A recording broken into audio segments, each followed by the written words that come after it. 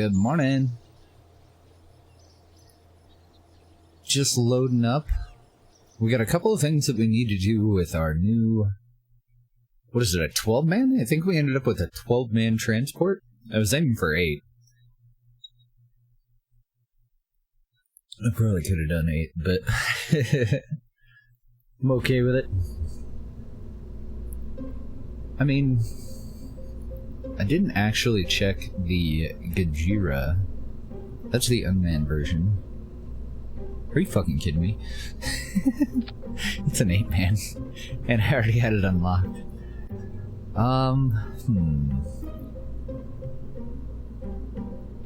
Oh my goodness. Look at all the supplies this carries, too. An outrageous amount of supplies. At half full, that's enough food for 46 days. Oh, that's another thing that we actually need to modify. We do need to adjust food consumption. I haven't been too worried about it, though. It's got a docking door and a little cargo bay in it. I'm assuming that's how they get out. I hadn't even thought about this pod when we were looking around. It weighs 16 tons. And it doesn't have any monoprop in it. Let's close that. Ooh, it is scalable. I wonder how many seats it has if you scale it down. Can anybody fit in it? I've never tried scaling one of these down. That would take it down to 4.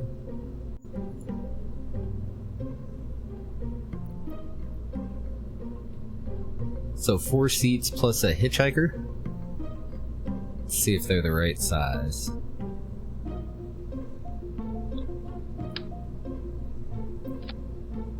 Bit narrower, huh?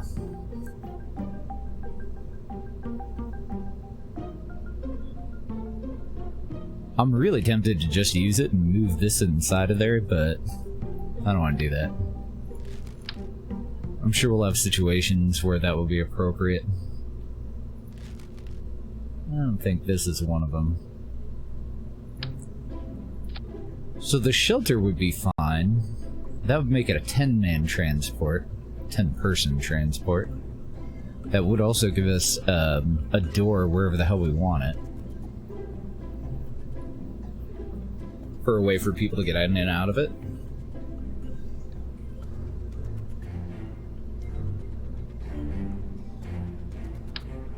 Seeing that's another 2-man.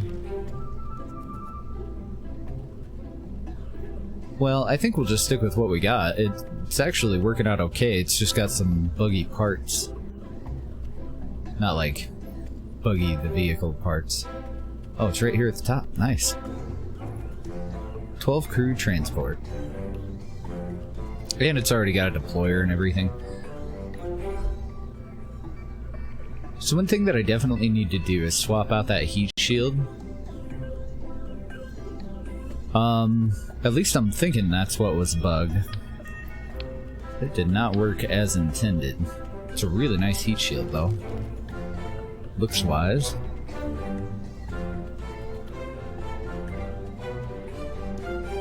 Going blind, I can't find thermal. There it is. So the 1.8 won't be big enough. That's why I ended up using it, because it's modular. An advanced heat shield shouldn't be necessary. That's the kind that has the little legs built into it. Am I gonna have to... Crap, I'm gonna have to tweak scale one, aren't I? Does that one have legs too? It does, nice. Another dragon heat shield. It doesn't need to be crew passable, but it does need to be present. Let's try it with that. My goodness, 4,000 ablator. Okay. Shroud enabled would be fine. I don't see any problems here.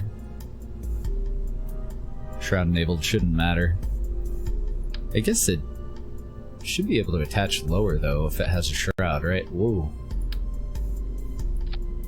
Down there. No, I don't want the shroud. I'm just gonna leave the sides of it exposed. And I feel like it's too high up.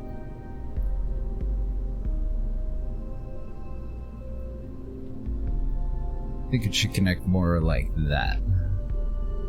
There we go.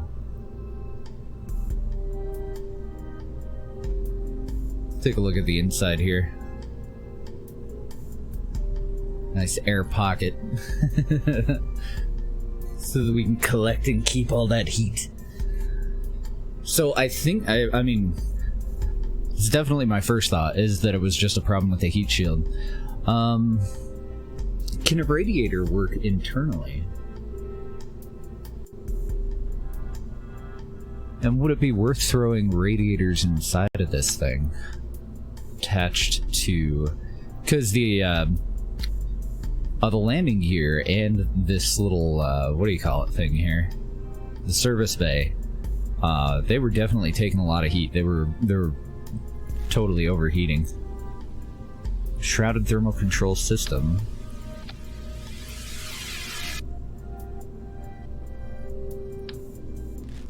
I don't know if a heat shield inside of this is going to do me any good.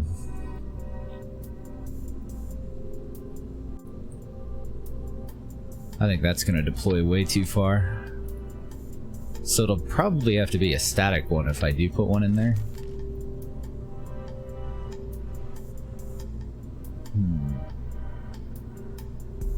I guess we do have a cooler too, a thermal control system. So this will cost us electric charge to dissipate some heat. It's fairly big.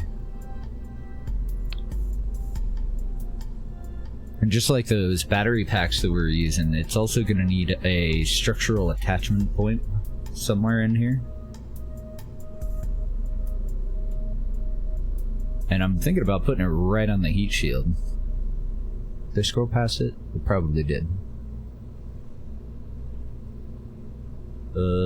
No?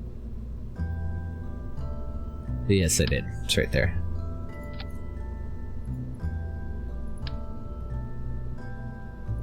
What's the heat tolerance of one of these? No idea. Oh, max temp 2000K.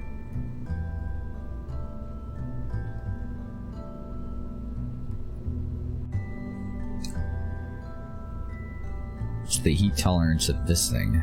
2700. So the thermal control system would actually detach. This would blow up before that would. Let's see if we can find something that's a little bit better with heat that we can use for an attachment point. 2000 seems about standard. I'm a little surprised that the other one is so high, honestly. We have a structural ring, but I can't surface attach it to anything.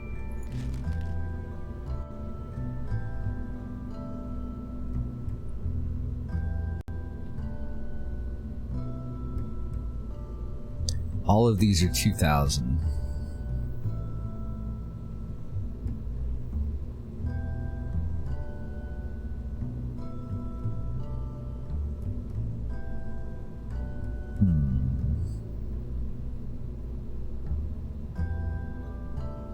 What about a little engine plate then?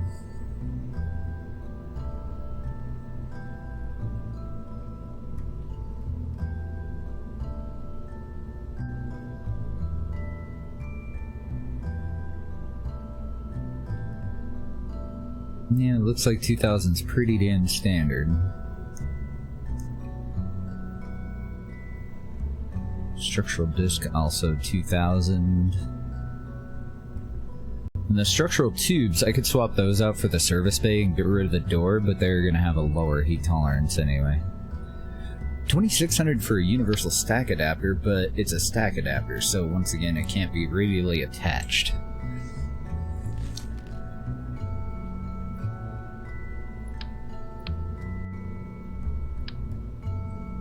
So I can put one of them directly on the bottom attachment point for this, and then the heat shield would have to connect to the octo.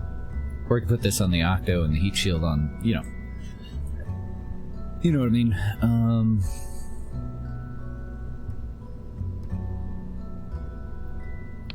I guess we could try it. Maybe if they're working together, they can keep that total temperature down.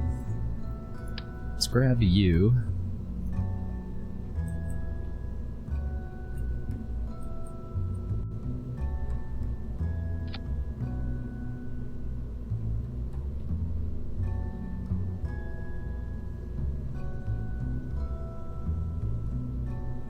Oh, I attached that wrong.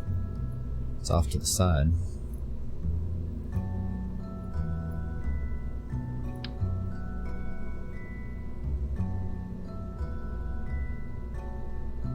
I'm gonna put it right underneath all of our landing gear, I think.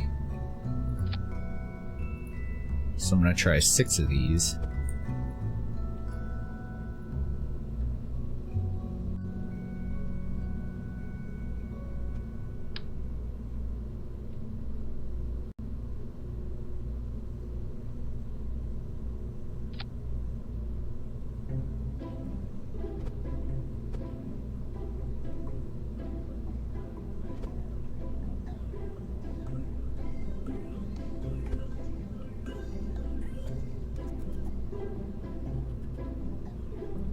Probably a little much.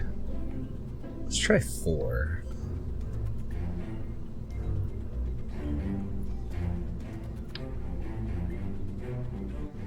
Then I want to find my 45 degree here. Because I don't want it to cover the door.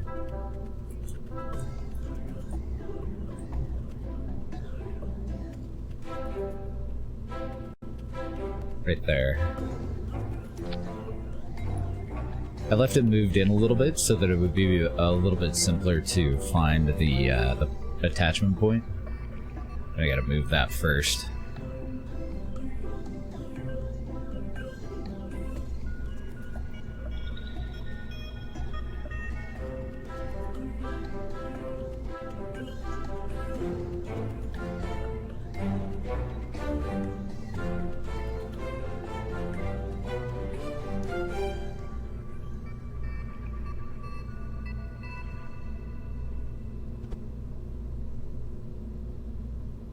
I was hoping by laying these flat they would fit a little bit better.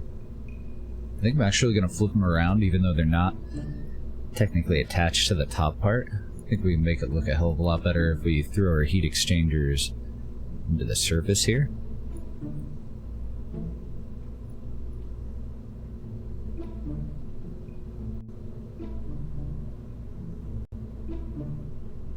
I think I also want to hide the part that they're actually attached to. So I'm going to move these downward and in so that I can click on it. We'll kind of hide that up there. And we'll put these back into place.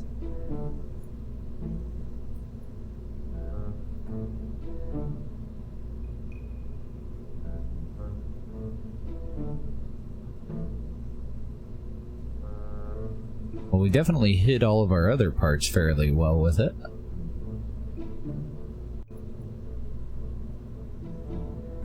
And I am okay with that. Is there any way for me to pick you up? Awesome. Just thinking this might look better if I turned it when you look in through the door, so that you can just see the individual parts.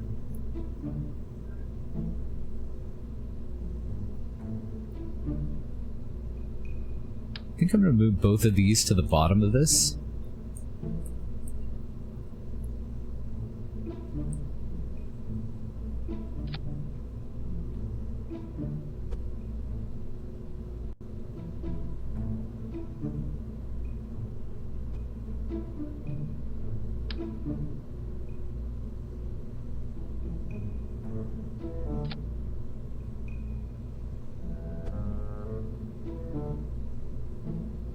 I don't necessarily like the look of that, but I think from the side it'll look okay-ish. I'm gonna move you to there.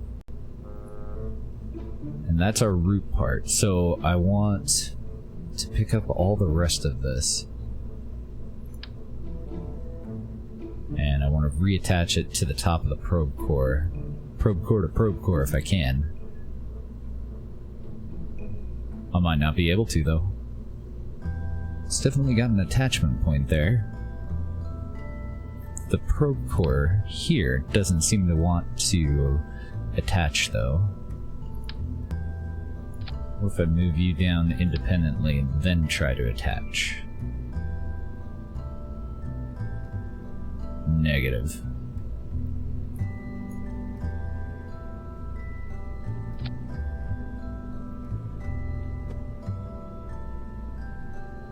It was just kind of bothering me that they don't like actually attach to the heat shield. They're attached to the bottom of this this bay, which kind of implies that they would technically be attached to whatever the bay is attached to. But they don't actually touch it, so I was thinking it would look better if I connected them all to the capacitor. And I do think that it looks better, but I kind of had to cheat it into place there. And we'll have to do the same thing with the heat shield, because that'll attach all the way up top, all the way to the probe core.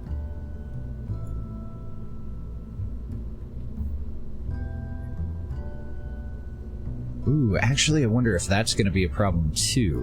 I may have to put those in after I attach this, because this definitely needs to attach to the bottom of the service bay, so that it's transferring heat into the service bay, so that our thermal control systems can try to manage it. I can't have it, if I have it connected to the probe core, then we're going to overheat the probe core, which doesn't have any of these connected to it. I guess alternatively, I could just connect these to the probe core. Either way, it's pretty much mission over, no matter what blows up. What's the heat tolerance on a probe core? 1,200, so definitely more dangerous.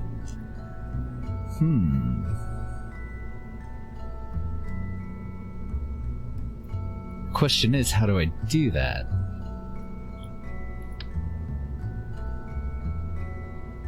Because this thing definitely wants to connect to that.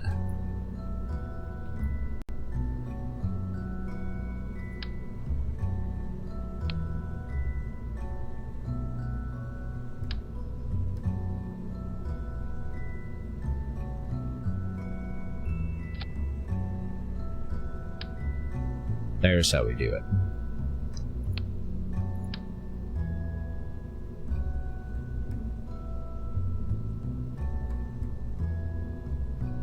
Trying to see what all is connected to what here. Okay, so the SSTU probe core is connected to the very top. Then the stock probe core is connected to it. So I should be able to throw this on the bottom of it. I may have to connect the other part first, though.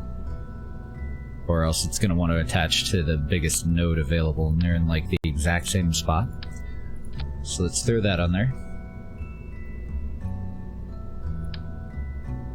See if we can get this to attach there. Ooh. And then the communications package will go on the bottom of this part. Well, it's communications and it's our, what do you call it, Kerbal Engineer chip.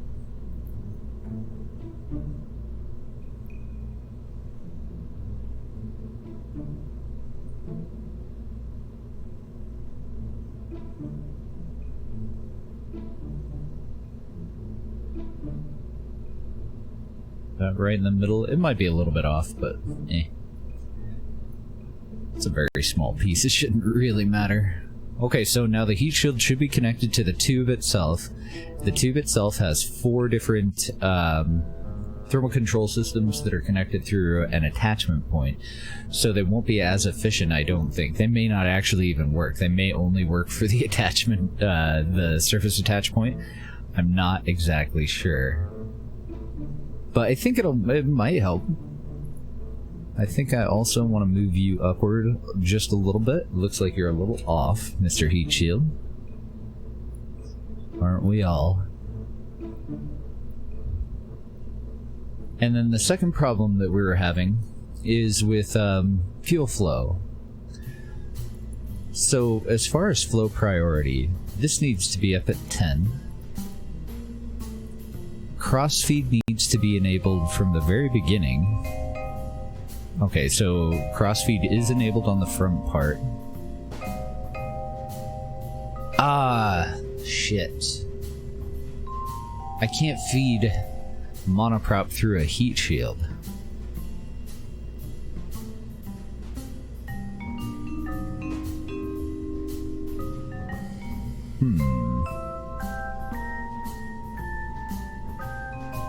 Well, I can't do like fuel flow, that kind of a thing through a heat shield.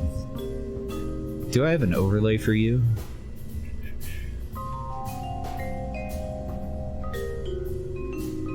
I don't. How odd. You'd think all engines would have that.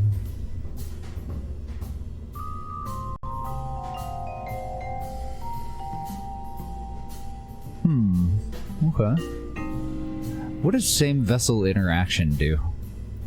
I'm gonna try enable crossfeed there. The only way around that I can think of is to have an external tank somewhere and a fuel line that's going to feed the monoprop from one to the other. That's about all I can think of anyway. I don't know where the hell I would put such a thing. It'd have to go on the outside. So when we were first working on this, at one point we had like 2,500 DV, and we should have about 2,500 DV. I gotta figure out how the hell to get the monoprop, the 1500 monoprop from this part down to this part though.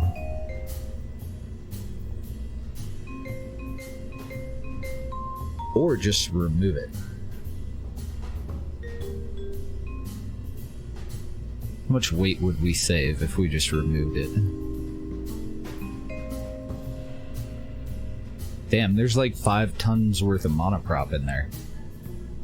So our total DV is 1,865.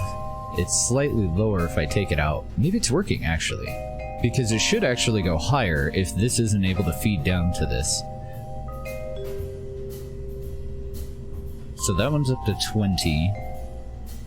This one's at 0, so it should drain the stuff in the asylum before it starts to drain this tank, I think. Pretty sure. Okay. Well, I think we're ready for a test of it. If I'm gonna have to rebuild this,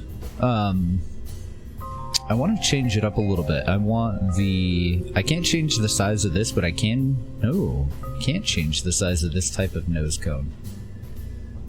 See, what I want to do is kind of hide the plate so that it looks like the fairing just feeds all the way down from the nose cone, like one solid piece. So I'm going to have to swap out our nose cone. I'm gonna grab our little separation rockets. That guy's gotta go. It fit really well. What I need is something that I can either slightly oversize or I need a slightly undersized plate. So what do we got here? Standard nose cones. This is a solid rocket booster nose cone. It has a built-in SRB. I think it points like straight out to the side.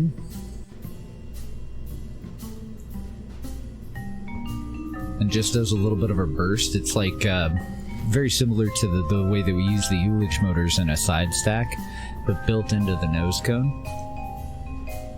However, I don't think I want that one. What about just an advanced nose cone? Okay, that one's scalable. And that's what I need. Because I need to go just a slightly larger than the size of the plate.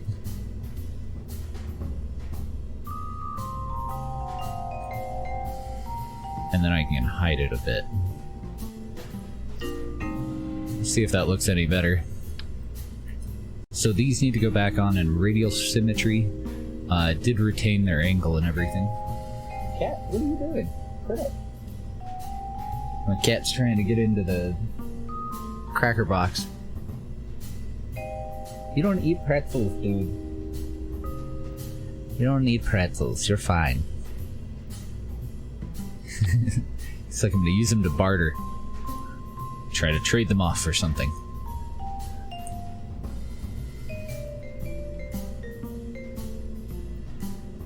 I feel like I didn't attach those properly. They need to be right out opposite one another. Yeah, just like that.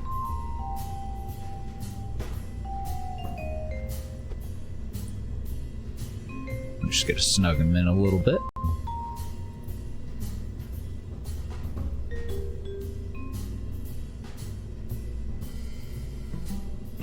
It does look a little bit better, but not a whole lot better.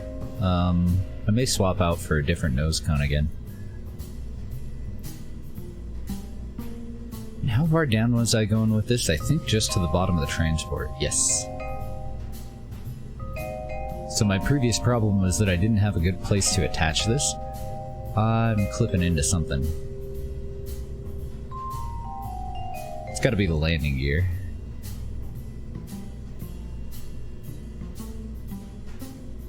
So I would like to dead end it there. If I stop there, can I just go, ah, okay. That's acceptable. Since this has an engine shroud.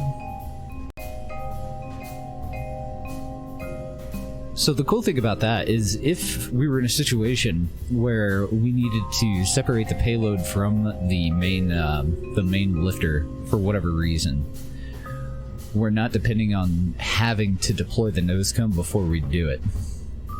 The nose cone and its fairing are only on the transport. They don't have anything to do with the main tank. So now we can completely independently fire that off whenever we want. Even if we were to run out of fuel or have a problem with this tank, we don't have to get rid of the nose cone before we can separate from it. Just takes out one extra step that's a little bit dangerous. Alright, so as far as staging, we have our main boosters down here. We have separation of the side stacks. Then we have the payload fairing deployment, which has all kind of got jumbled together somehow. And there should be a decoupler in there too. Perfect. Then we separate from the bottom stack, and I can either upsize those separation rockets, or I can activate the engine later, or just throttle back, but I think I would prefer for you to go here. Then another problem that we had, I can't activate the chutes for this. Well, no, they did properly deploy. Let's look at our settings for those chutes. In our right-click menu here. So we have different kinds that we can use. I haven't checked out the checkers one yet, I don't think. Main deployment altitude at 1200, drogue deploy altitude at 75. Damn, we can go way high with that. Okay. I wish I had a way to disable this thing's heat shield, but it's literally designed for re-entry. So even if I take out all of its ablator, it for some reason automatically refills it.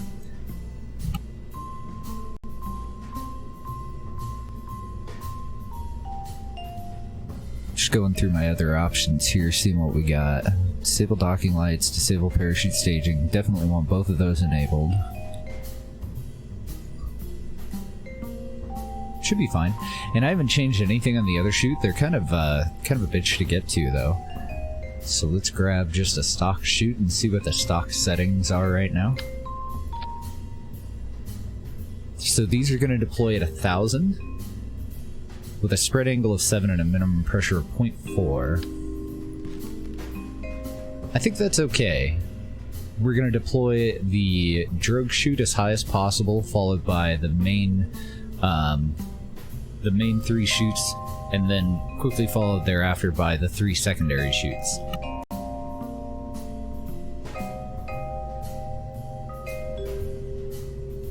think all of that'll be fine.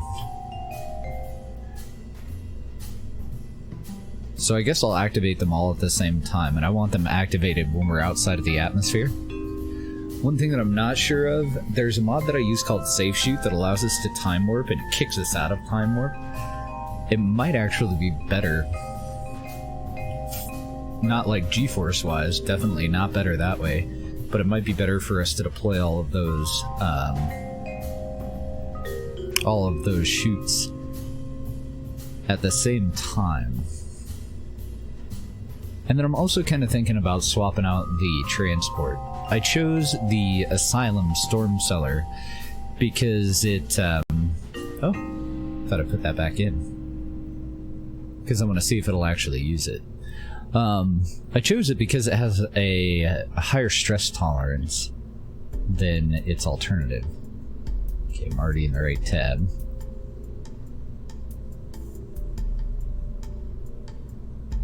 So two of these that are relatively identical. 6 people can fit in either of them. The one that I chose weighs 10.5 tons.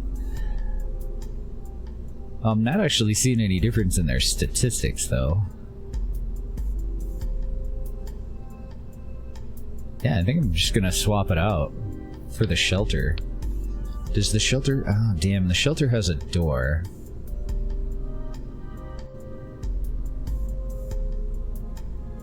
I suppose that would be fine, though. That might actually even be more convenient than what we have here.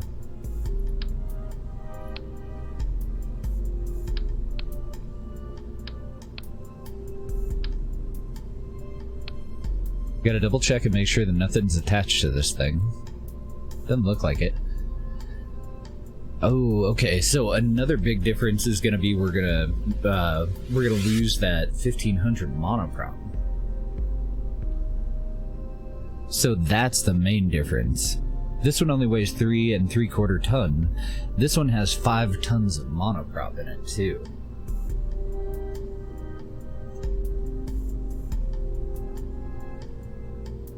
Do I want to do that?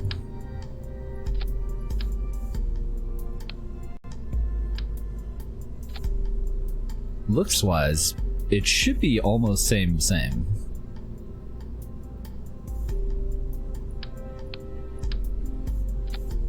I would want that over this way. So the advantage here with having the door, it does have integrated ladders.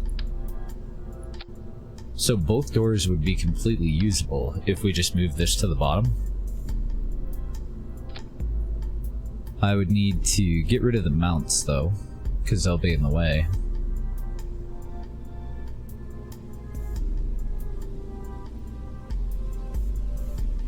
That's so close to the ground that I wonder if it wouldn't be better to go with the other kind of ladder.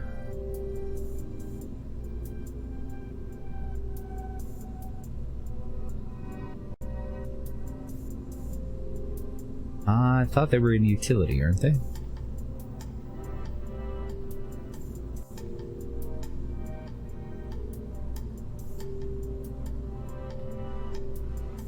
They are.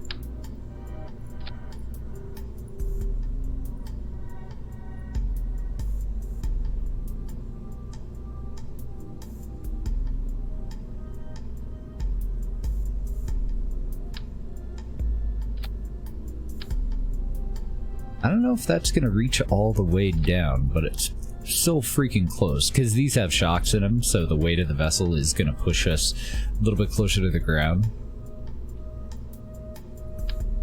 Let's say we try it.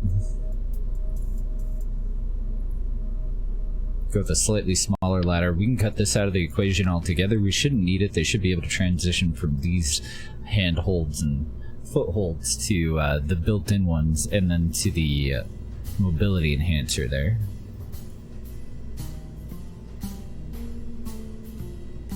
So everything retracted.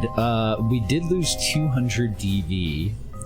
I believe with the other one we had about 1800, but now we don't have to worry about that crossfeed issue, I don't think. And we take the total weight of the entire vessel down just a little bit, so we should get more out of what we have down here. Yeah, I think that'll be the way to go. Let's test it. Let me double check our staging. I did take several things apart. It looks like we have an issue here. This engine goes down here. And what is all this?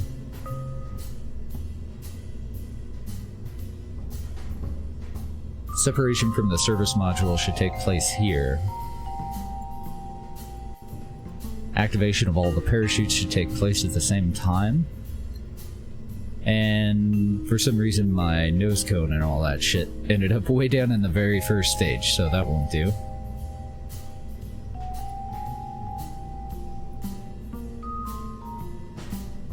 Okay, so our two Thor solid rocket boosters, we can just mouse over it and read what they are. Then the Mammoth main engine, followed by separation of the two Thors, followed by the deployment of the nose cone and fairing. Just making sure that's all on properly. Then we have the activation of the upper module, separation of the upper module. Yeah.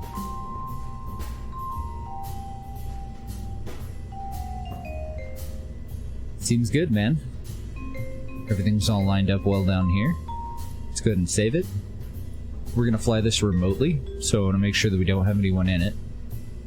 Just in case something comes up, we don't want to throw any crew in this until we know it's gonna be safe.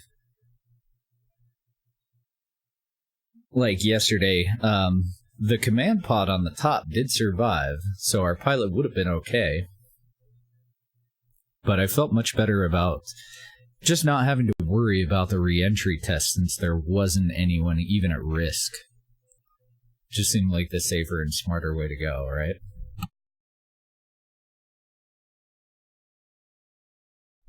And I may have to throw launch stability enhancers on this too, because of the weight of the overall vessel. It seems like it kind of shimmies a little bit when physics kicks in. So sometimes I'm still pointing to the east, and sometimes it'll kind of dance around a little. I didn't put lights on it. Let's go ahead and do that before we start our test flights. This one's a lot easier to see since I didn't put a jet black fairing on the top. I do want to make sure that we have adequate lighting though, and I totally spaced it. And I always will. For some reason, I don't know why, I just cannot remember lighting.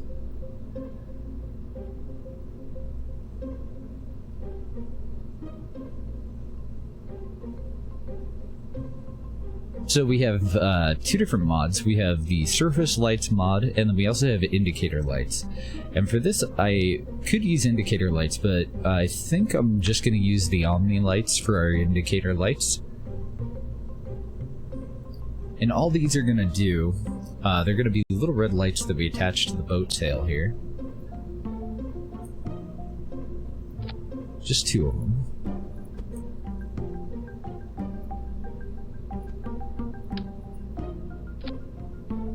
I didn't have angle snap on when I first put that on, I don't think. And I want these two lights to be red. And hopefully that'll help us with aligning to our parking spot when we're approaching a station. If a vessel is already docked somewhere, we'll have a red indicator that tells us from further back, that parking spot's taken, we need to park on the opposite side. Then, for us to be able to see anything,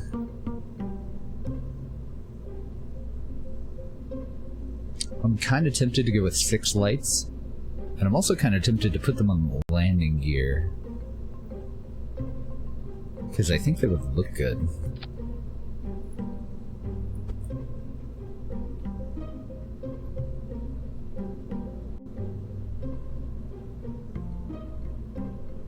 I don't know if that's going to be a problem though. When we deploy the landing gear, if this is going to be a, you know, part clip issue. I think it'll be okay though. And then, I don't know how many to put up here. Maybe 3?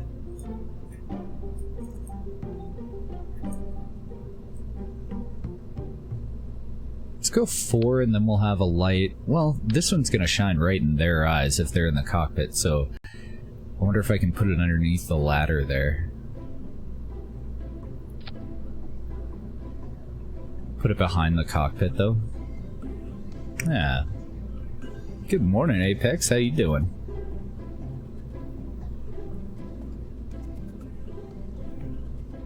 Probably one last set down here, and then do we want a headlight?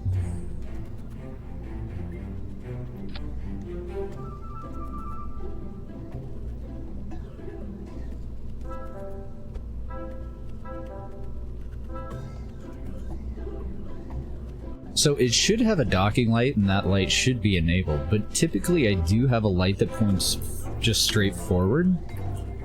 Just a single one.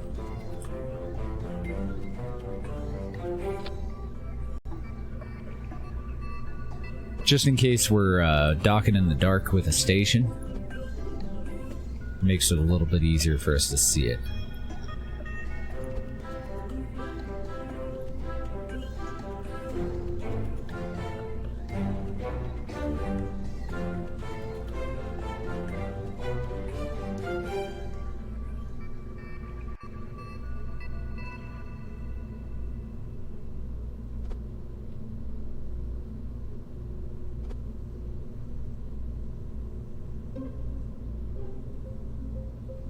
I think that'll work. I don't want it any higher than that because this is going to actually detach and deploy. Good morning, Deadly. Just did another 14-hour? Holy shit. Yeah, he threw me a host yesterday morning, so, which was pretty surprising. What's he been playing for the majority of it? I didn't ask him too many questions. I figured he was dog-tired by the end of that. I knew he had to have pulled an all-nighter, because usually he gets started a little while after I get done. So he doesn't often get an opportunity to host my channel. Putting in them hours, man. I'm looking for our spotlights. There they are. And then the question is, do I want them at the top or the bottom? I think I want them at the top. I think I want 2.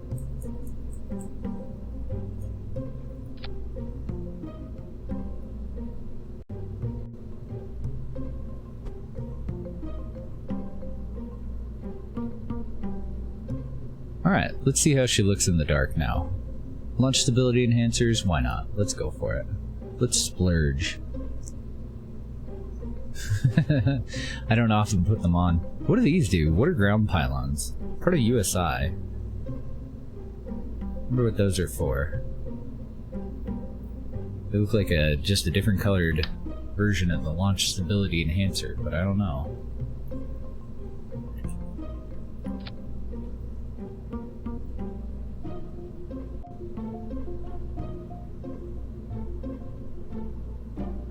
I'm gonna go ahead and auto strut those just so that it holds it a little bit more steady when we're sitting on the pad. And now that we have those on, I want to move it down just above the floor. Cats, what are you doing now? Kitties, right?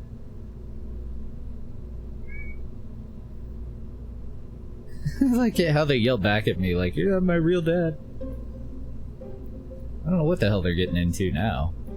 Angus was trying to eat my pretzels earlier. They're like, what are they called? They're called Flipside Thins with sea salt on them. I like to put cheese on them.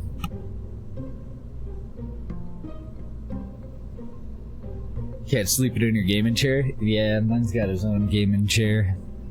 Otherwise he just steals mine repeatedly. Or ends up like under my feet. So I have a chair right next to me. That Angus sits in. I don't know what they were getting into.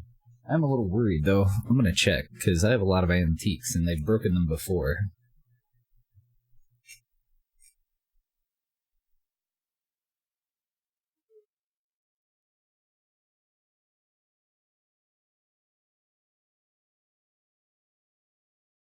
Alright, I don't know who was doing it, but... There's a desk that I have just covered in insulators back there, and I've had the little cat jump up onto it and knock a bunch off before. We have 4 cats. We have Jinx, Angus, Bessie, and Mama Kitty, who we named Bonnie, but for the longest time we just called her Tripod. The handy cat. Oh yeah, much better lighting. Okay, throttle up, SAS on. Thankfully didn't get any stowaways, I forgot to check. Orientation looks good, we're pointed to the east. 3, 2, 1, go. Let's take it up for a test flight. So we improved the thrust to weight ratio of all of the previous stages by taking some weight off of the payload and going with a smaller fairing. That should definitely improve performance.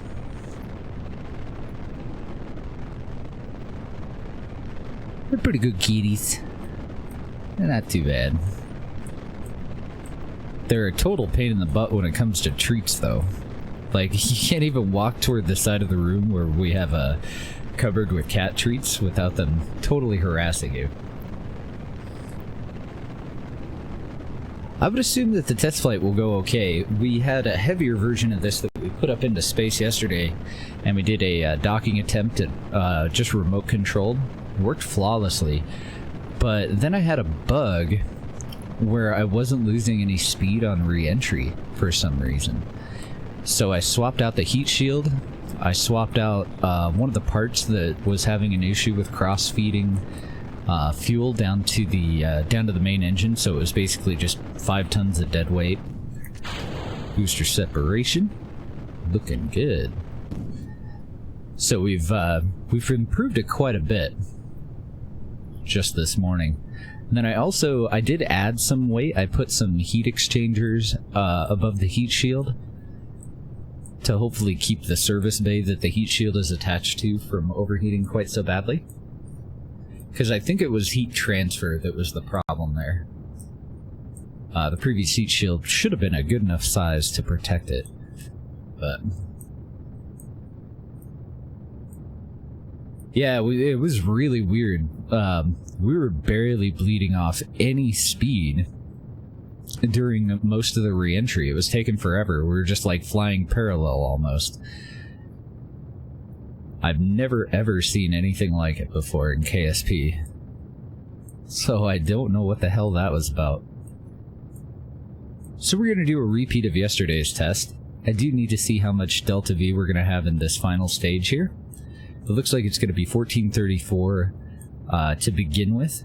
And we're hoping that we'll have about 800 in there. 900 would be better by the time we get it all up into orbit. So very shortly we're going to deploy the nose cone there, get rid of that, get rid of the payload fairing, which has also been shortened.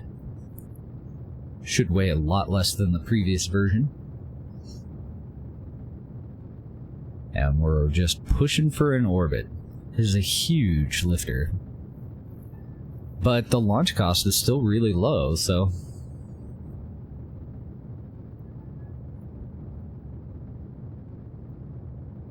KSP's second moon, Minmus? We should have a probe getting out there in a couple of days. We actually have a problem with Minmus in our playthrough, though. I had updated from JNSQ, which is a remake of the whole solar system. I had upgraded from version 1 to version 7? No, I was on version 4 to version 7. So Minmus was actually relocated. Let's go ahead and deploy that nose cone. Okay. Fairing deployment and nose cone separation looks good. So all of our probes that were already at Minmus, they're fine. Oh shit, AP is gonna be way higher than it's supposed to be. My bad. I'm gonna go -5 on our angle. Try to keep that from going too high. I don't think we're gonna do a dock test this time, because I forgot to go and rebalance it. So I don't think there's gonna be much use in it. And I blew up the ring there. I forgot to throttle back on the transport itself. And we are in space with 2.5 minutes. Like, we're nearly at orbital velocity. Let's go ahead and deploy our solar panels. We also have life support in this that we could totally start up. Let's go for it. Start habitat. I don't think SSTU is compatible with our life support system. No. Doesn't look like it anyway. And I'm going to circularize with a maneuver node. We've got about 1200 DV. We're going to use 485 to finish out our orbit. And that might leave us a little bit low. A bit lower than I want, anyway. I'm going to turn the flight computer off until it's ready to execute the maneuver, and I'm just going to have the SAS hold prograde. Just saves us a little bit of monopropellant, which is the only propellant that this stage has. Even the engine is using monopropellant.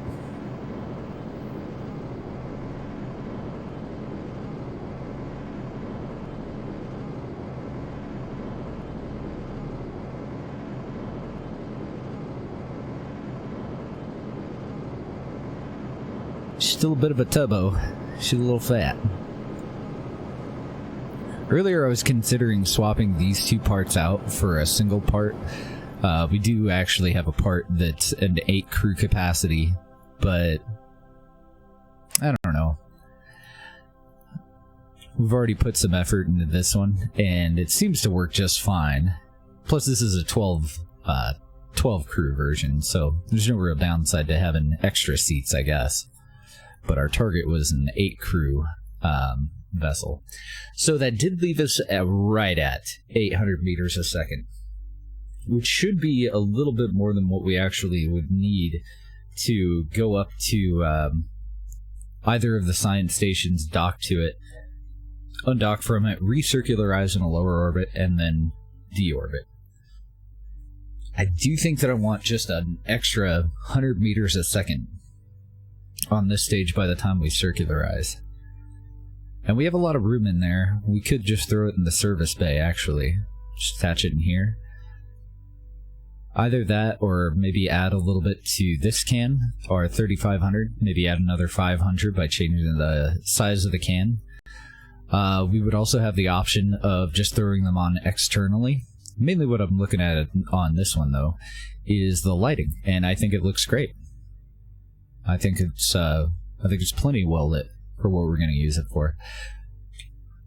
So let's see how it does on re-entry. I'm going to skip the docking part of this.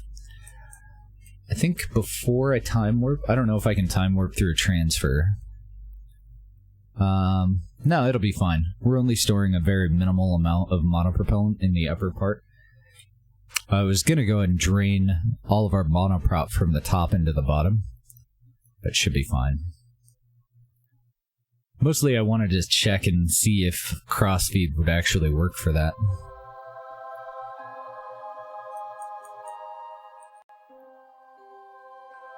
I was hoping to lose a little bit of weight by doing that, but it shouldn't actually be necessary. We shouldn't have to worry about it, since we're going to lose all of our weight when we disconnect from the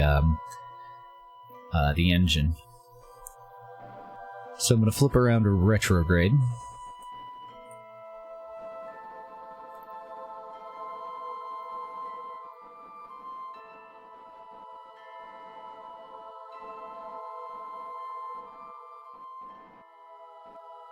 If it still doesn't work, if we still don't lose speed, I have no idea what the problem is. Why did I leave the door open on that this whole time? What the hell am I doing?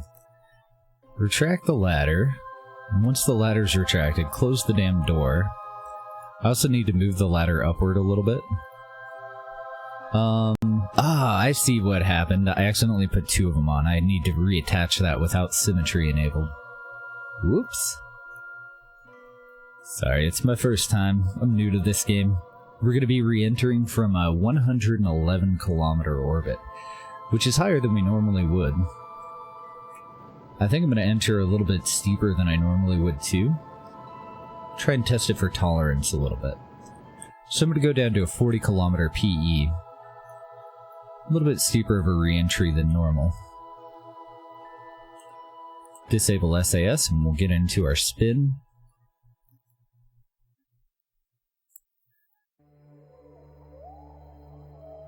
That is Kerbal Engineer Redux. That is one of my absolute must-haves. Kerbal Engineer Redux, Kerbal Alarm Clock, and Precise Maneuver. Those are my 3 absolute gotta have them mods.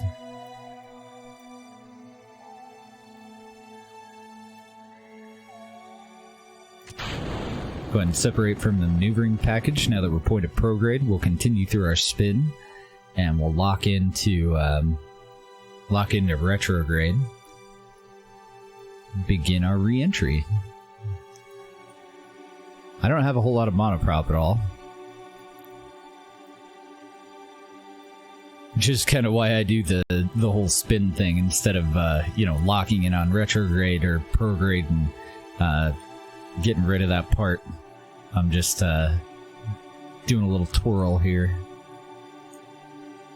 And I want the belly to stay pointed toward the ground, too.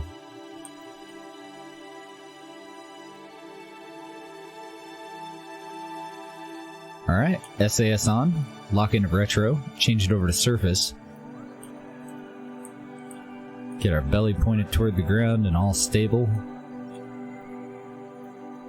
And then we'll start our time warp, and we'll see how re-entry goes with this new heat shield. Don't let me forget to take that ladder off.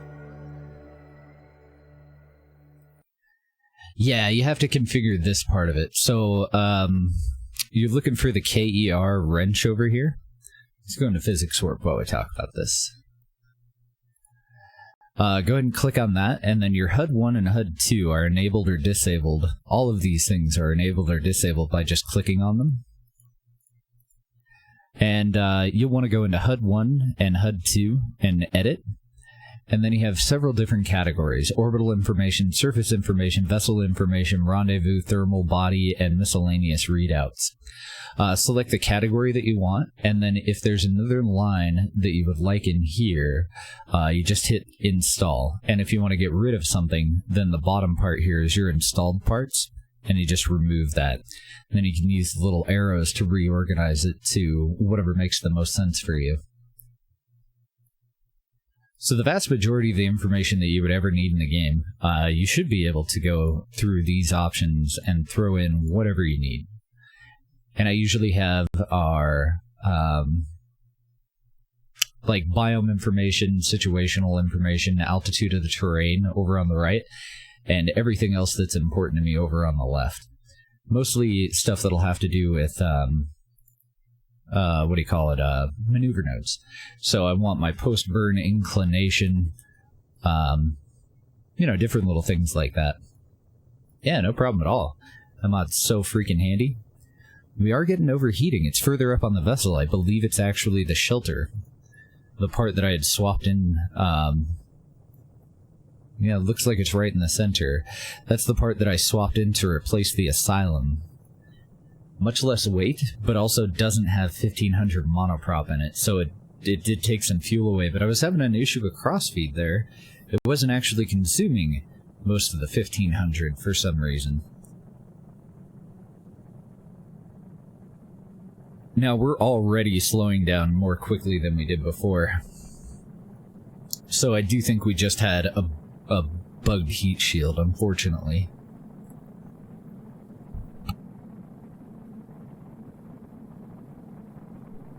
It was really weird. We weren't slowing down, and our ablator was not being burned away. So eventually, some of the parts that were attached to it, we were getting so low into the atmosphere, some of the other parts were destroyed. Thankfully, the crew pod did survive, but it was an unmanned mission anyway, so honestly, I would have preferred that the whole thing get blown up. It would have saved me some time. So I had to wait for it to go and set down on the ground. Yeah, time to AP is very important, and stock also provides you your time to reach AP and PE with your orbit information if you go into maneuver mode now, and also your orbit period. All very important. But it is kind of neat that you don't actually have to have a mod to have that. One advantage that I see in this one for sure, the thrust to weight ratio seems more accurate with Kerbal Engineer than the stock one. If you just click on your tab, it'll tell you your total DV, specific impulse, your thrust to weight ratio, and your burn time. These don't seem to be as accurate as this one. For some reason, they're about 1/10 of a unit off. Like, instead of a thrust to weight ratio of 1.5, if this says 1.5, you're probably at a 1.4. Which is probably just an issue with JNSQ. I'm not sure if it works properly in stock, if those numbers sync up all the way, but just something to keep in mind. So use the one on the left for a quick reference, but I only trust the one that's up here. We're building up a shitload of heat.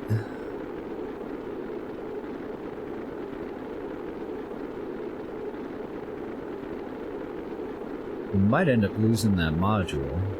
It's gonna be a little iffy. It's already a little iffy. We're coming in from much higher than we normally would, and we're re-entering it much steeper than we normally would. So I wouldn't be too surprised if we had an explosion, but I would really prefer for it to survive that, and then I feel totally comfortable that we can do a normal re-entry with people on board. And I've just left RCS enabled just so that it'll vent what little monopropellant we do have left. Doesn't look like it's using it quite yet.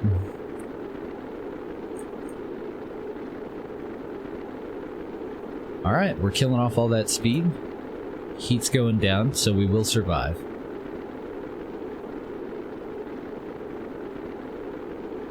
Always a good deal. This is designed to land with the heat shield on, but I didn't go and check the position of the landing gear. So that might not work out right, but everything else is working out pretty well. All of our parachutes are already activated. We'll see if they deploy properly.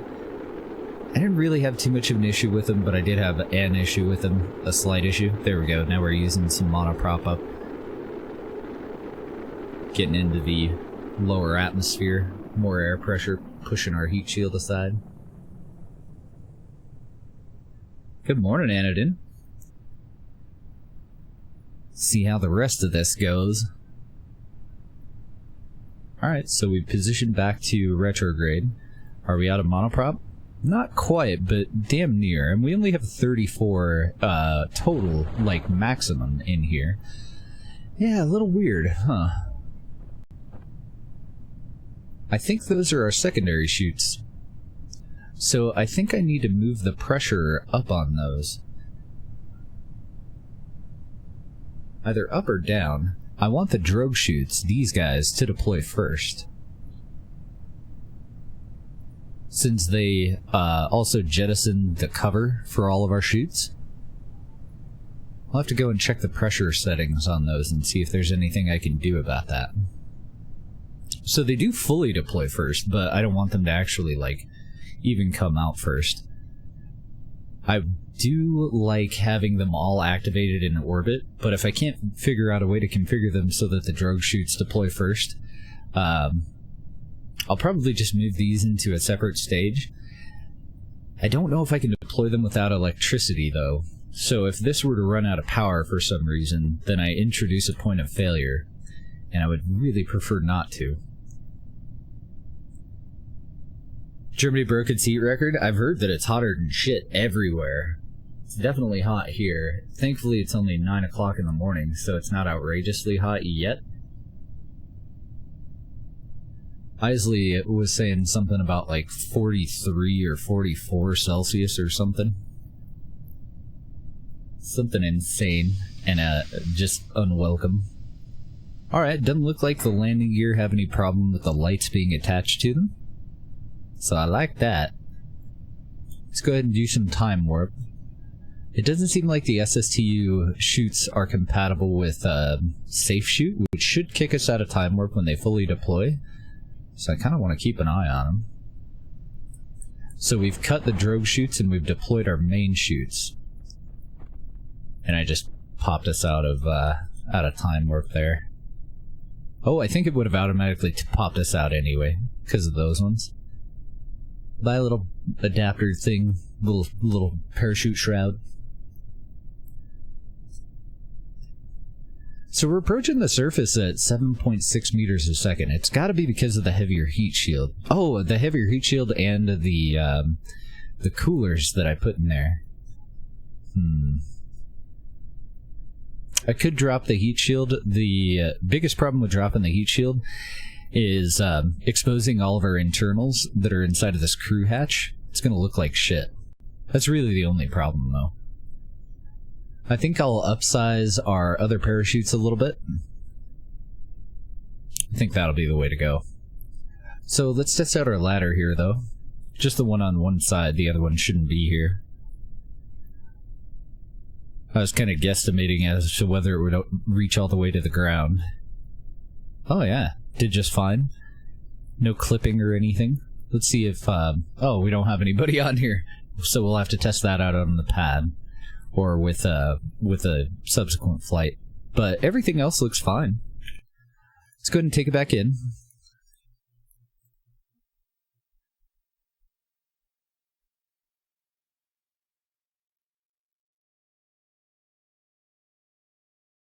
I'll show you why I didn't want to drop the heat shield. It doesn't really matter too much, it's just like a personal preference thing, but let's go ahead and update our save after I grab this ladder. I'll put it right back where it was, but with symmetry disabled so that I don't accidentally put a second one over here. All of this stuff is just totally exposed, and I don't want to break any of it, so I would rather the heat shield just remain attached, if I can. And I took off with that door open too, which is a little silly. We didn't have any control problems or anything though. Now I do want a little bit more lift, ironically.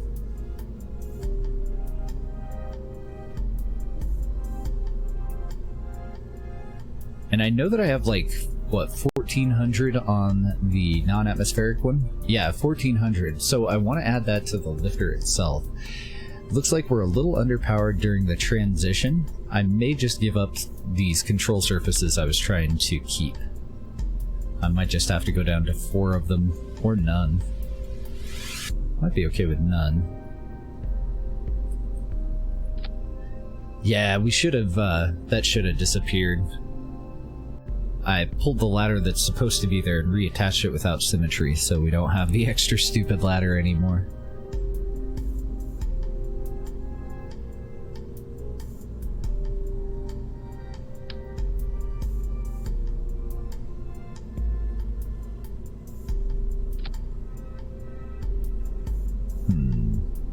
I don't like that. I don't think it matters how I put these. They're gonna be a problem. I'm gonna take the control surfaces off of it. We'll see how it does. Might be fricked.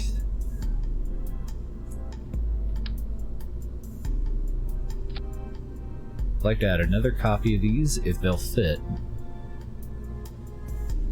I'm actually gonna have a problem with the tank, I think. So I'm gonna pop that off and take those away.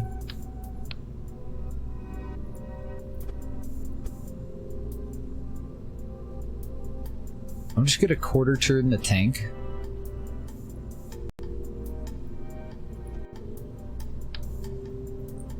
And then reattach everything. There's a little piece that sticks off of the tank that kind of worries me.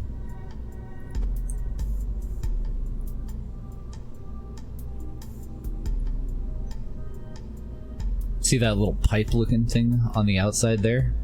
I'm worried about that clipping into our any of our decouplers. But then we'll go and reattach everything. Hopefully that'll take care of it.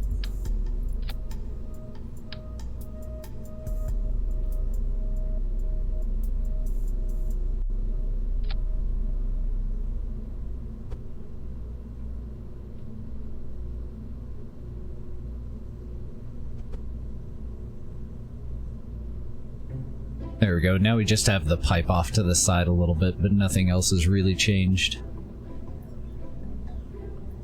Alright, and the whole point of these, I'm probably going to put our control surfaces on them.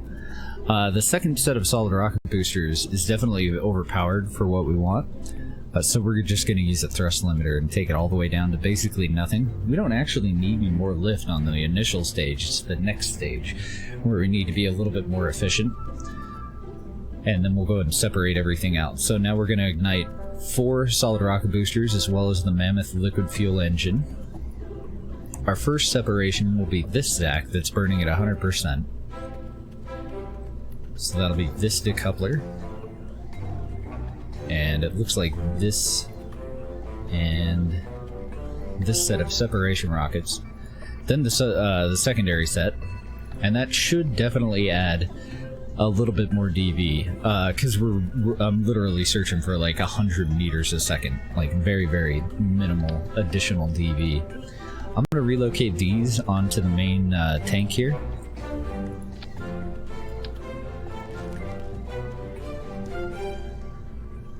And I don't think I'm going to add any control surfaces to the first set of boosters. I just don't think that they stay attached for long enough to make a real difference. Where the hell? There they are. But I do want additional control over pitch. So since these are going to stay attached much longer than these, well, about a minute longer, I'm going to go with a couple of them slightly oversized on both boosters.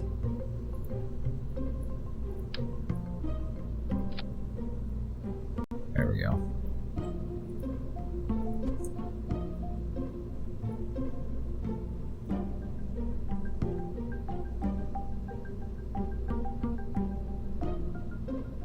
So hopefully we still have enough control. I just don't like the look of the fins being on this.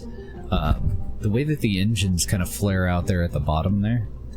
I don't know how the hell we're going to attach any other kind of control surface that'll actually fit properly. I probably have something that'll work, but off the top of my head I can't think of anything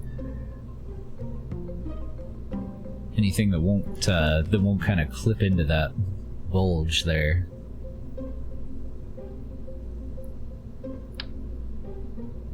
I guess if I go with something small enough, I could actually put it on the part that flares out, maybe.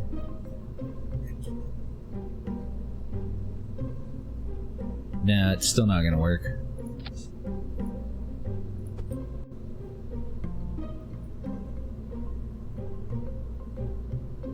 Plus, I don't know how I feel about having control surfaces, like, actually on the engine itself. So the alternative would be to just leave them up higher. I don't think I like the look of it. I think we'll just go with the set on the solid rocket boosters.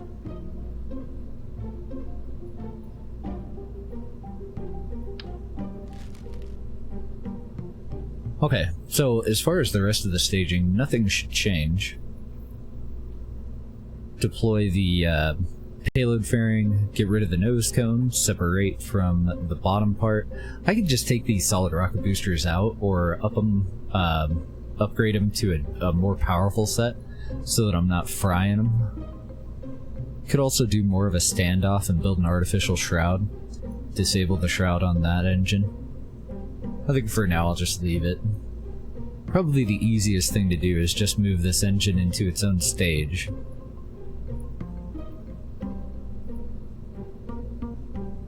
Just put a minor delay in there. We've had like about 1.5 to 2 minutes until we reach AP, so it won't be a long enough delay to matter. I think that'll work out. I do want to test out that ladder. I'm debating whether or not to pass it for a live flight right now. I want to do one more unmanned test. Oh, you're right. Check the second chute. I need to adjust the pressure. I don't want that to deploy until it's in at least equal pressure to the drogue chutes. Otherwise, they're deploying with that little cover on. So we'll go back into the VAB and I'll fix that.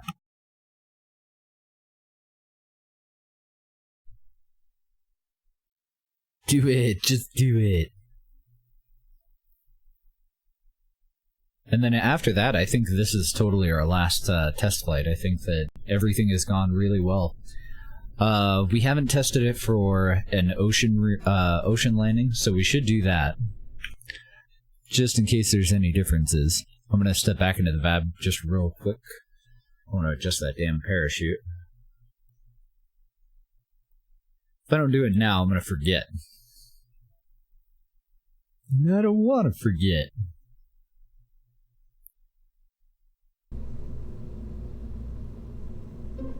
This time we'll, now that we passed like a higher tolerance test, coming in from a higher altitude at a steeper angle, all the rest of our re-entry tests will be under normal circumstances. So nice low orbit, nice gradual re-entry.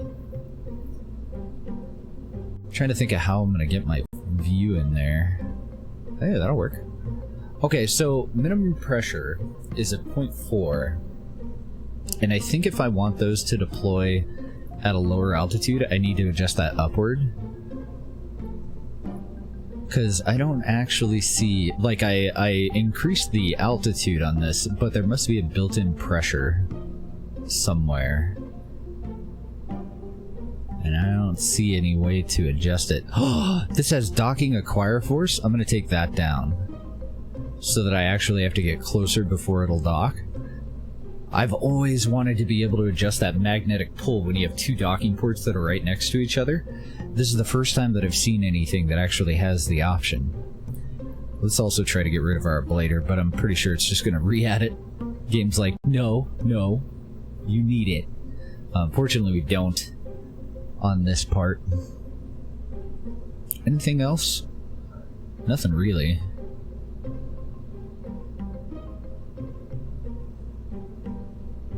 I don't see any options down here for the parachutes.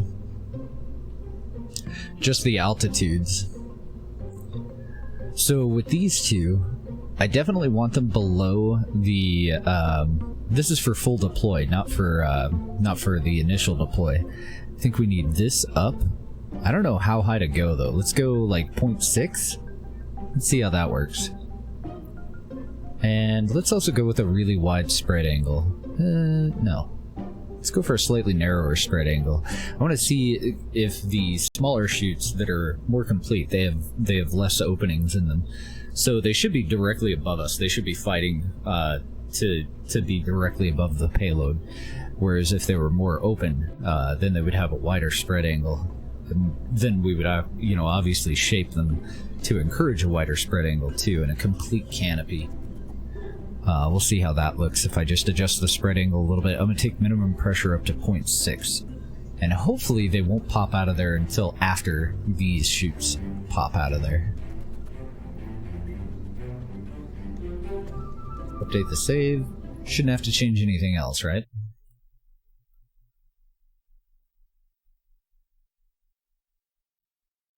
So I just actually thought of another part that I'm probably going to want to add to this. Which is a Kerbal inventory system container, so that we can carry tools and replacement parts with this vessel. Because that would be another thing that we would definitely use this for, repairs, stuff like that.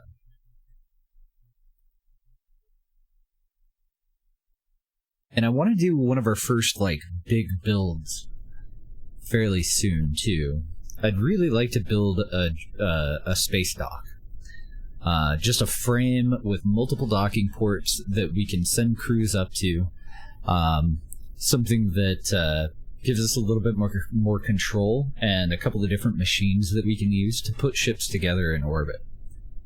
But I don't know when exactly we're going to work on that.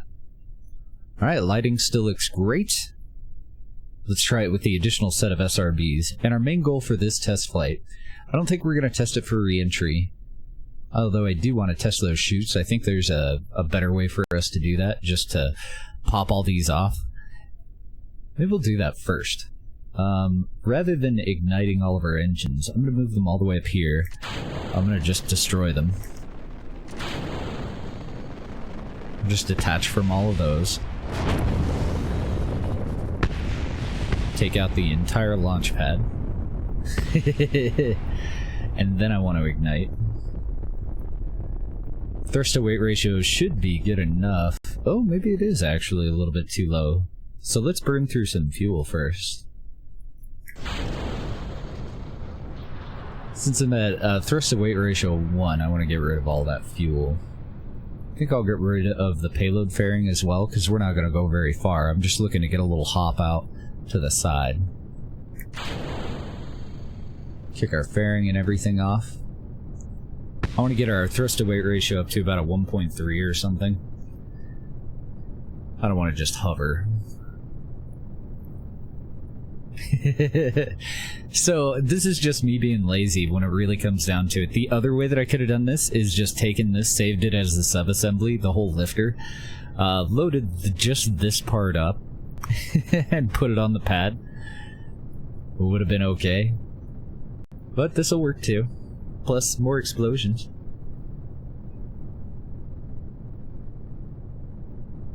I should have just thought about it before I actually came out here. And then we'll revert back to the flight. I'm testing out the last part of it first this time, though, before I forget again. Okay, let's go ahead and separate. We're only at a thrust to weight ratio of 1.3. We don't need to go very high, though. Maybe I should go a little high, actually, to see when exactly the chutes will deploy. Yeah, I think we'll go a little high. So we're just gonna quick stage through, get rid of the last lifter, get rid of that part, and simulate a re-entry, but just from up to down.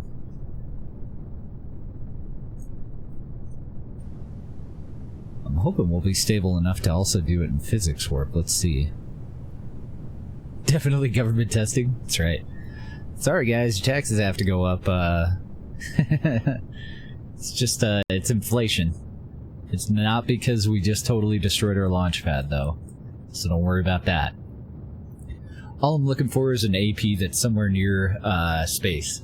So right now it's at 75, space is at 85. Let's try maybe 100? Okay, so we'll cut throttle. Can I lay over with monoprop at this low of an altitude? Because I'd like to separate off to the side of this thing if I can. Actually, screw it, we'll just use the next engine for it.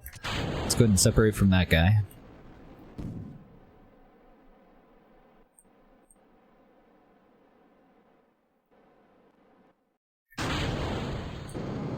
Fire up our engine so that we don't have to worry about that hitting us, hopefully. We can go ahead and separate from that one too, but I want to wait until we're out in space.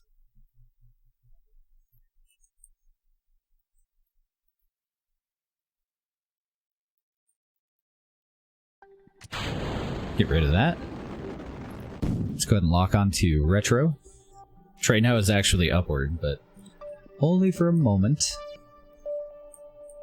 Okay, now that we're heading downward, we can lock on a retro. Get that heat shield underneath us. All I'm looking to find out is whether changing the pressure will get the built-in chutes to deploy before the extra chutes.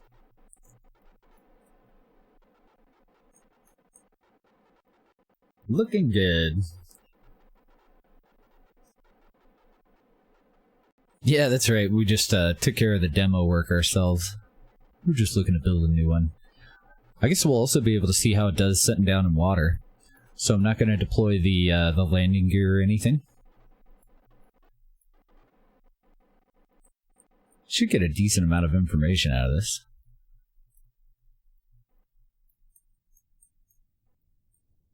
Oh, I was wrong. I didn't quite go out to the side far enough.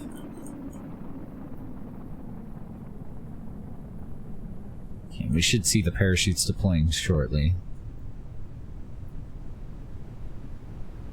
as all of our stuff collides with the ground.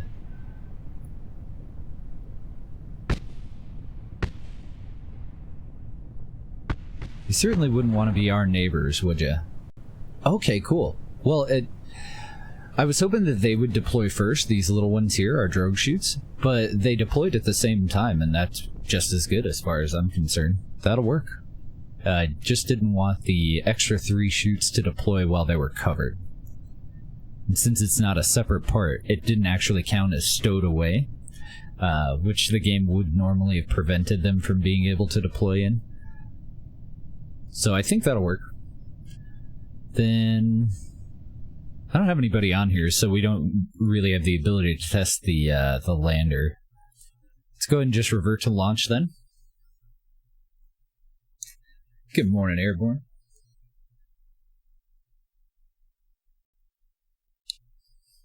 Realism Overhaul Career. Does it change the, I guess like a historic mission pack would be about as close as I'm really interested in getting. Because when you go to like real sizes, you scale up all of your parts. There's only certain parts that you can use. The stock parts just aren't powerful enough. They no longer really apply. So what we're doing is playing on a scaled 2.7, which is basically like kind of the edge of where the stock parts no longer apply. If you go much bigger, you need to scale up your parts. This way we can use all the stock parts, but we are still in a scaled solar system. But it's not a realism overhaul, so there's no Mars or anything. This is just an overhaul of the KSP stock system. My only problem with doing a realism overhaul like an RP1 or an RO or any of those, everything just takes longer. I mean, it just drags everything out. So since you scale up the parts, your rockets all need to be built outside. They're just monsters. Your travel time to get anywhere takes longer. You spend more time in time warp. You know, it really doesn't add any challenge. It just adds more hurdles to jump through. Yeah, we're doing JNSQ. So, I mean, that's probably why you won't see me play a realism overhaul. It's more of something that I would probably play on my own and either just do YouTube videos for, but probably not stream. Because it just makes career take so much freaking longer for no real reason. But we have all of the exact same challenges in 2.7, really. It's just we can do everything more quickly. We would essentially be doing the same thing that we're doing now, but add 2 or 3 minutes to each of our stages, you know? So instead of being able to get up into an orbit in 4 or 5 minutes or however long it typically takes us, we get up to orbit in 15, you know, that kind of a thing. Because once you scale the parts up, I mean, playing a 2.7 scale real solar system and using stock parts is basically the same thing. It just doesn't take as long to do things. Alright, let's get rid of those first boosters. I'm just going to stay at full throttle. We're at a 1.67 thrust to weight ratio. Thank you for the host, Paula. Good morning. No, one last test here. The previous one I was going to do at the end of the flight, I figured it would be it would take less time to just get rid of the boosters and test the parachutes out now. So all we're looking at for this test is, well, I don't know, should we do a re-entry test again? Nah, I don't think so. It did just fine. We didn't change any of the actual parts that have anything to do with the re-entry since the last test. Holy shit, we're way more powerful. I definitely need to pay way more attention. We need to be laid over almost horizontal by the time we get rid of our second set of boosters, now that I added the second set of Thors there. Yikes. AP's already 80, and I was at a 45-degree angle. I did not expect that much of an improvement boost off of those extra SRBs. I'm going to go ahead and leave the fairing on for just an extra second here before we get rid of it. Okay, let's pop it off now. AP's at 85, so all of that's looking great. I don't think we're going to test for re-entry. All I'm looking to do here is burn out the fuel in this, circularize, and see how much DV we have left in this stage. We were right on the dot at 800. I just want a couple hundred extra meters a second just in case anything happens. Or say we were to have another monopropellant driven, monopropellant driven like anything, even if it's just a probe, something that may visit one of our science stations where we're going to take our scientists to. Then we know that we have a little bit of extra fuel that we can actually spare and still complete the mission without any problems. Hopefully, I won't do a bad job at engineering shit, and we won't have to worry about that, but I just want a little bit more overhead. We've gone plaid. I just watched Spaceball again for, I don't know, the 1000th time. Just a couple of days ago. I couldn't sleep, it was so hot, so I ended up watching just a bunch of random-ass movies, and Spaceballs was one of them. And then I started watching The Expanse again on my Amazon Prime. Okay, let's go ahead and separate from that. This time I don't activate the engine. I'm just going to let the little rockets in there move it safely away from us for a second before I do.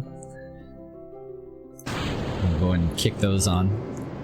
Now, unfortunately, since I have my nose down, we're already to AP, so I won't be circularizing with the maneuver node. So first I'm going to nose up. I'm just going to kick it out to about 20 seconds ahead of us. And then we'll lay down horizontal. We're already almost at orbital velocity, so it should be fine. And we are out in space too, so let's deploy all of our shit.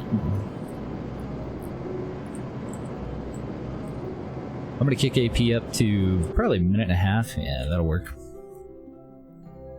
And I want SAS to go ahead and hold me on prograde. Add a maneuver at AP to circularize. I need a whopping 58 meters a second of additional thrust, additional horizontal velocity. Let's go ahead and turn off the flight computer so that it doesn't try to reorient us. Re-enable SAS and RCS, and just hold that prograde. So that worked out perfectly. Even with the very inefficient launch that I did, we still have the extra 100 meters a second that I was looking for, about 125 extra. I'm very happy.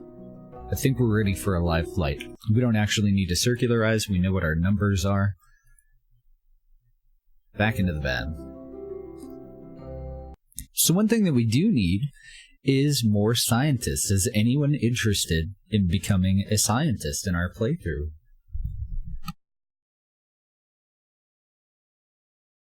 Would you like for me to add your name to one of our curveballs that we're going to send up to one or the other station? And I don't know which one we're going to go for first. We need 32 scientists altogether, though. Yeah, that movie's so good. It did age a little oddly, but still totally worth the watch. So if anybody wants in, just let me know. And even after this, if you'd like in, just let me know. For now, though, while we're waiting, we're just going to go ahead and hire in bulk. We're going to grab 16 randoms. It's going to cost about $500,000. And we're going to go for level O. So if you want to come in later on, just leave me a comment on the YouTube video, send me a whisper on Twitch, or join up on the Discord and send me a private message on the Discord, and we'll start to rotate these stock curveballs out for viewers. So we're going to go ahead and hire on 10 first, and then actually we might have enough scientists. We did have... Oh, did I have it on pilot? Oh, fuck me. I just hired 10 pilots? Damn it. I didn't want that 500 grand anyway, it's fine. You want in, Mop? No problem. Send me a whisper, though. And then I'll go ahead and put you in at the end of the day. Shit. Do I want to fire them, or do I just keep them around? We got our $1 million scientists coming in. Damn it. Ah, fuck it. I'll just leave them for now. Alright. That's so stupid. And we do need to get our pilots down, too.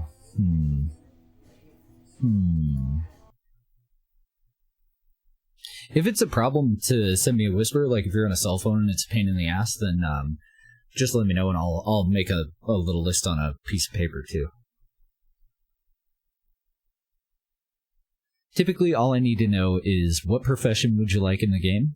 Whatever name you get a hold of me on is going to be the name of your curveball. And then, would you like to be a man or a woman? Would you like for your curveball to be a man or a woman? Because those are the only things that I have to choose before we go and throw people in these. So, we're not going to bring a pilot, just scientists.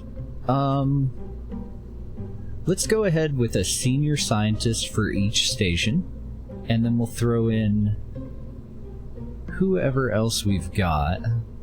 Why wasn't Linux? Linux should have been a senior crewman. I'll have to fix that. Nav, Sir Jackanin, Pancake wanted to get into this. I'm just trying to pick out viewers first. Okay, and then we'll fill up all of our empty seats with others. So, should I bring people up in 2 groups of 8? Or should I just bring up one full one and one partially full? If you fire them, it just it recycles the name into the list. There's no, like, downside to firing them. I don't get any money back or anything. Once they're hired, they're hired.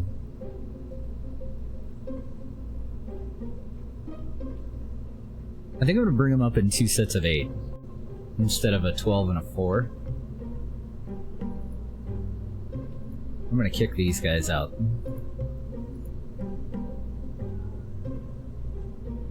No pilot, though. These were designed so that they'll just be remote controlled.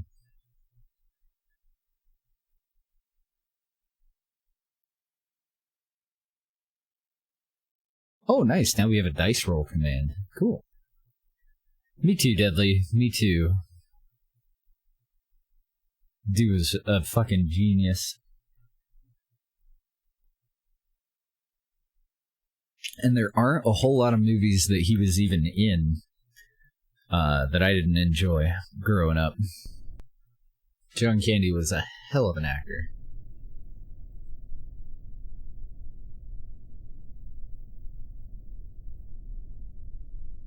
Okay, so no additional passengers.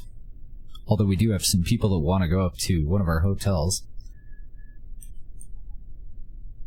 Throttle up. Ooh, SAS enabled. Hopefully no deaths or anything weird going on. I'm going to have to pay a lot of attention to our AP this time, since I failed completely last time. I'm going to get the TWR and burn time up for the first stage there. This is the first booster that we're going to get rid of.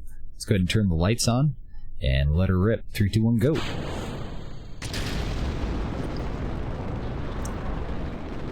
No, we have one senior scientist, and then we have everybody else.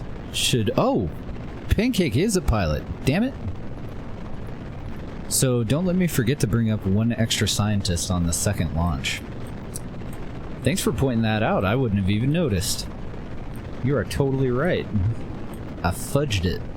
I'm only bringing 7 actual scientists up. Well, okay then. I should have probably thrown him in the command seat then. Oops.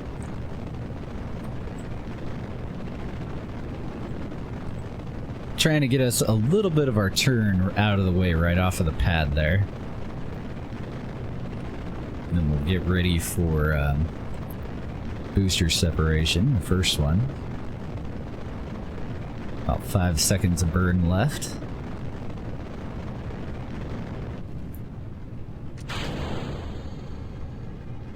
See ya, boosters. We haven't made any of this craft recoverable. It's all disposable at the moment. I'm gonna lean all the way over, aiming for about a 45 degree. There we go. Everything's running nice and stable. Thrust to weight ratio is approaching 2. About 30 seconds worth of burn left in our second solid rocket boosters.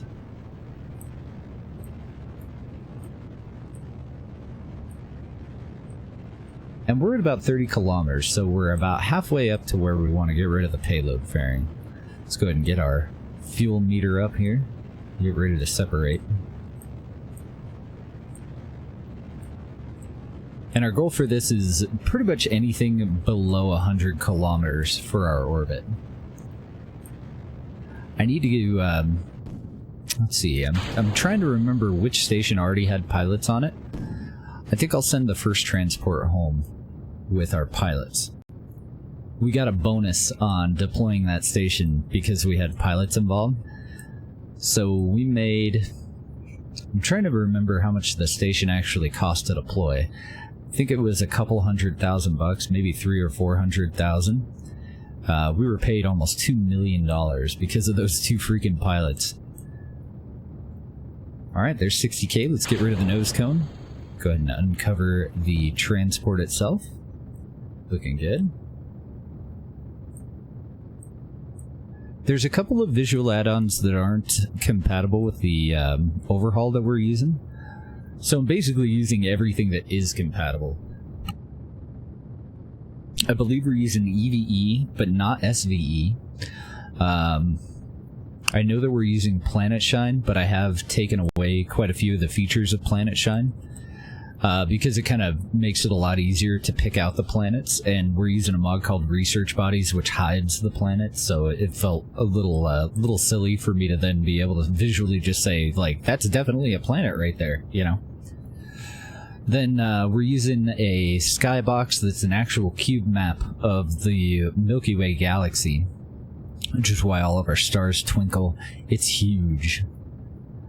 But if you want to go in the Discord in the KSP modding channel, we should have links to almost all of that stuff.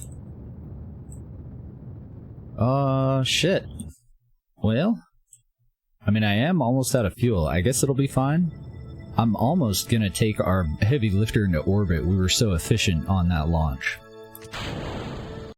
Which I don't want to do. Let's go ahead and cut throttle, but activate the engine, since we have almost 5 minutes until we reach AP.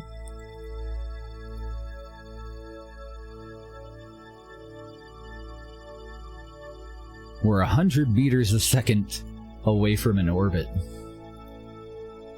Go ahead and enable that. Disable the first command so that we can just have SAS hold prograde. Why, Isley, thank you for another Twitch Prime sub. 14 fucking months. Can't even believe it. Yeah, that was a pretty good launch. I don't think I'll top that one today. That one as well as I could possibly have hoped. We'll go ahead and deploy our solar panels. There it is. You have to click on the little nub, like none of the rest of the solar panel has a collider, so I have to click on just that one little part, but it's covered up by the solar panel, so... Alright. We're looking good, we're locked in on prograde. Let's go ahead and time warp up to AP. Bum behind Winkies. Interesting name. Is Winkies like a restaurant? Thank you for the follow. Welcome.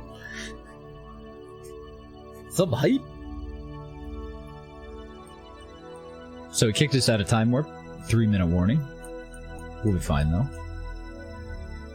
Go ahead and keep pushing. I'm gonna kick it out just a couple of seconds before it executes this maneuver, just to make sure that we're right on prograde. How's your hottest day in recorded history? And you guys have it even worse than that, than we do over here. We are hitting 100, but we usually do in the summer. So we're kind of a little bit more prepared for it. I guess we're all gonna have to get used to it, aren't we? Alright, so I totally forgot to go and redo all of our fucking monopropellant thrusters. That was stupid. As dumb. We're gonna give it a try anyway, but let's see if I can remember to adjust those later. Now, these guys are gonna be in a holding pattern for a little while. I think Science Station 1 is the station that has pilots already on it. And since I accidentally brought a pilot with us, I'm going to have them take this pod home. So I want to set that as my target.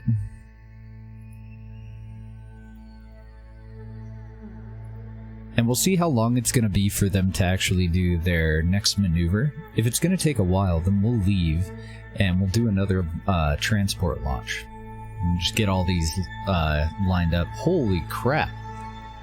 Couldn't have asked for better. That's like a perfect launch window for this. Separation of 10 kilometers, that's fine.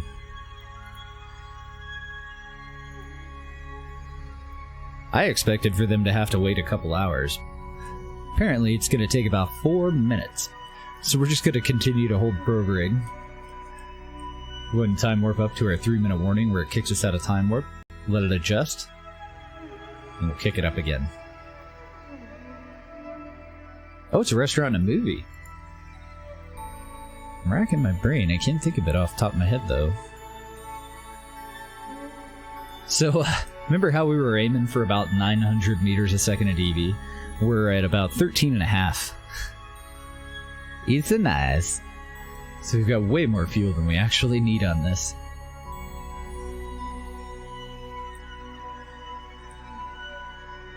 Trying to be as accurate as possible, so I'm going to kick it out about 10 seconds before the actual maneuver. Based on a character in a David Lynch film. Oh, okay. Okay. Prediction was 38 and you hit 40? Ugh. Don't you wish you could trust them? They're never quite right. They've been doing the same thing here, though. They've, my phone tells me the weather every morning when I first wake up. And every single day, it's like, it's only going to be about 94. It's been over 100 every single day. You're a liar, phone. Or weatherchannel.com, whatever. So now that we've executed the burn, we're going to hold prograde again. And we're going to use monopropellant to go for the lowest separation that we can get, other than 0. I don't want to go under 2 kilometers. I don't want to have any chance that in time warp I may collide with it. So I'm just bursting forward and slightly increasing our speed, looking for a lower separation. I could also do this with the engine, but since it's so much more gradual with monopropellant nozzles, I've seen now that it topped out at 8.9. So that's where I want to stop bursting. If I keep going, it's just going to go to 9. We're going to have a higher deviation. So I don't see this taking so long that it's going to be a problem. I'm going to add another maneuver somewhere before the actual intercept. And it doesn't matter what I put into that maneuver, because we're just going to use it for a very quick alarm. We'll go ahead and tell the flight computer to execute it, but we won't actually be allowing it to execute it.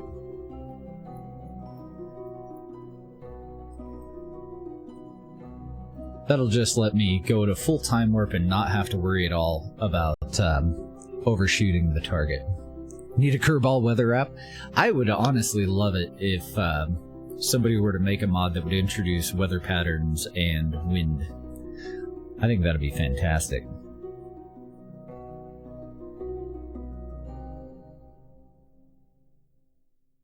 Yeah, oh yeah, I'm all about derailing the chat. Very few times where I have any issue with somebody doing that. Talk about whatever the hell you want. It's by far my weakest statistic, too. When it comes to my channel analytics. I think people just assume that I would have a problem with talking about other stuff. They're like, oh, this guy's obviously not all about curveball. No. Talk about whatever the hell you want for the most part.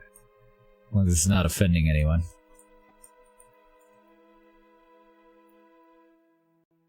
Except for flat earthers, you can offend the shit out of those guys.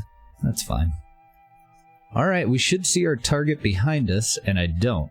Is it in front of us? Oh, there she is. It's a little off to the side. Okay, so I'm going to take that out. We're going to turn the flight computer off. We are way off. I'm going to switch this over to target. Get rid of that maneuver node too. We need to adjust angle, and we need to do it quickly.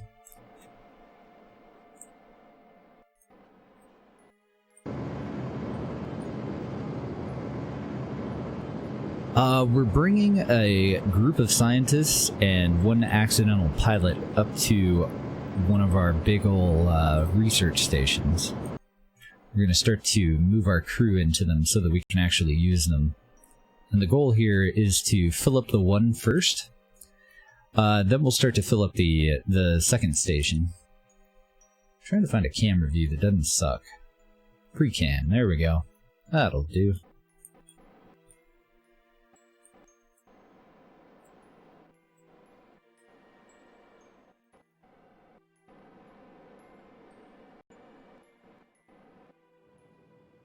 There we go. I'm going to try to approach underneath the target. I want to keep this fairly close to the target. I'm so far away that I think I'm going to put it right on the target, which is always a huge no-no. It's something that I never do. But we're so far away that there will be deviation. So I'm going to try to minimize that deviation. I've also killed off way more speed than I had intended.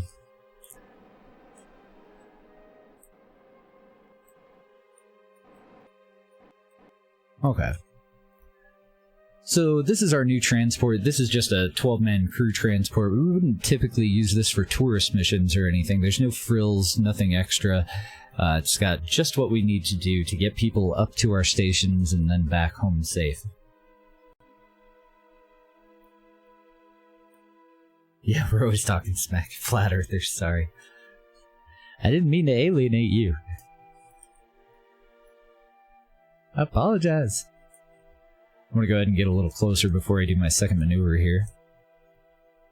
Normally I would do several different adjustments, but like I said, I killed off way more speed than I had intended. So the game... Whoa! What the fuck just exploded? Oh dear.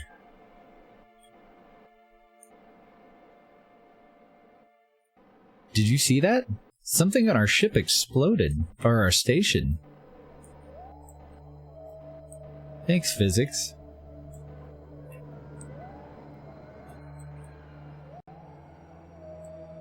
Well, that's never good.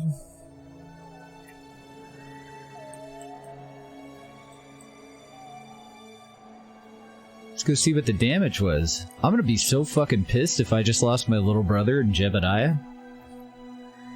Those are the only two people on this station.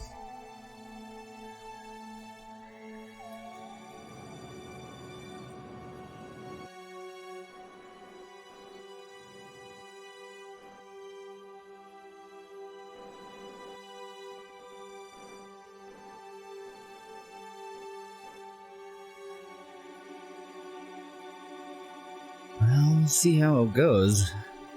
Hopefully it was just a solar panel or something that was trying to deploy. I have no idea what would have been... what would have blown up. This might turn into a rescue mission. The only upside to it is, now we can get paid again for going and putting the new, replacement station up if it's something major.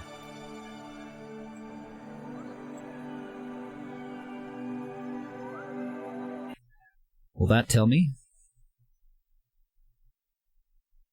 Container tank, 2.5 meter collided into service bay 2.5 meter.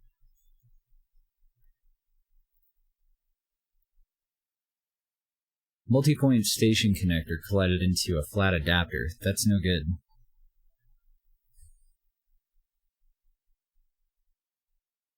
That could be anywhere, but we know that that's it. That's quite possibly one part away from the part that has crew inside of it.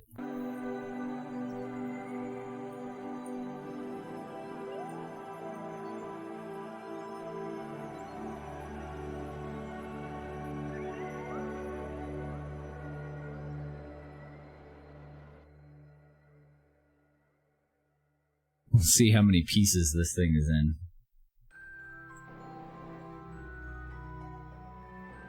Thank you for that suggestion, too, by the way. To check the F3 menu. I didn't know that it would show me stuff that happened on other vessels. I had no idea.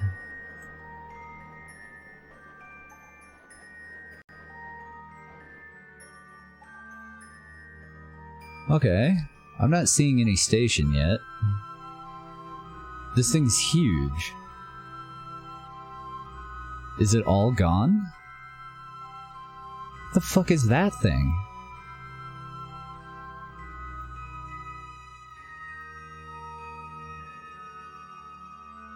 You gotta be fucking kidding me.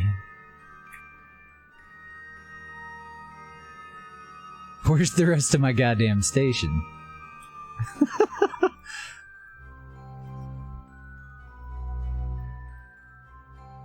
All that survived is the very bottom of it. The rest of it should be around here somewhere. Couldn't have all blown up. Let's check for debris.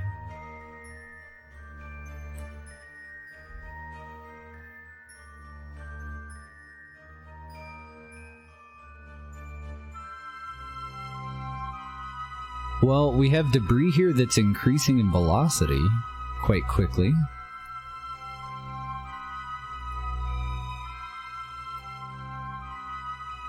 I think it's too far away for me to actually see where it is, though.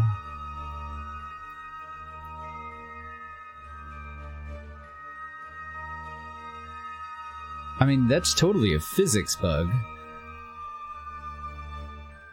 I'm debating the merits of reverting to launch and trying again.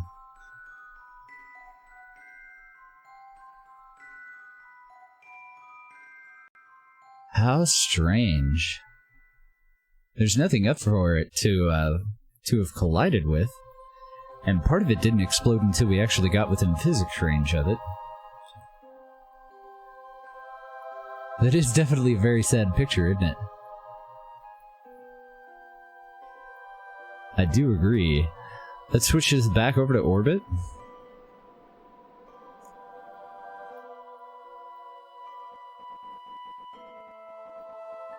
Let's also look at the PE of our target. It looks like it's in a stable orbit. It's accelerating it away from us backward. Okay. Interesting. Oh, is it falling directly down? Okay, so whatever the hell that piece is, it's literally falling directly downward. Yeah. Well, it depends. So if it were something that I did that caused the mission to fail, if I designed something improperly and I didn't fully test it, and it were destroyed because of the way that I carried out the mission, no reversion. But if it's a workaround to something that was out of our control, something that was a game problem, then a reversion. And I also do reverts for test flights before we actually do the actual mission. But this is an actual mission, so that's why I'm debating whether I want to revert to see if this would happen again. Because we've switched over to the station quite a few times, so I didn't expect any sort of issue with physics kicking in. So I think it's going to be a one-off, but I didn't make any quick saves. So I don't really know what to do. I mean, there's absolutely no way that we're going to be able to rescue anyone that might be on the rest of that station. I do think that I want to revert to launch. And then I want to look into why that happened.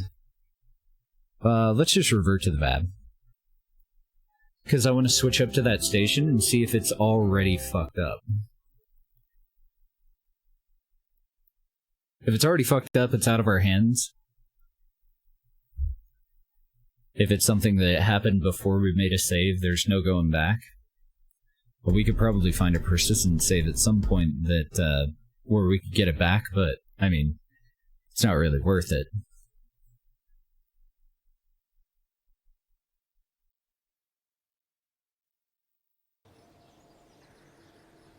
Now we'll do a little investigation.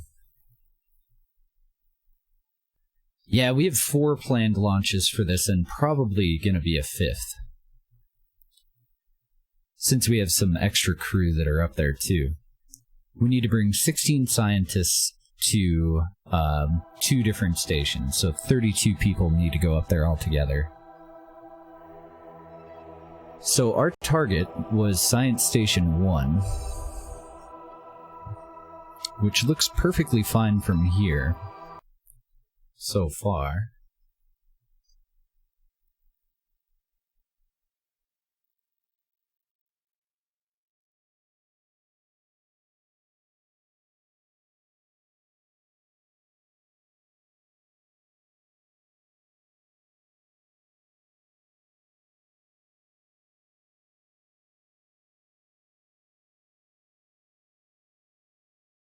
Sometimes it's boring. Today, apparently, it's not going to be. No, we're using a mod called Strategia. So we do usually just a parachute-assisted recovery like you would do with, like, shuttle boosters. Okay, we've got definite Kraken shit going on here. Alright then. The question, though, is why?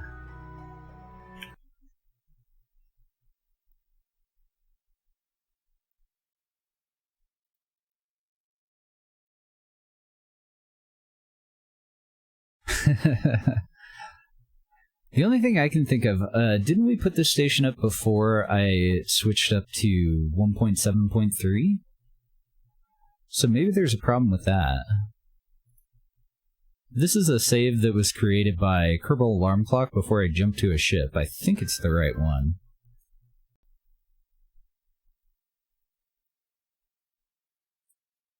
Yeah, the Kraken's a bitch. Now I want to see if we can switch over to any of the parts that are flying off of this if it Krakens, to see if there is anybody that we could potentially even try to save. No, that's the wrong ship.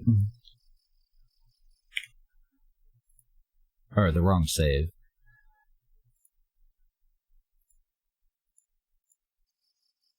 I'm just gonna save quick save 11. I guess it's not gonna matter, is it? Because I'm not on the original one.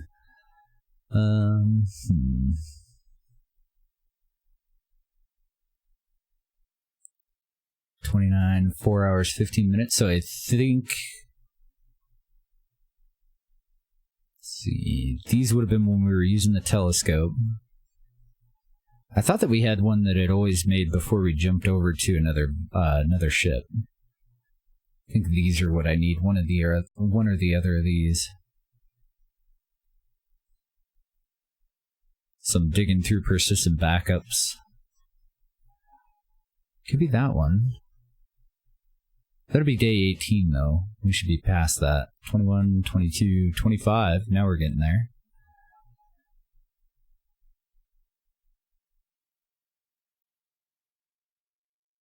Here we go. 386 signs? Oh, wait, no. That would be a copy of the persistent that we're on right now. Crap.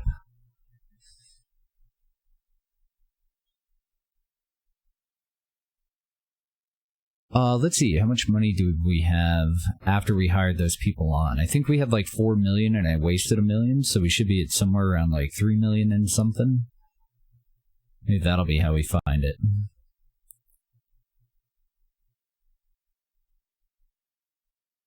It's gotta be one of these. Let's see what's going on in this one.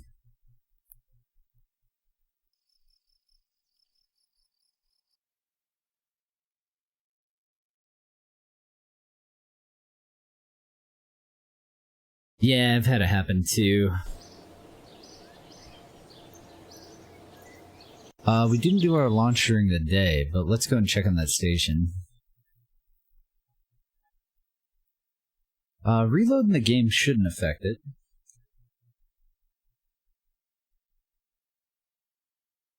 I have to find the right save file, though, to get us back to about where we were.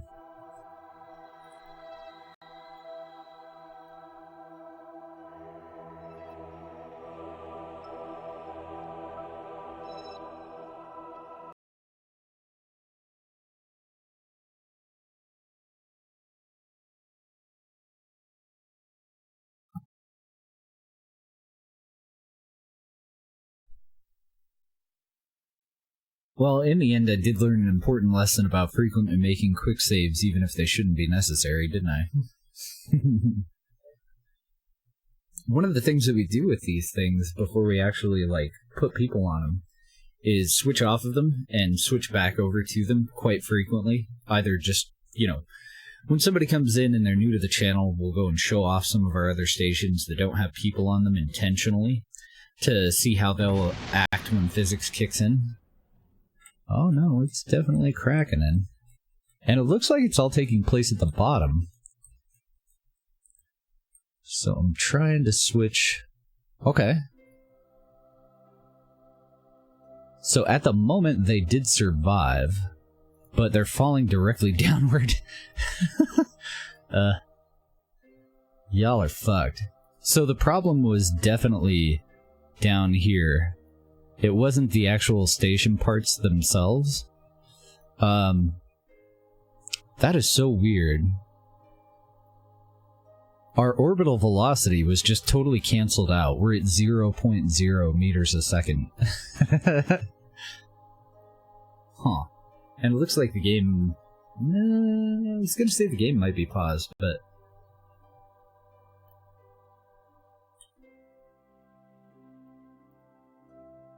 According to this, we're falling. Proto-molecule. And the rest of the station has continued on without us. But our altitude isn't changing. What the heck?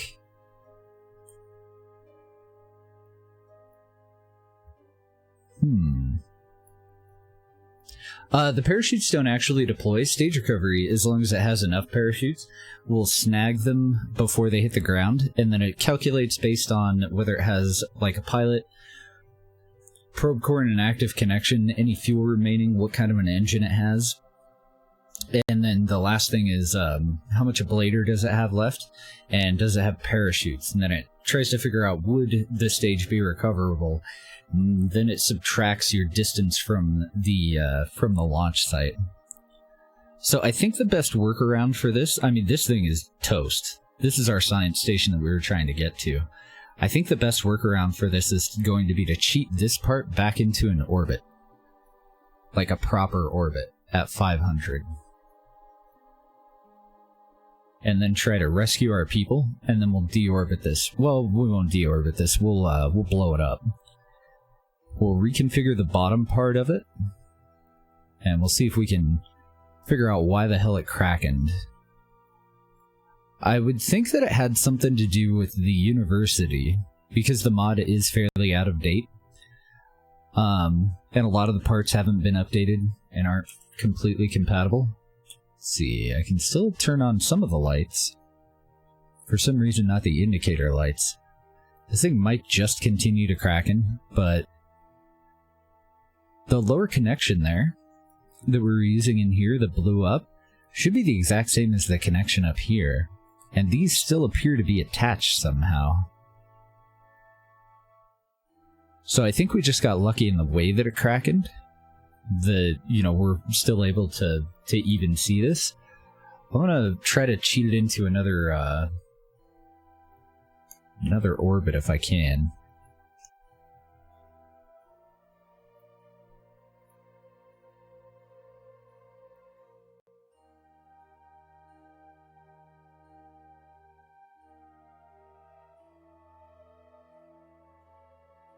Okay, so motion has returned. It's not just locked in that spot anymore. Let's see if we can come up here and get our guys. And we'll bring explosives with us. Well, we'll probably launch an independent drone. Because we actually have 2 pieces that we need to take care of. Okay, that's a totally stable orbit. What the hell? I'm not gonna make any saves or anything, we're just gonna have to rely on that persistent save.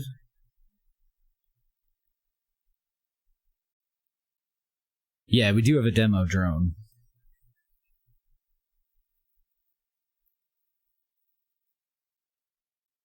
I'm thinking about just putting together a smaller version of it and attaching it to a transport, though. Basically using the transport to deliver it. Oh, cool. So this is our transport with all the scientists. I have no idea what the hell's going on there. Alright.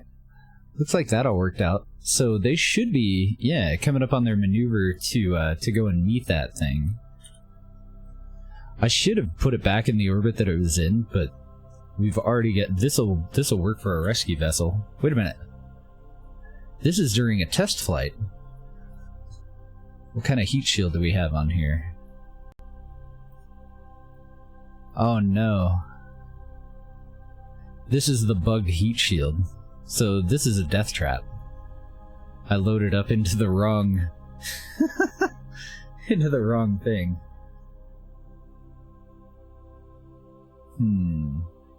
Do I risk a reload?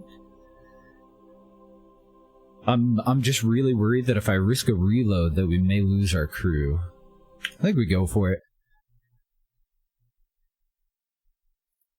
Because if nothing else, we can just avoid the station. They'll still be up there, and if I really have to, I can go through all this shit myself. So the one that I loaded up, it was one of these 4, and that was at day 30. And then after that, we should have done our other flight.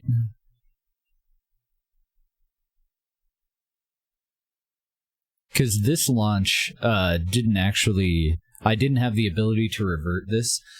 We had another maneuver that had come up, so I just crashed it. Cost like 40 grand. So I'm wondering if I can use that to lock in where the actual quick save that I want is. 3.9. I'm looking at our money. And it would be on a day past day 30.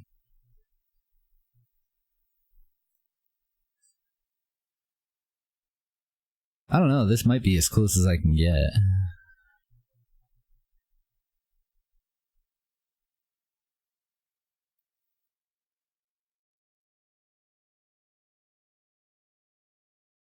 Let's see what this one is.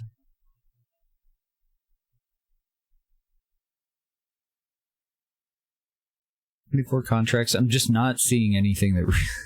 like, I don't... I think that this was before this test flight. But I'm not seeing any saves whatsoever for after that test flight, which is so weird because we did so many test flights. And then we did the actual flight, and one of those should have updated our persistent. And we should have a backup of that persistent. But I most certainly don't see it. I do see a lot of random times here, though. Let's load that one up. Let's see where that leaves us. Hopefully it krakens the same way that it did last time. Thankfully, we do still have docking ports that were attached to it on that last one. Because I think these assholes are in the, in one of the stations. In one of the university parts. So if I lose the ability to dock with that, we have to deorbit, safely deorbit the entire thing. And we should be able to do that. What we would do is heat shield drones and a set of parachute drones.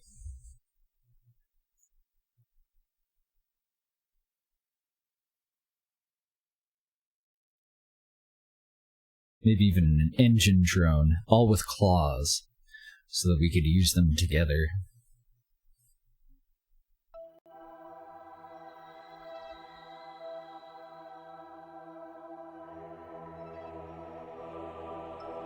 I'm thinking this might be the same test, honestly.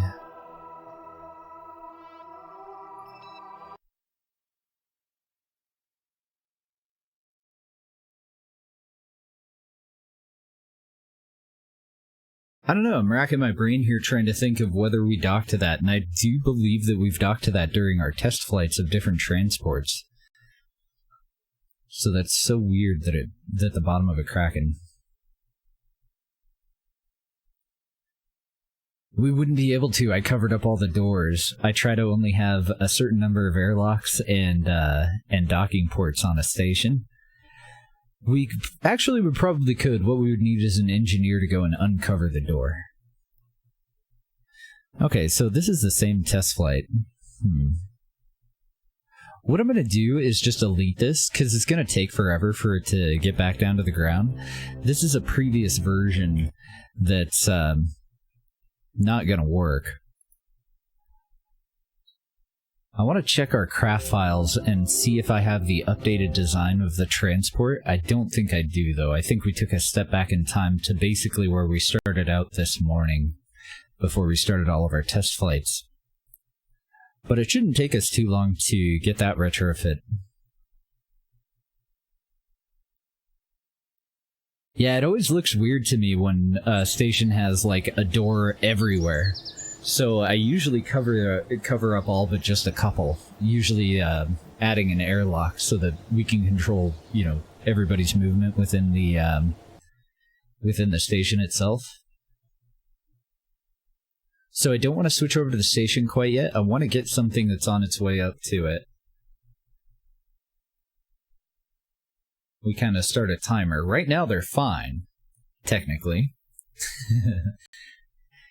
And we'll have to redesign and redeploy the station as well, because that station is very important. That's why we put that one up before we put up the second station. So let's see here. 12 crew transport.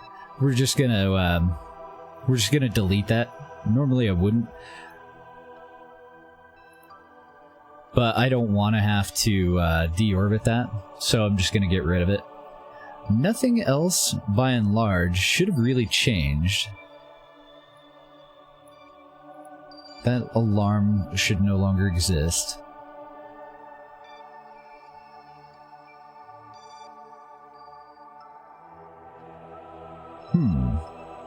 I'm missing maneuvers, though. So our deep space telescope has already flown around the moon. Our science probe should be following suit. Yeah.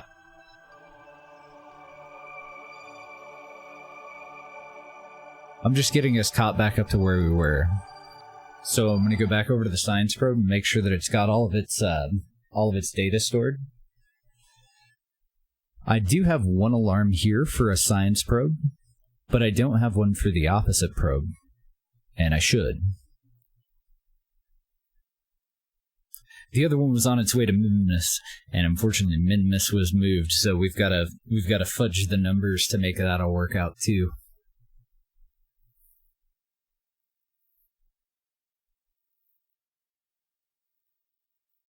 We had lifters that were, transfer stages that were supposed to collide with the moon.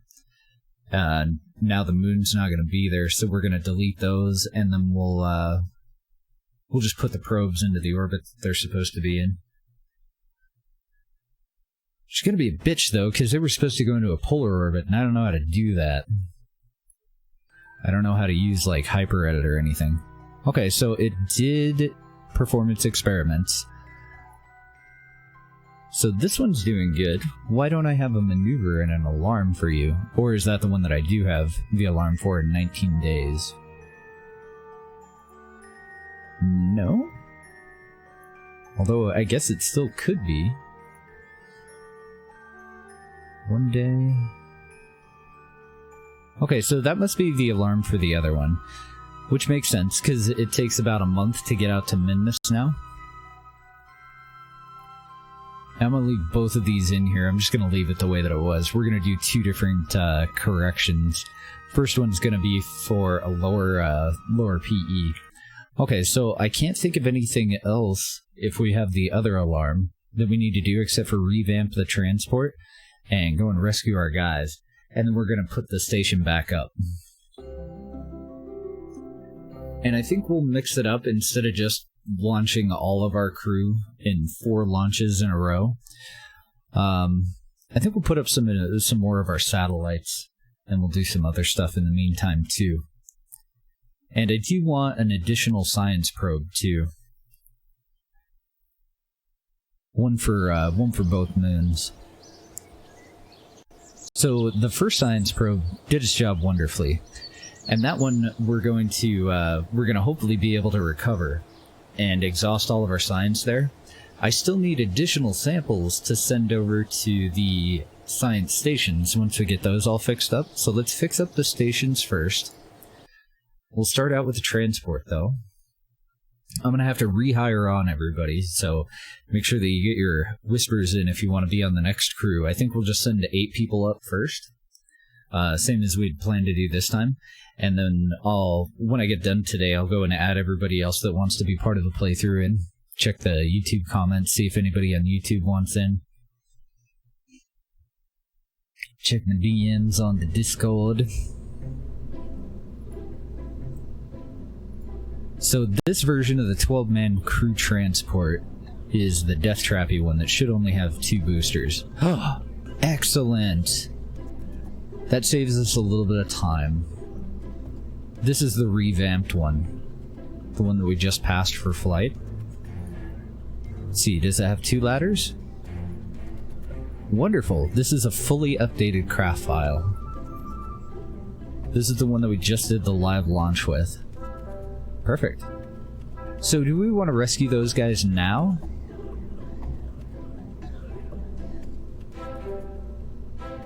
I'm actually thinking that we need a version 2, a crew rescue demolition drone. What do I want to make it with? Because we could go and pick them up, and then we could send the demo drone up in another launch. We actually have some other versions of transports that would be a little bit more appropriate for it. Wouldn't necessarily have to use this. But I think I only want to approach it one time.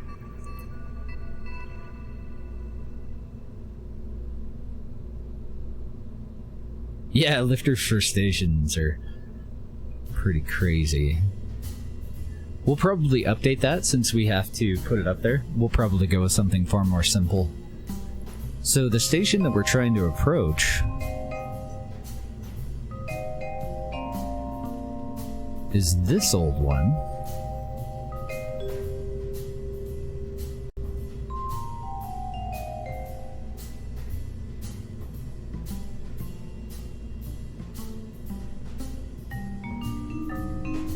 See if we can figure out where it's doing the Kraken thing. I wanted to take care of this first, but that's been taken care of already. The craft file is totally up to date.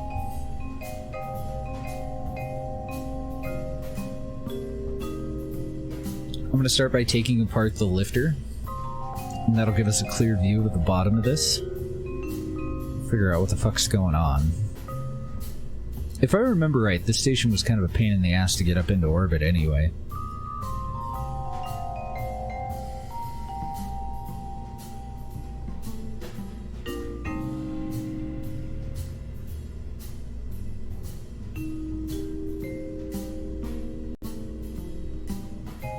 It's the parts that are clipping into this adapter and into these batteries that are the problem.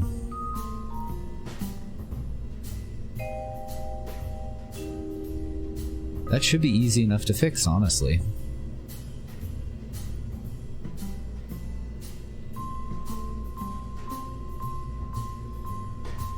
Trying to think of how much of this I want to actually salvage. Not much.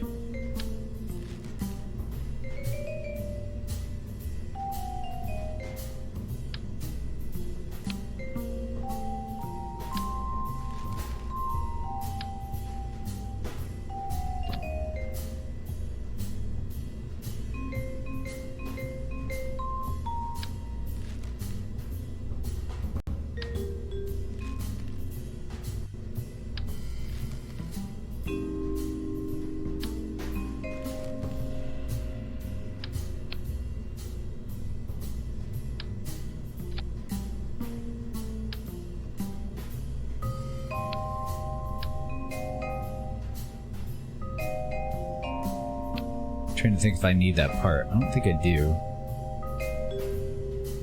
This needs to go.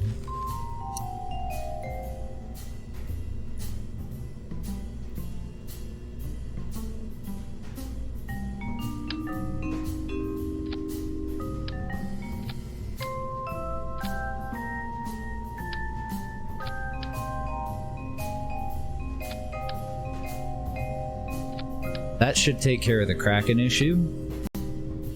Just that one little thing.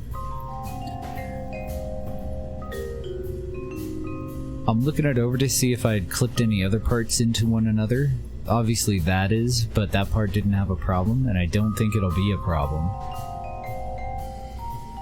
For some reason, probably because we didn't build these in symmetry, like there's no way for me to take this and attach it to all 4 of the sides of this. It just wasn't designed for it.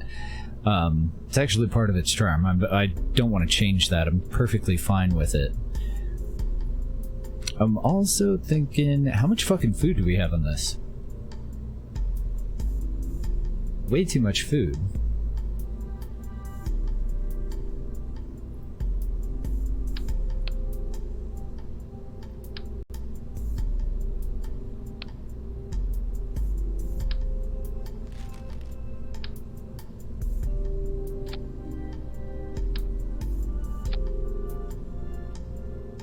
I think that'll be plenty. We do have visitors that are going to come up to this thing, because this is actually a dual station, so this is a science station / hotel, where tourists will pay us to come up and visit it, and that's how we're going to offset the cost of resupplying the station. But there's no reason for me to feed 50 people for a year. Those tourists will only be up here for a moment. And one other thing that I want to do, I need an additional docking port.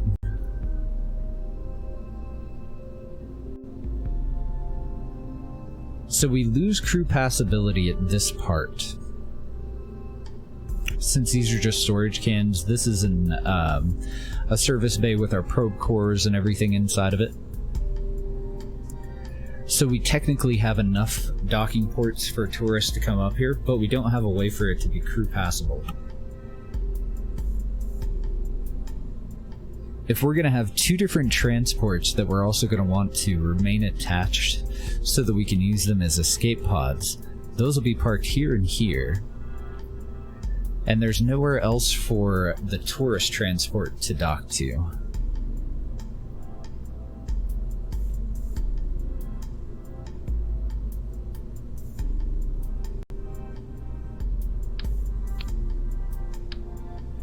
Now there is.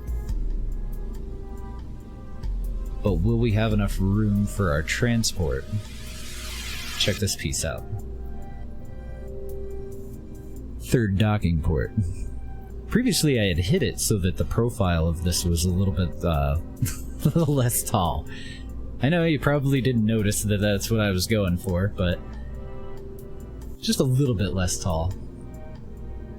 That would not be a good docking port for us to use for tourists, but I think that our transport will fit right in there.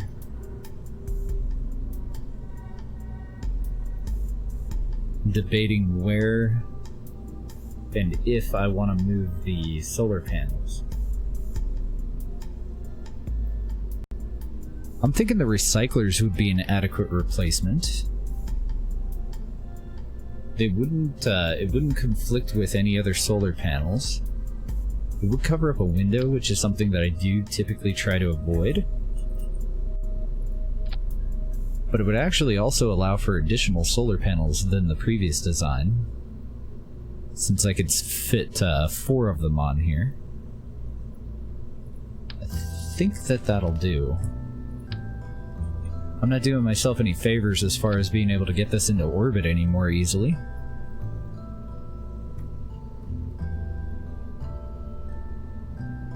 Trying to look at it from every angle and imagine if this were pivoting around, just to make sure that it's not going to clip into one of these surfaces.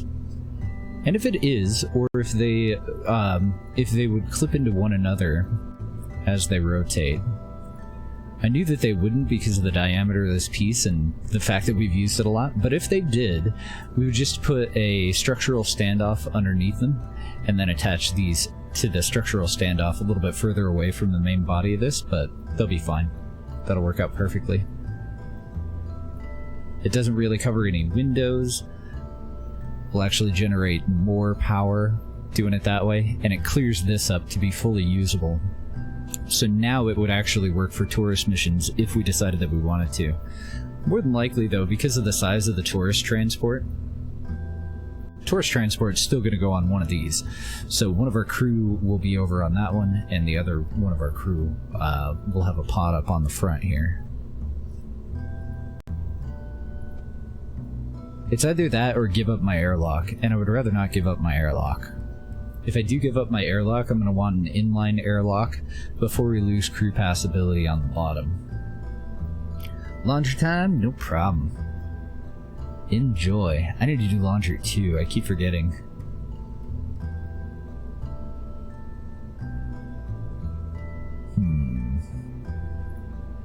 Actually, back over to structural. I'm looking for some sort of a solution for adding in an airlock on the bottom here. There's a couple of different things that we can do. That would be adequate. We could also go for a lower diameter and a smaller airlock. That'd be fine. It's got to be above those cans, though.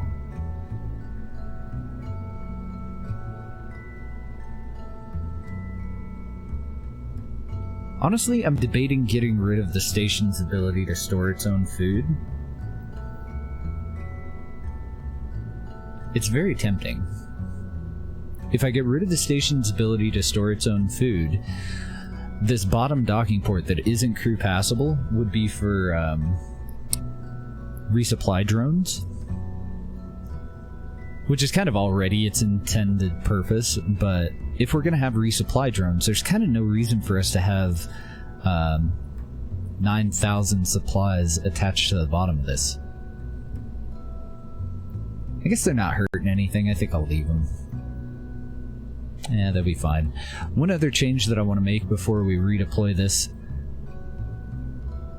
When we open up our doors, some of our plants point directly upward and downward. I just want to quarter turn that.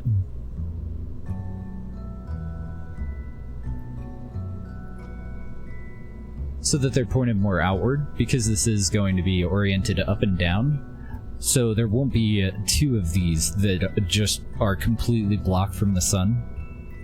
Not that it really matters. It's your own lighting that matters. They're not really relying on the sun, but there's no reason we wouldn't use it for, you know, extra lighting, right? I think it'll make it look a little bit better too. Let's go ahead and close those. Close those. Outside of that, I don't see any other additions that need to be made, or anything else that needs to be corrected. I think that this adapter will be fine. I could make absolute sure by reattaching it a little bit higher up. This adapter's already been realigned, so it should be fine. Plenty solid and everything.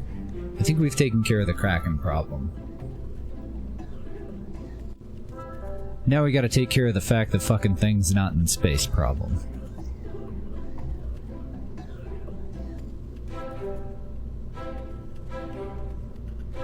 I can do another docking port on the bottom, I guess. So the whole purpose of this would be for us to replace the cans or to inline this above the cans, and that would allow us to add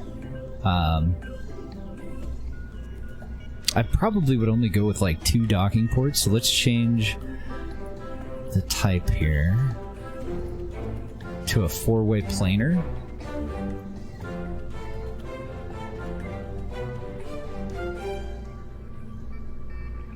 Let's get rid of this little guy. I'm debating just a proper docking port on the top, and maybe going with 2 of these on the bottom.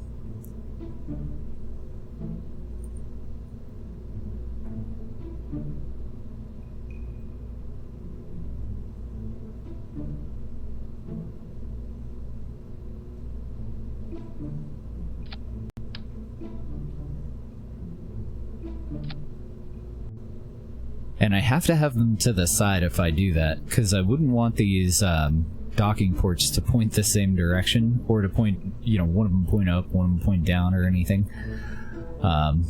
It's going to be much safer for whatever docks here to be out that way, but if I do that, then I have to lose these solar panels. I don't think that'll be too big of a deal. I think we generated way more than enough power. Since these would technically only be for emergencies, I could relocate the solar panels down here and just retract them as needed if we had to dock something here. I don't know if I like that as much. This orientation and this setup. I think I prefer having it up on the nose.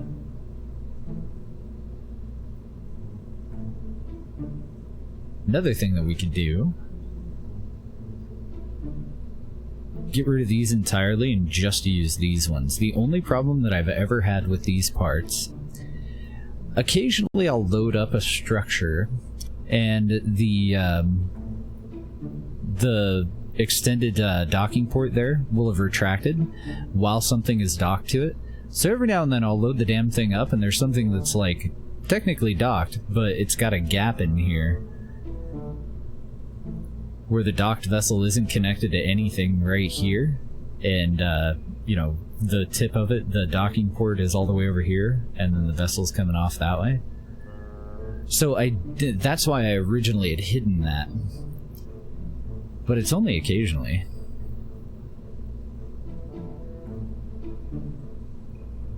No, not an SSTO. We'll give it a custom deployer rather than a pre-made heavy lifter.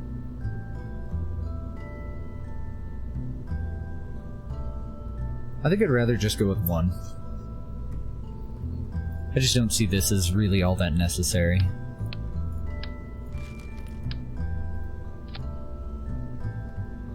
I'll go ahead and reattach everything. I do think that I'll leave the food cans. They're not hurting anything. 2 extra parts, so that kind of sucks, but They don't look bad, and they give us a little bit of a standoff between our antenna and our solar panels. One thing that I am going to change, though, one or the other of these is going to be turned, because I don't want a solar panel that's blocking my antenna.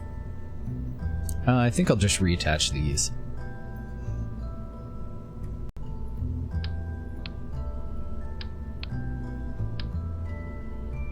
I was hoping to use them to hide the door.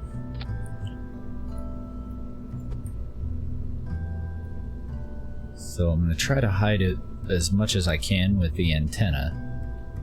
Yeah, that'll work. This just has our probe core and everything inside of it. There shouldn't ever be a reason for us to actually have to open that door, though.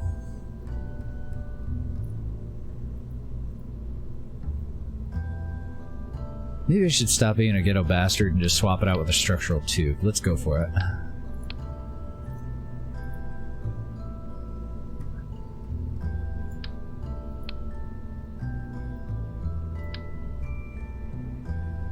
I want to leave a copy of this somewhere in here. Ah, screw it. We'll just let it float. We all float down here, right? Get rid of that and that. Take that away.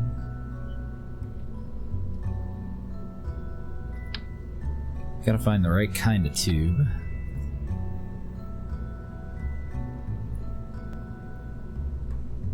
Since there's no reason to open that, there's really no reason for it to have doors.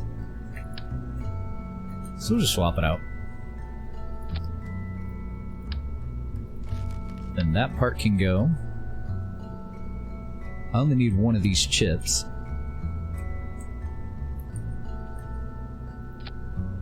Put the chip on one side and we'll put its Omni antenna on the other, since they weigh about the same.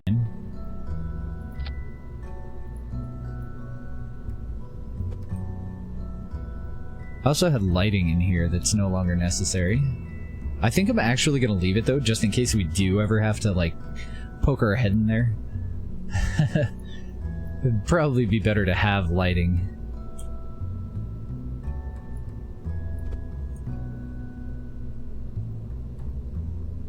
Okay, so that should roughly be about the same, and then that's going to change the type of adapter that I use on the bottom because I don't want to be able to see all of that stuff. There's no cap for these, so I'm either going to put a cap on them, which I probably will do for the bottom, and do I want a structural adapter to lead us up to this part? Or do I just leave it as it is? I might just leave it as it is.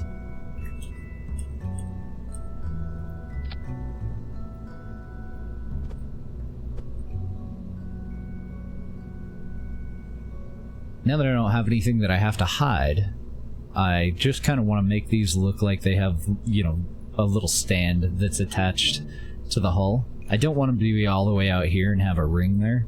I want the ring gone. Just barely. Perfect.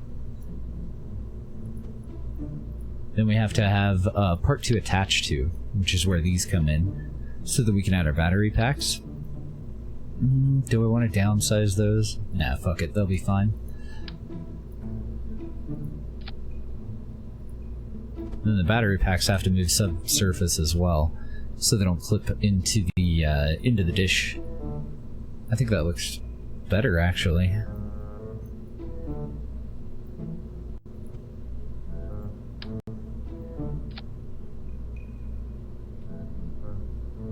Yeah, I'm at least gonna need a cap on the bottom. I'm gonna use the same docking port, but this adapter is gonna have to go. I have a couple of different options, but I'm not really positive off the top of my head how, you know, which options are scalable. Perfect.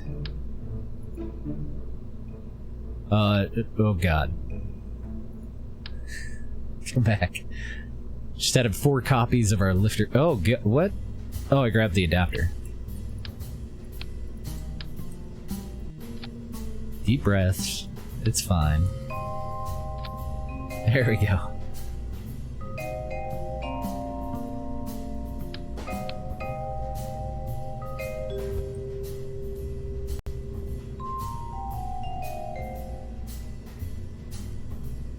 And I should be okay to clip this part in, but I don't want any of the adapter there to show inside the docking port.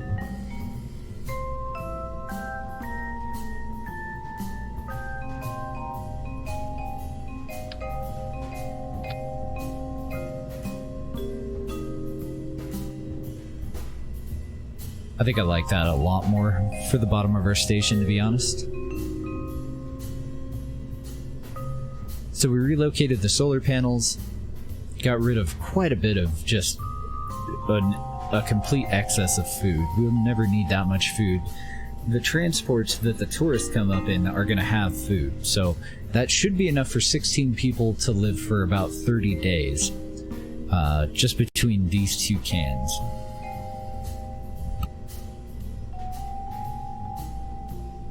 I'm trying to think, it might actually even be 45 days.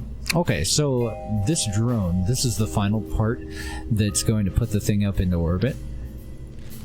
Let's start working on how we're going to get it up there. I may go ahead and revamp some of the rest of this, though. This isn't going to be recoverable or anything. I'm going to get rid of the static can. I had added the static can in there, just in case I needed to change any of the variables of this. I'm just going to get rid of it.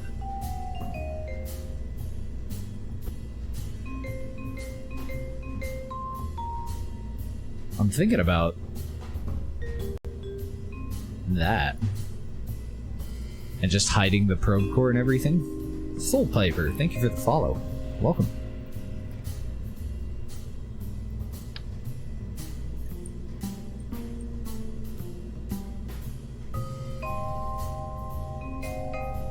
I'm not going to be happy with those up on a curved surface like that. Just move them down here. Normally it would cover up all the fiddly bits there with a fairing, but we shouldn't have to worry about them being destroyed or anything, so I'm just not going to worry about them at all. This is a Griffin 8D engine. We have better.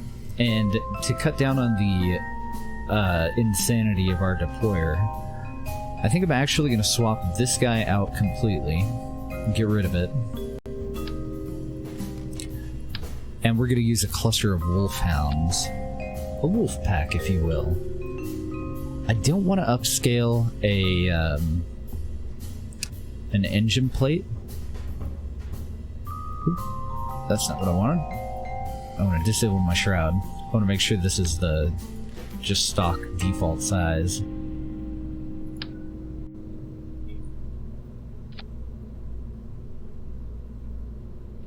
Disable the shroud.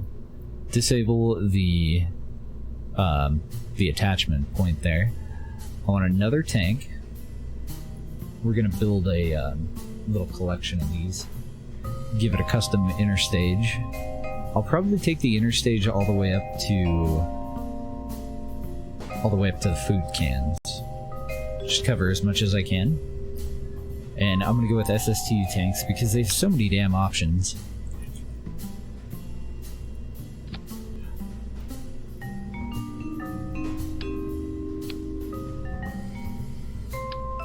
Still at a heavy strut in here that we don't need anymore. Just make sure that I don't have any others. We had a whole lot of strutting going on since I was trying to use engines that were honestly just too small for the job.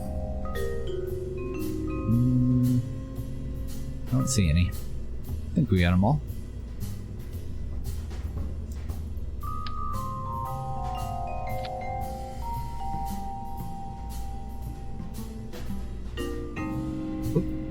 I didn't mean to change the upper. Just the top. I want to give it a nose cone. Let's go for a curved nose cone. Something like that.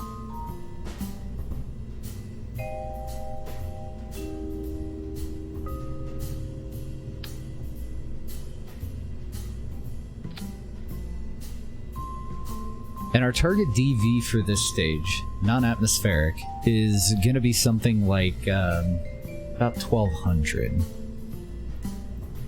So you need to enable crossfeed. That would give us 1972. Let's go ahead and lower the size of the core part. Oh, fuck me. The menu shifts, so I got rid of my nice curved nose on this. It doesn't really matter, it doesn't have to be curved. Anything would do, to be quite honest. Somewhere in here, I also used to be able to click this and drag it, but apparently I can't anymore.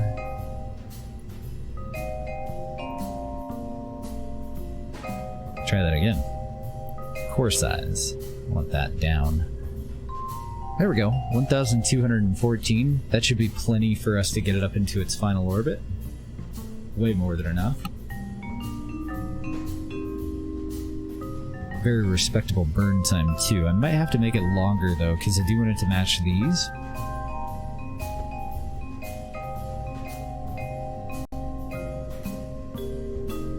Yeah, I think I'm gonna add a little bit, even though we don't really need it.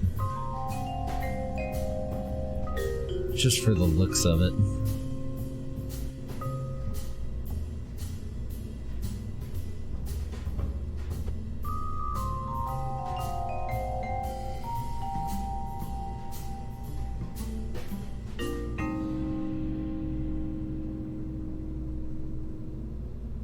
Got just a little bit of a gap there in between our engines. I think that looks fine.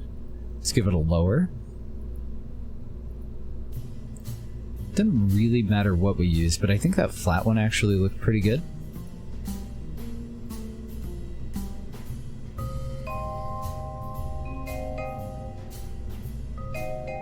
think that'll be fine. We're essentially just making a duplicate of our other version of this that we used to get the second station up with. It's pretty damn good at its job. I'm gonna go ahead and tuck those in underneath, maybe. Maybe I'll go with a larger adapter so that they'll fit a little bit better.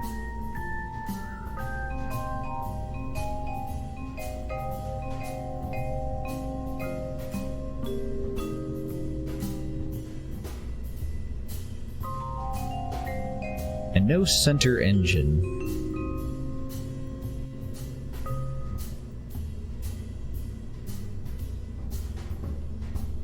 think that looks fine.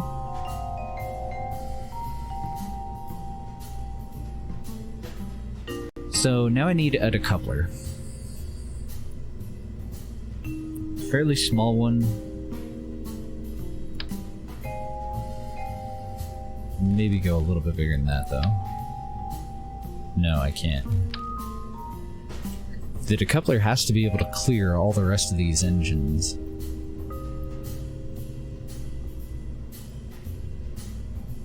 So even that one might need downsized a little bit, or you gotta move the engines outward a little bit. That'll be fine. I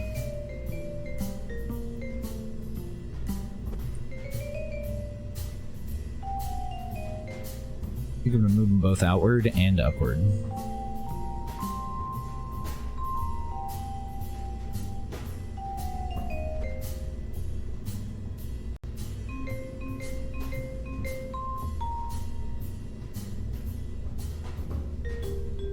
That might work. If these have like really incredible vectoring, then it might not work. I want to see if I can go up one more size. No, I can't. It's gonna have to be a little feller.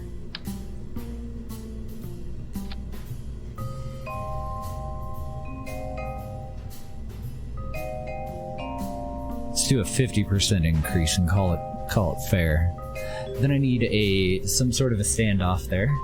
Either a structural standoff, I think for now we'll just use a tank.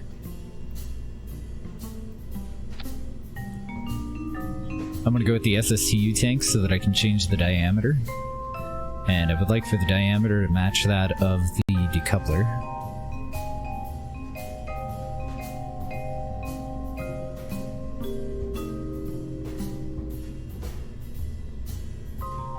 I have no idea what the hell diameter that is though. 0.9? Fuck it, close enough.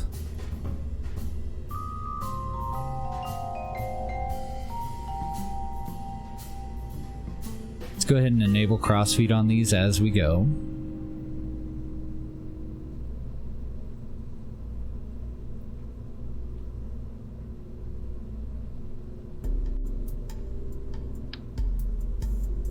I'm just gonna relocate our solar panels. I was gonna slide them back down into place, but now the tanks that the engines are attached to are kind of the same length as the main body of the tank, so I think that'll be fine.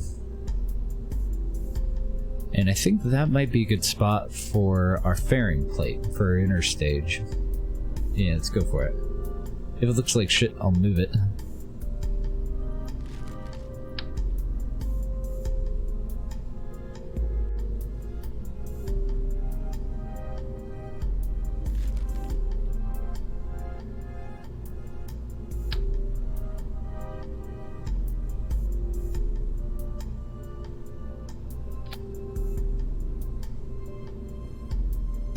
I think that just attached like 4 of them in there, but I can't tell.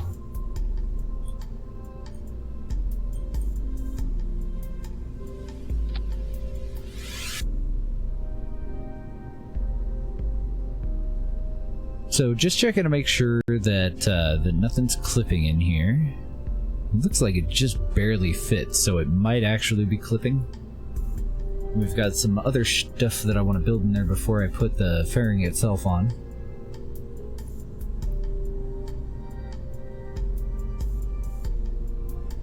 There's every possibility that the lifter may come all the way up into orbit with us, so I'm going to go with some fairly powerful retro rockets. And I'm going to have to attach those to the tank, I think, right? Yeah, it looks like it.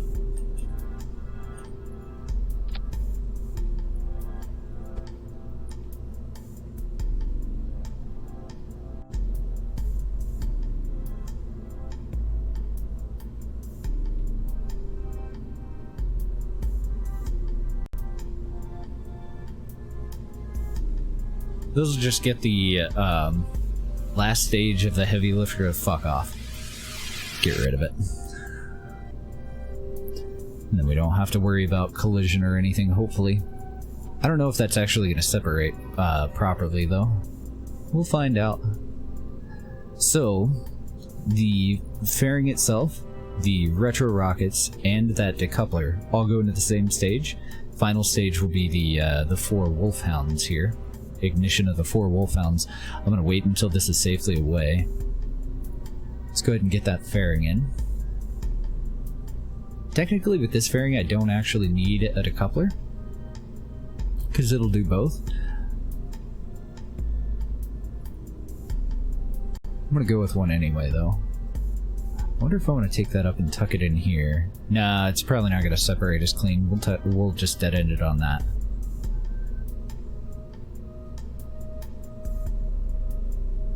Okay, now for the rest of this. So we have 1,536 non-atmospheric DV with the 4 wolfhounds. We can totally use 500 of that, maybe 6 or even 700 of that, to finish out our orbit if we need to. Now we need a very heavy lifter. And we don't have a lot of clearance, so we're going to need a standoff as well. And I'm thinking about going with a 4-2-1.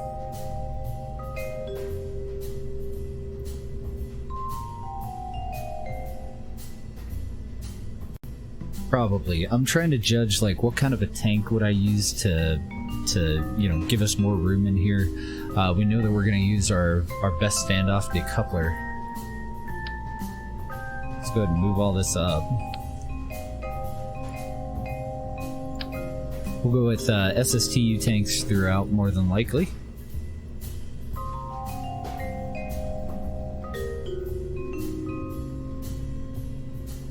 And either a Mammoth engine or the Griffin 20 engine. Let's see what our thrust to weight ratio is with just a single one. It's actually really good. It's 0.97 with just a single engine. So I think this is final form already. Let's go with a curved lower if I can find one that'll fit properly on the top of this Griffin. Actually, the 3-2 short or flat will probably work really well if I move the engine up just a little bit. I think that looks great.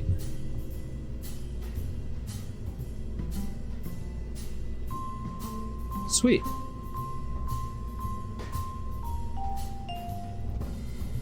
Now we have to work on our DV total. So we're definitely going to have side stacks. We're going to start out with liquid stacks. Should I give it any additional control? Atmospheric control? I think I will. I'm going to go with 2 SAS halves on the top and on the bottom of this part. I think that's going to be it. I also think I'm going to make a copy of that just to make the boosters a little bit quicker to put together. And I'm going to build in a standoff on these since I know we're going to need it.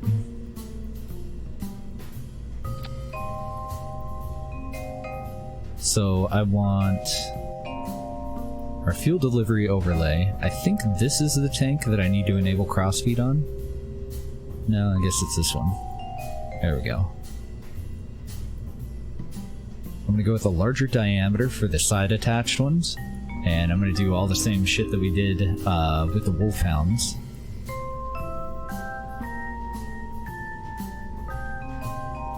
Trying to find a nose cone.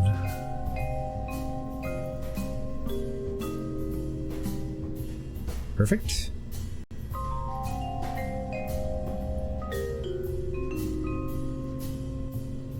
These won't have engines attached, so if I can find one that we like, I'll go with a nose cone on the bottom too. I just don't remember where they are in the options. Maybe under mount.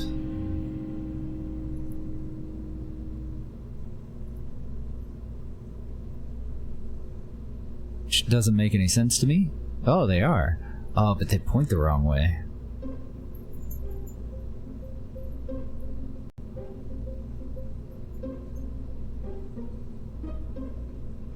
Okay, so I'll switch it up to nose 7.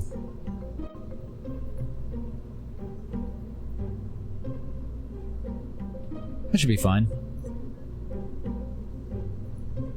I'll probably go with a larger diameter. And maybe transfer some of the fuel out of the center large tank here into the side tanks. The whole purpose of those is to hold our decoupler further away from the main body of the vessel so that our side stacks won't interfere with the payload.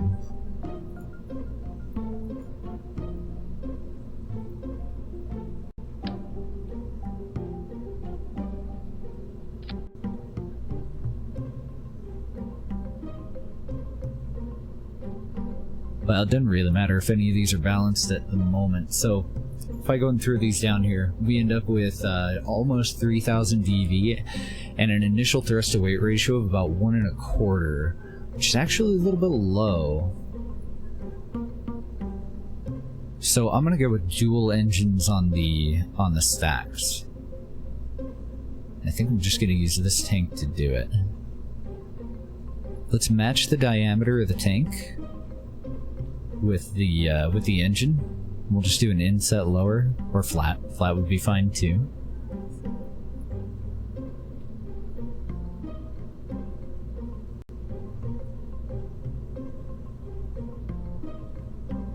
I don't know how big to go with the core stage, to be honest. And I'm gonna put a nose cone on this one as well. But I do want it to curve inward. Okay.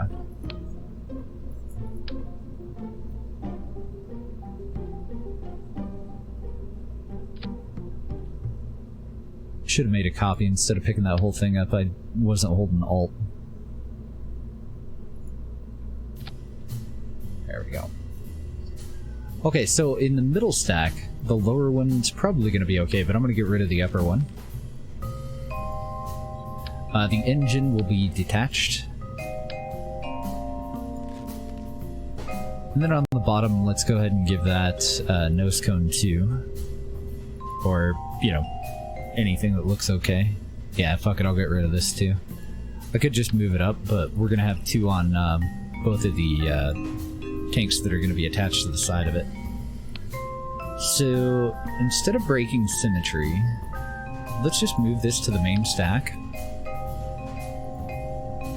I'm going to use the curvature of the nose cone to figure out which direction is inward, and I'm going to add a bunch of gear to this guy. I may have to actually take it outside of the vehicle assembly bay. Put this whole thing together.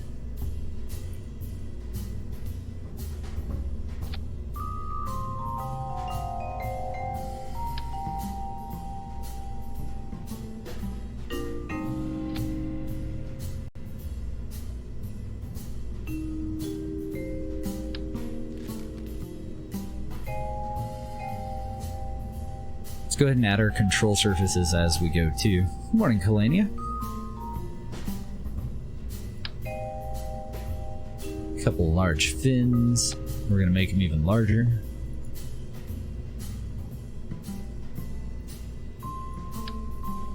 Couple of additional large fins. And I think those went onto the part improperly. Oh no, perfect. And then they become one.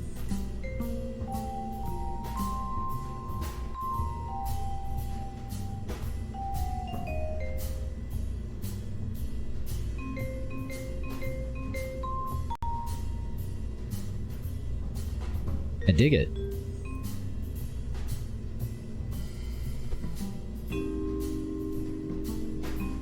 So now that I've doubled up the engines, the number of engines that we have, we can go and figure out what our final fuel volume will end up being. And let's do our separation rockets here too. I'm going to go with 2 on the bottom and 1 on the top. I'm going to go with the big buku powerful ones.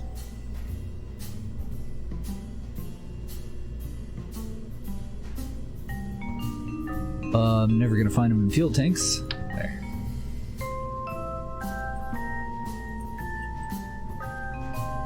I'm going to do 1 there. I'm going to do 2 on these guys though.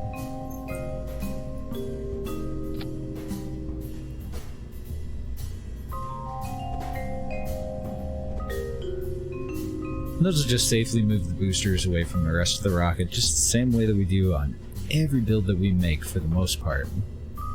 Very few times outside of the very early game where we won't do this.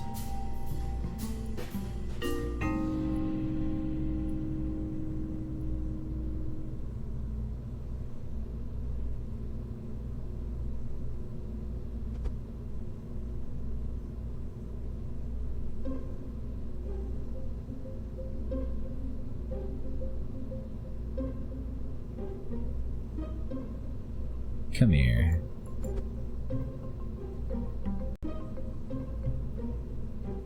Oh, these are a little bit too big. I'm just gonna take them out then. The SAS halves. They would be handy to have, but they're not really strictly necessary. I don't want them flipping through each other like that though. They look like shit.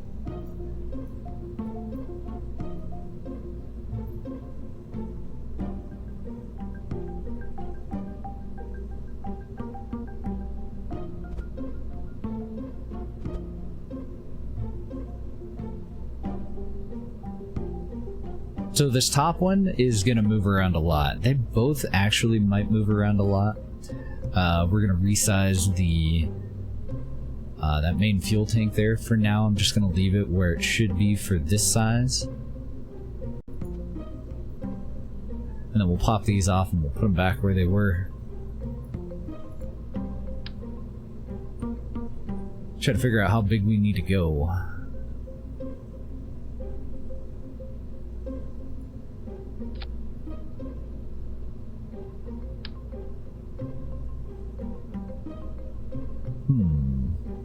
I don't know why they want to attach that way.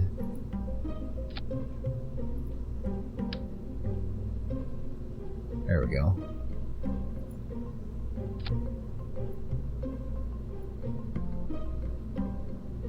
That gives us a thrust to weight ratio, not counting the center engine, about 1.5.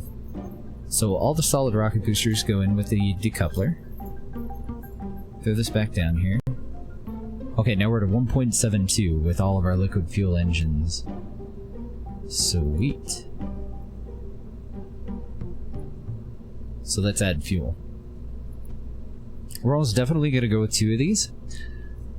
I want the fuel to be added to the later stages, not the inner stage, because our non-atmospheric thrust-to-weight ratio is fairly low. It looks like I'm missing a stage here, though.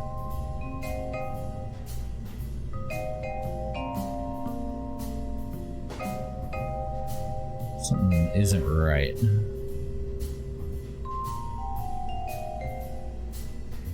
Most of the parts have cross-feed on already, but these numbers aren't actual. Just the thrust-to-weight ratio.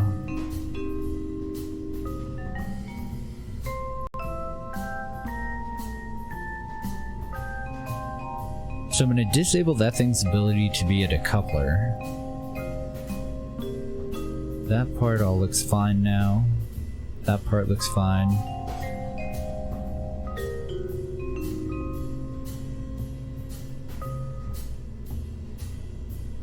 Okay, we should be good. Let's open up our fuel delivery overlays.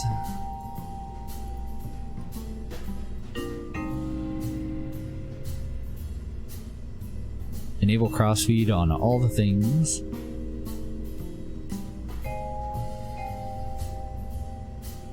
So our total DV is going to be 3,480 with the current configuration that we have. Thrust-to-weight ratio on the pad of 1.3 is just about perfect for a center stage. We could even go all the way down to like 1.1. I think we'll leave that at 1.3 though. And I want to change the core size of the main center rocket. So if I go all the way to there, we take it down to 1.5, but I'm still about 1,000 DV short on our DV total that we're looking for. 3,800 and a 1.3 thrust to weight ratio. I think that'll work, because now we add solid rocket boosters. So let's see if I can move these. Nah, fuck it. I don't even want to take the chance. I'm going to detach that and reattach it in the bottom.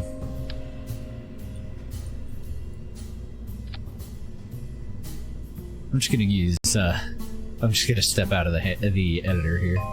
Or the vehicle assembly bay.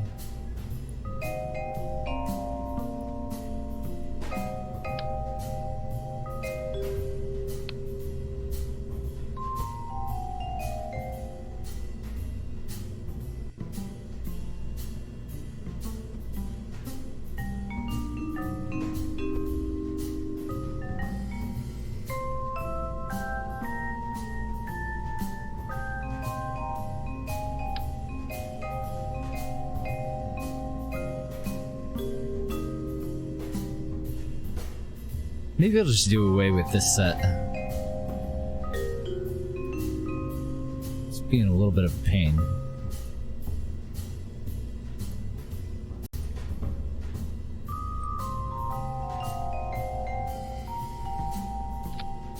Nah, I think I do want them.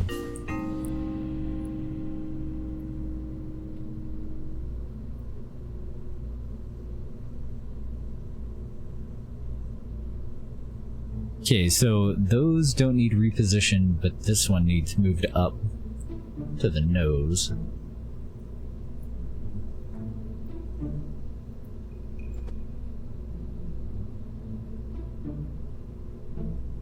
then we need fuel lines. We need to see if that's all we need. We may not need additional boosters. I am going to throw some solid rocket boosters to offset the low thrust to weight ratio with this first stage. But that might be all we need.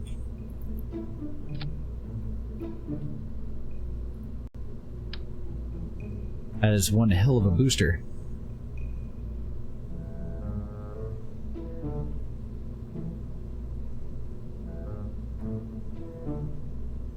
So they didn't want to attach properly to the port here, so I need to keep reattaching them and picking them up until they'll attach to the docking port or to the decoupler properly.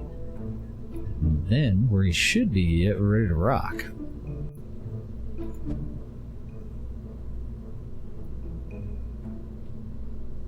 I'll have to go and check our standoff. This may not be adequate. See him clipping into the payload just a little bit. I need more of a standoff there.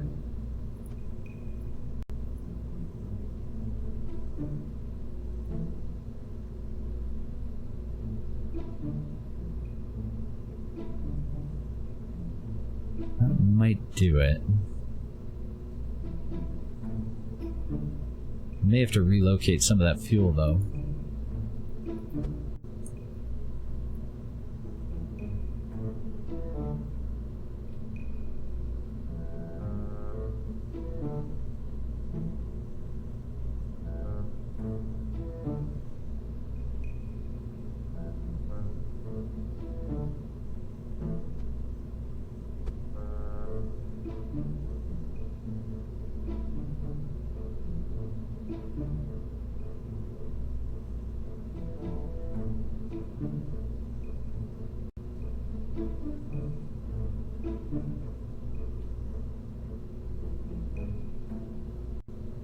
Okay, so I want the SRB to be at the very tip of the nose, but I'm going to move it a little bit down so that it's not so close to the lab.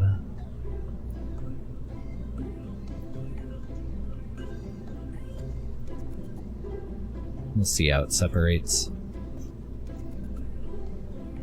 Okay, double check crossfeed here. Crossfeed enabled. Crossfeed enabled. Crossfeed enabled. Crossfeed enabled. These should be fine, we just checked them. Never hurts to double check though. And now a fuel line.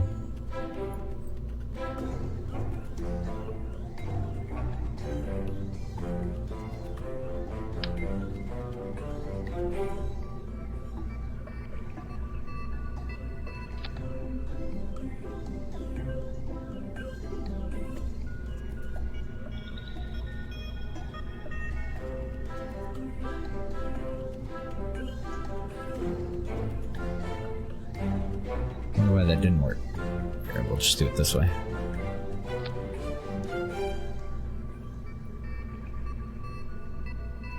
That puts us at 4,377 atmospheric delta V total. Thrust to weight ratio, though, oh wait, I'm missing an engine. Is about 0.25 too low. So let's take care of that now.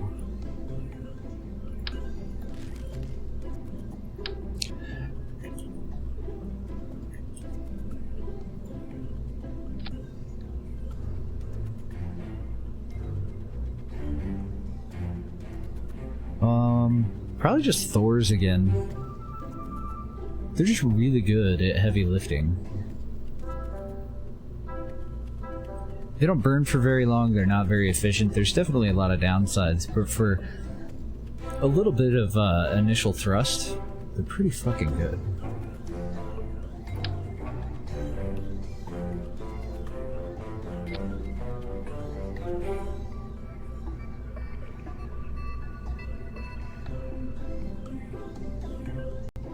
Two of them's not gonna do it though.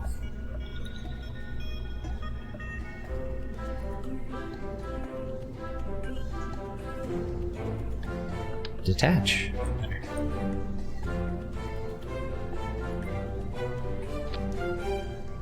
Looks like 4 of them will. Only barely. Now, I don't have a whole lot of faith in those separating properly.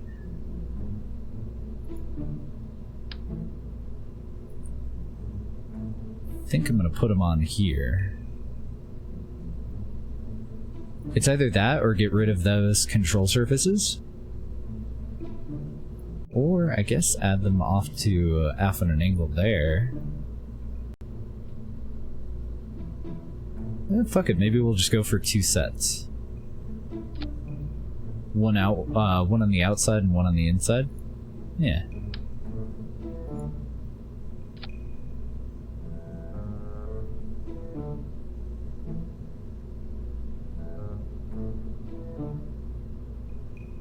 How's it going, Arctic? We had a Kraken problem, man. Our science station that's up there already, the one that had the 2 pilots on it, fucking thing exploded. It got proto-moleculed. Its speed was reduced to absolute 0, and the docking port on the bottom continued on like nothing had happened. So we redesigned the bottom of it where I hope the problem is, and now we're getting ready to redeploy. There is one other thing that we have to do after we do our tests before we actually put this thing up, and that's get paid for it.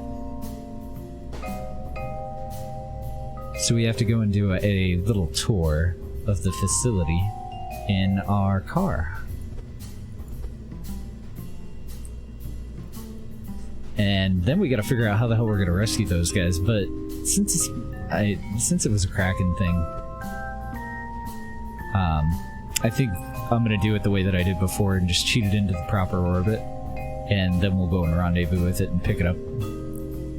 Pick them, both of them up, pop an explosive on it, and call her good. So there's 2 of our boosters. I wanted to do all that work on the first 2 so that I can just duplicate the decoupler and not have to do any additional work on the second 2. Do 2 there and 2 here.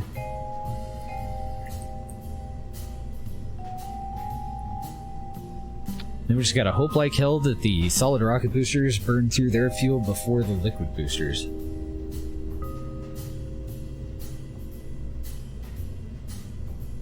Look at that bad boy.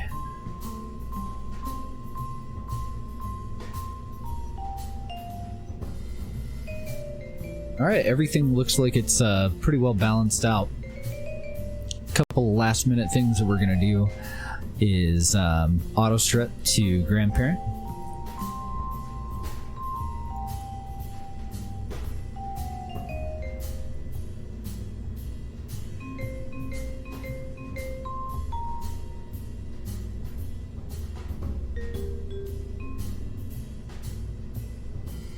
And I think I'm gonna do it for these two.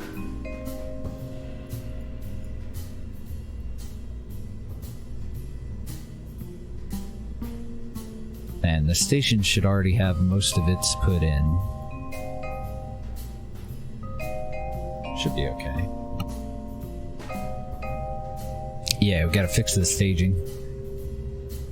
Alright, so, on the main stage, that one's all good, but it goes way down here. Then our separation rockets. I think these are the larger ones for the big guys. No. Okay. So they gotta be the little ones. I see those two highlighting. So these must be for the two on the main stack there. So that all goes into one stage. That stage looks fine. That one looks fine. Activation of our final engine looks fine. Stats look okay. We're going to start out a little underpowered. We're going to have to throttle back a bit, which will help out with the higher thrust to weight ratio on the second stage. It's either that or add more fuel. The Thors are actually going to kind of outperform later on in their life. Alternatively, I could use a thrust limiter on the two in the middle. Let's see how badly it would affect the very first stage.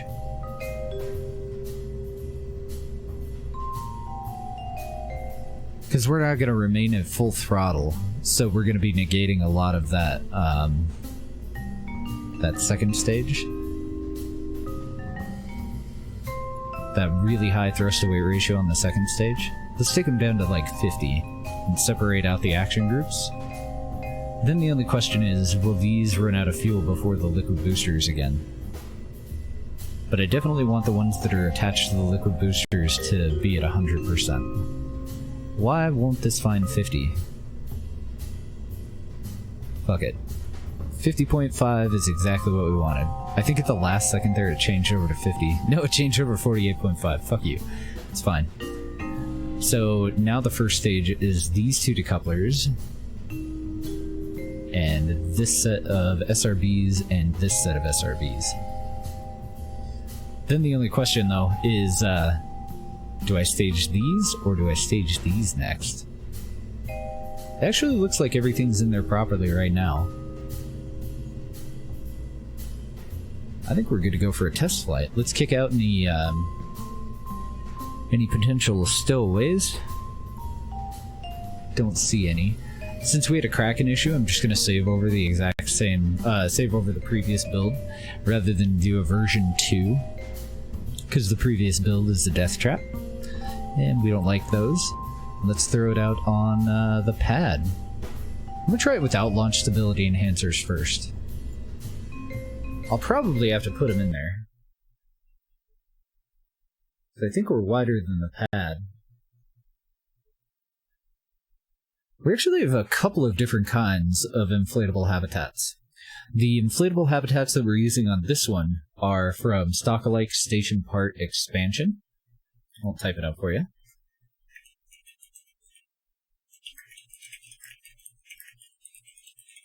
And then another one that has inflatables that we use is MKS. And yet another one that has inflatables that we're going to use is SSTU.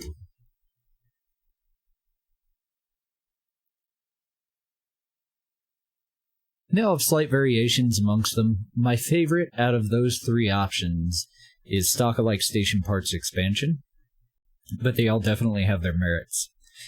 MKS is going to give us a lot of options for colonizing planets and moons, and SSTU is what we use for all the main tanks on this thing. Yes, it does. Yeah, it's got some pretty good ones. They don't have quite as much detail as the SSTU ones, which is why I'm not using them, but they are good. Alright, so we didn't crack it on the pad. We're just a little narrower than the pad itself. Throttle's up, SAS is on, lights are turned on. 3, 2, 1, go. much simpler staging for this lifter than the previous one.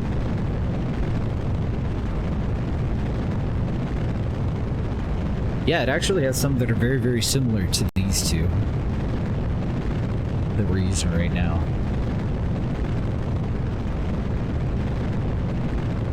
So I'm going to stay fully upright, probably, anyway, until we get rid of the first set of SRBs and let them clear completely.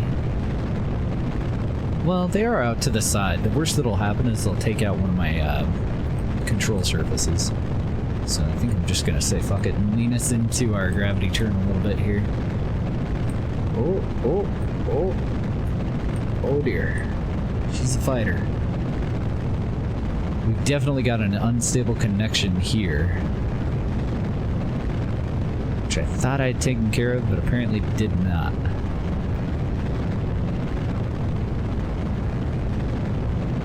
That might be a problem.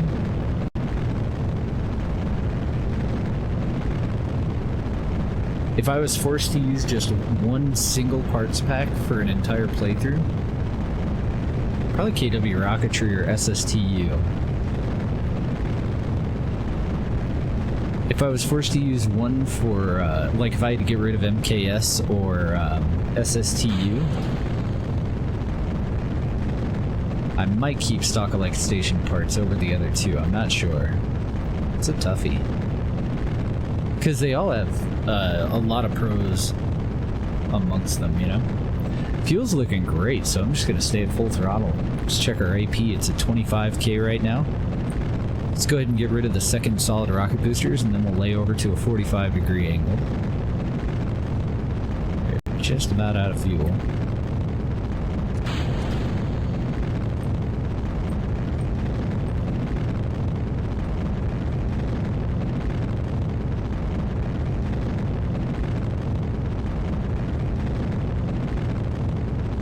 We're at a thrust-to-weight ratio of 2.5 without the boosters.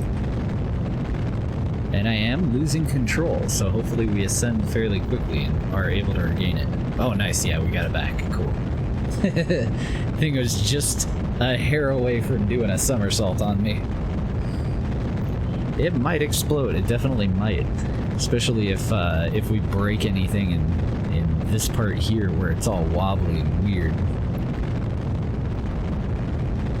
Definitely could happen.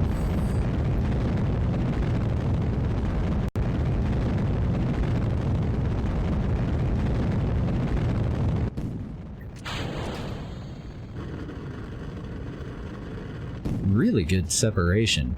Now this is where it gets iffy AF. We have 1 minute 48 seconds until we reach AP. I've accidentally pushed AP way too high. I'm going to lay on over. We're going to use a maneuver node. I don't think that we have enough DV to actually circularize with this final stage. Primary concern at the moment, though, laying over on the horizon, which I might not actually be able to do since I have mandatory RCS and we're already at 68 kilometers. Throttle up just a hair here. See if I can regain control with vectoring. I'm going to put in a maneuver node and see what we need to finish out our orbit.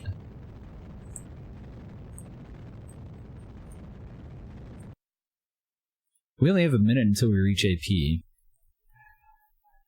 I pushed it up way too high. I definitely could have done better on the gravity turn there. This is gravity corner again. So we need 2,655, and our mod is saying no, that it doesn't have enough time to do it. That's fine. We'll do it. Do it ourselves.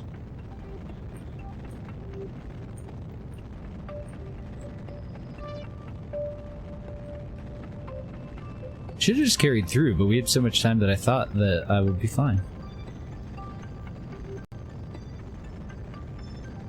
Thank you for the shout out from Mr. LGG.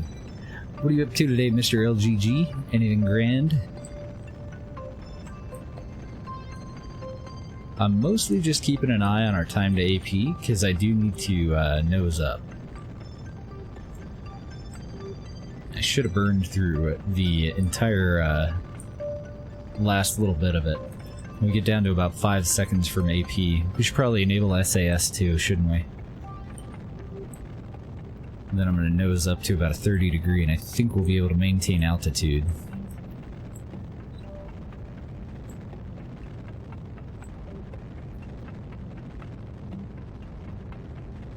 Nope, gonna have to go higher. I'm falling. TWR is only 135.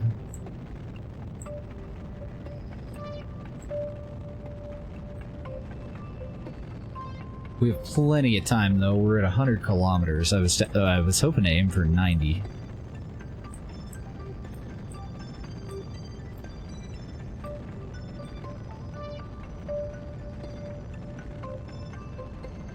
Time to AP is at a nice, comfortable 1 second. I got our nose up about 5 degrees here. I just went past AP again. Just working? Aw. It's alright, though. It's always good to have work to do, huh? Even better if occasionally you get a break from it. Alright, so we have to stage this, and I can't remember what our thrust-to-weight ratio was for the rest of it. As long as we don't bring this part into orbit with us, none of this should be debris, so I think we'll be okay. It's only going to be 0.9, so I'm going to maintain my angle, and while I burn out the rest of my fuel, I'm going to push AP out to have enough time to burn through a little bit of fuel in the second stage. I wouldn't actually need to do this if I had done a better job on our launch profile, though.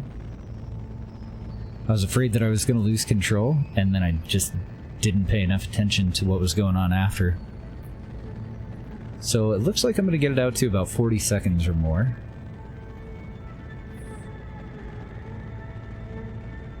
We're pretty damn close to orbital velocity. Let's get ready for staging.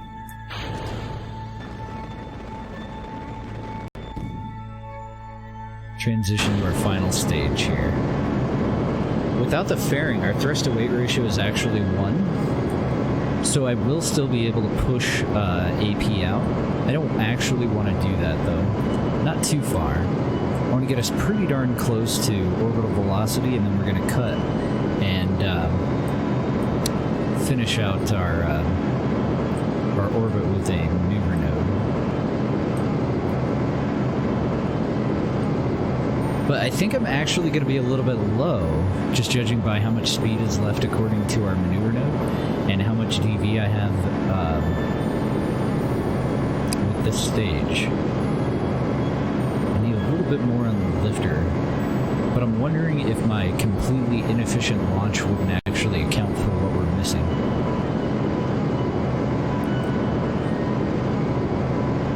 I only need about 500 DV left, and we're going to be pretty close to 500 DV left in this tank. Okay, let's go ahead and cut that. Let's get rid of the old maneuver node. This information is completely outdated right now. Add a new maneuver at AP and see what the damage is. 180? Holy shit, we're gonna be okay. When was the last time we put a station up on our very first test launch? Can't think of one. Let's go ahead and disable that. Let's enable RCS. We'll get this to hold prograde. This one doesn't have any monopropellant. Shiza. It's got nozzles on the back. It doesn't have any monopropellant to use it with them. Crap. I think we're still accidentally going to be okay for this first one, but I do need to go and add monoprop. My previous monopropellant can was underneath the transition from here to the docking port, and I got rid of it, and I totally forgot about it. Almost a good craft, that's right. If it had a little bit of monoprop in it, then we're on the money. We have enough DV to get it up into its final orbit and leave it up there, no problem. And I believe that we've taken care of that previous Kraken issue as well. Well, shit. Let's check out our solar panels. Totally different configuration than before. It looks like from the sides, which is the most important thing, we should generally have at least 4 full panels exposed to the sun from any direction.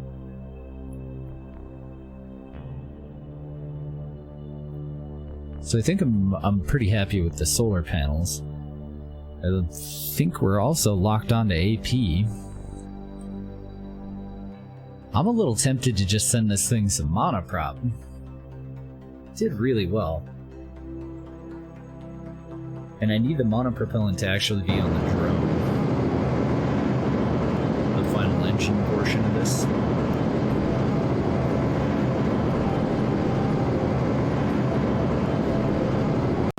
Looks like a Mississippi steam paddler boat. Does kinda. We could make that dream come true with our rotating habitats. We could totally make it look like one. I don't know how we would do a large roller on the back though. But we could definitely do the side ones. Got a big old steam stack there too. I think you're right. I think it looks a hell of a lot like one. Yeah, with mandatory RCS, there's no real way that I'm getting back to prograde, let alone gonna be able to flip around. So, very minor oversight, but unfortunately a mission-killing oversight. That sucks. Thankfully, though, easy fix. Very easy fix. Back into the van.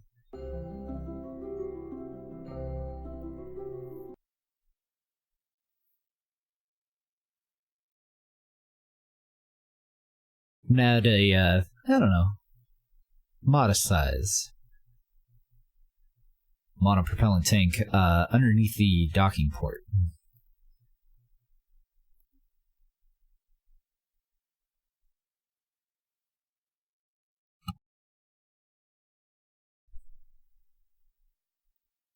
That or the game's gonna crash.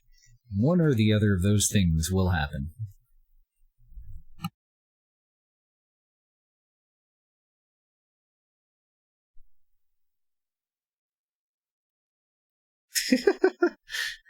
Karma Chameleon, huh? There we go. Oh, wrong hole. There we go. It's gonna make my fairing a little bit larger. I suppose alternatively I could just swap one of the sets of tanks over here over to monoprop, but I don't think I want to do that.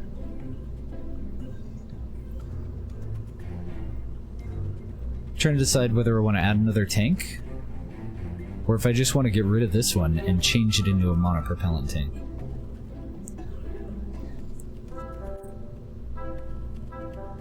Yeah, overall, we, versus the other launcher that we had, we saved, I think we have like 5 or 6 less stages altogether, and we've got over 50 less parts on the initial launch vehicle, because that one was at like 250-ish, and we're at 177 now, so 50 to 75 parts less, and quite a few less stages.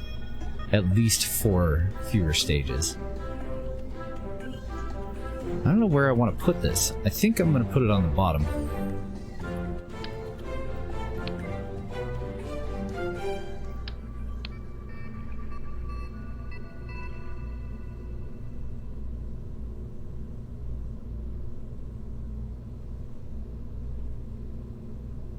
I think it's a spot that just makes the most sense.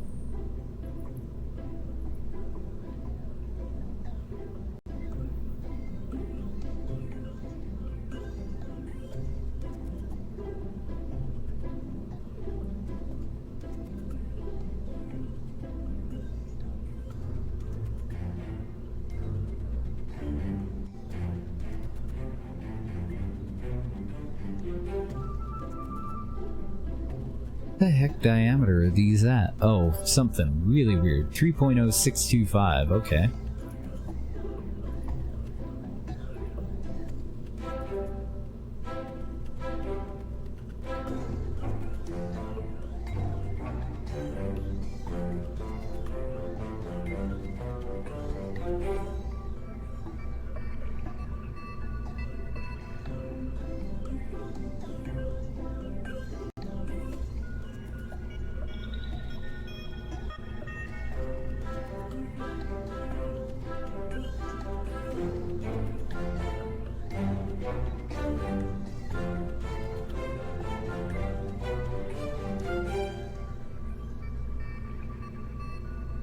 Maybe I won't have it here.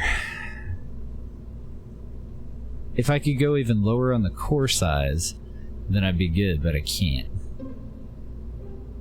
I don't think I have a curved tank that's gonna work there. Get rid of that. I'm gonna undo what I just did.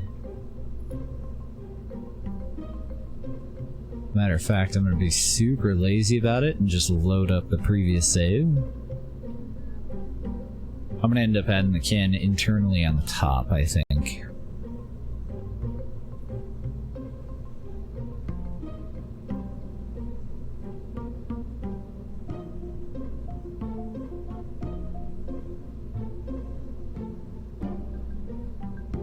Finally figured out how to do the entire editor thing. Are you afraid to do it? Oh no. And yesterday you accidentally purged someone? Oh no. And that was just in chat? Oh dear. I didn't even notice. When the hell did that happen? Ooh, we got packages. None of them look like chips or Jaffa cakes though.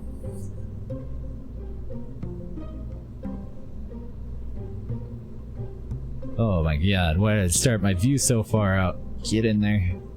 Get in there. I'm holding the middle mouse button and shifting forward. Get up there.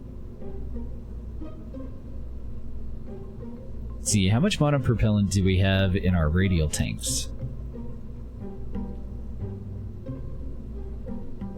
These little guys. 50 apiece? I wonder how much it would actually take to move this big boy. Oh, okay, it wasn't over here. Whew, thought I was losing my touch. I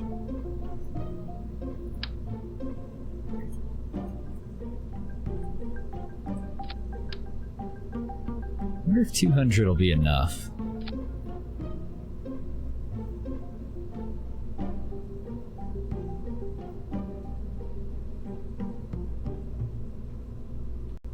I don't know if it'll be enough, but I do know it's how much we're gonna add. We'll see how it goes.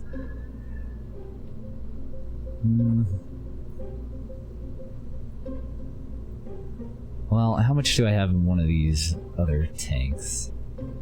Because I might just go with the 400 tank. I think that the 750 is a little too much. I think the 400 makes the most sense.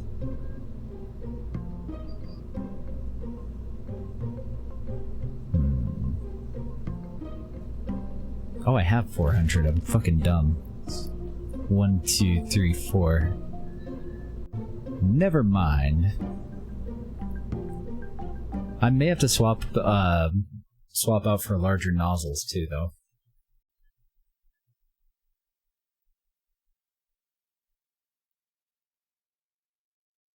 With editor rights, you can just open up the dashboard and see the same thing that I see. Oh, awesome! Well, you should already have editor rights.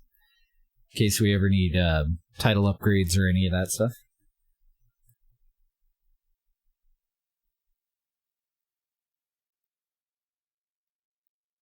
If and you ever want to. So I did add 1.5 tons worth of monopropellant. But I think we're going to be just fine with what we previously had. This thing is very powerful. I just need to pay more attention on the ascent portion of it.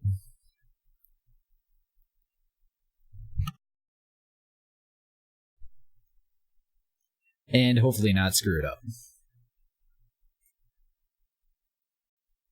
That'd be a refreshing change. I could also take out that that extra fertilizer. We really don't need it. Had a little peek yesterday and got instantly scared to accidentally mess up the stream. I wouldn't worry. So especially right now, if you were to mess up all of the crap that we have going on there, just go over into our videos and copy the title of the previous video and put it on the correct number. I don't use like any of the tags or anything like that, search tags. Those are just what come up when you switch it over to KSP. Should be fine. No passengers. Okay, we have a ton of stowaways though. That won't do. Unfortunately, I gotta go back into the vat. There's no way for me to get them out of here. without going back to the VAB. And then if there really wasn't any way to find it, typically what I have is just English. The ENG at the front, that's in like every one of our videos because I only know English. Then name of the game, what version we're on, and then kind of the main, like the biggest things. So we're using the DLC, we're using the JNSQ version 7 map overhaul at the moment. Those are usually what I throw in the title. I don't go for much in the way of like clickbaity shit. But I do like to let people know what version it is, especially when it comes to like YouTube stuff, because it's kind of frustrating for me when I'm trying to find a video game that I want to see, you know, something specific about, and I can't figure out what version they're on or any of that other stuff. So I just try not to be that guy. You guys are all out of here. Get. Eventually, there will be 2 pilots in here, but not yet. It's probably going to be Pancake and Valentina for this one. And then when we go to do our rescue mission, we're going to pick up the people that need rescued first. Then we'll go over to this side station and we'll pick up the extra pilots. And we'll bring them all home in a 4-person transport. Or maybe just the 12-man, because it does work really well and the launch cost is very negligible.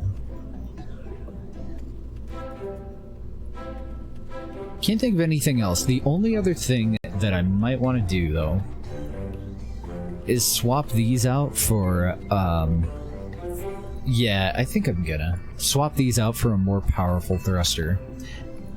Those have a thrust of 1, or a power of 1, so they're kind of like the base model. I do have another kind that I can use that's got a power of 4. I think it's totally gonna be worth it.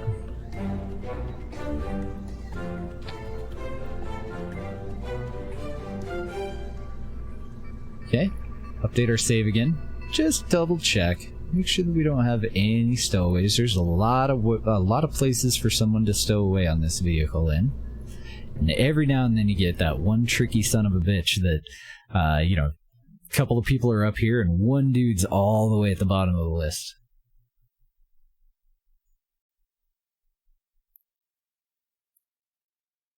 Yeah, for sure. And I also dislike it when people don't do, like, I just do it by day, since I don't break it up into individual videos, but when they don't have, like, some sort of a numeric order for which playthrough they're on and what number it is, it's frustrating. One thing that I do need to work on, though, one thing that bothers me that I don't do often enough, is update my playlists so that the entire playthrough is in order in one playlist.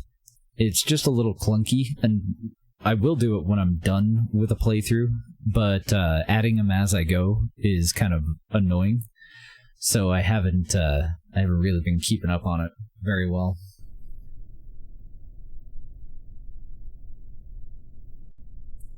Yeah, it's like, oh, you're watching a specific playlist of this. Well, I think that you would enjoy watching this Lindsay Sterling video. Yeah, I've noticed that. Alright, no stowaways. Everything looks good. 3, a 2, a 1, a go. I'm gonna try to do better this time. Don't give up on me, Dad. Or whatever. Let's go ahead and lean over before our speed gets too high. Just a little bit of a turn.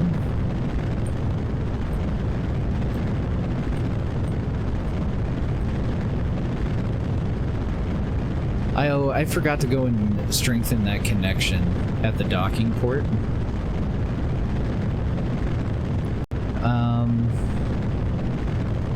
Honestly, the only thing that's really going to fix it is strutting out to the tall stacks. I think it'll be fine. It'll just be a little bit wobbly. So I'll have to be fairly deliberate in the things that I do when I change angle and whatnot. Be very gradual whenever I can.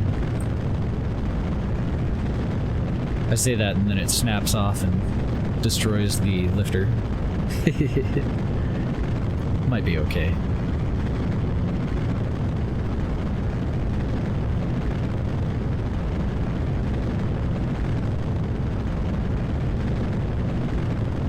Yeah, I don't understand a lot of the things that any site suggests to me anymore. Steam has been the most wonky one lately, though.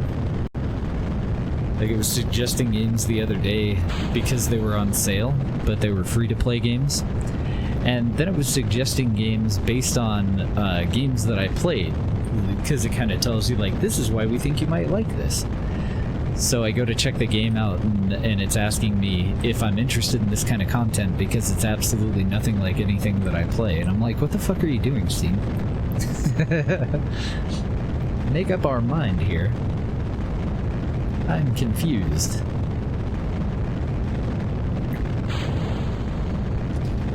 Alright, so far so good. By and large, that was kind of the hardest part. Let's see if we can maintain a 45-degree angle as we ascend here. We're at 22 kilometers right now. AP is coming up on 45, so trying to get us over to that 45-degree. Yeah, I'm sure it's based on the things that you watch compared to the things that other people that watch the things that you watch are watching. Right? Something like that. But a lot of times they sure miss the mark. 65k AP coming up. We're at 35k. It is sluggish. It is not liking me laying over for a gravity turn. It seems a little pissy, in fact. So this time we're a minute and a half from AP, and I do need to push it up higher. That'll give us plenty of time to get our thrust to weight ratio where we want it, and to push it up to 85, hopefully.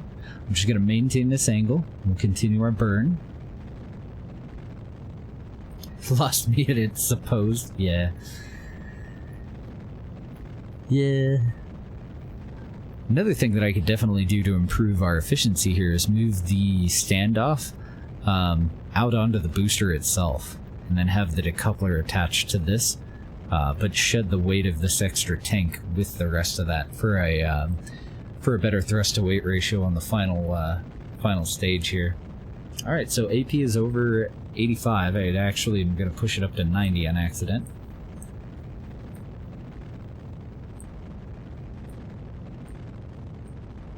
We're at about 75 kilometers altitude right now. Still looking really good with a lot of fuel left and over a minute before we reach AP. So I'm a happy camper. No, I really am. That's the stream team. We're the happy campers. I don't know, I kind of like the look of it. I like how the engine connects to it.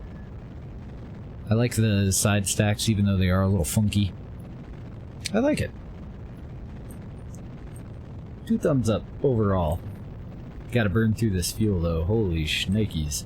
We're not even down to half a tank left. And we're already 30 seconds from AP.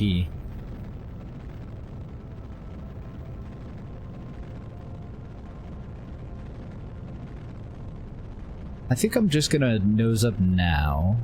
The closer I am to AP, the less I raise my, AP. I'm maintaining altitude rather than increasing altitude. But I do want a little bit more time to react with the lower thrust to weight ratio of the next stage. So I'm going to actually try to push that out a little bit, even though it's going to result in a higher AP. All in all, it really doesn't matter that much for this, since it's a station that's going to end up at about 500 kilometer orbit.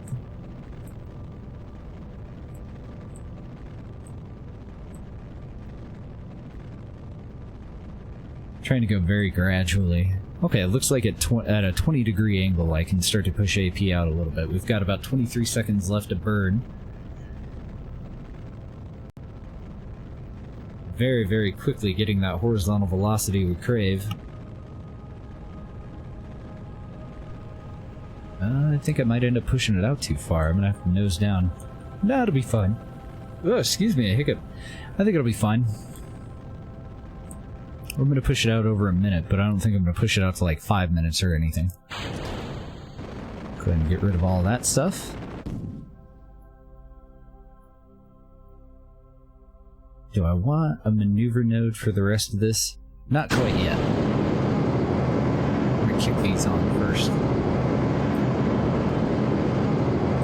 And just get us a little bit closer to our orbital velocity. Then we'll do a maneuver node. I'm gonna push AP out to about 2.5 minutes.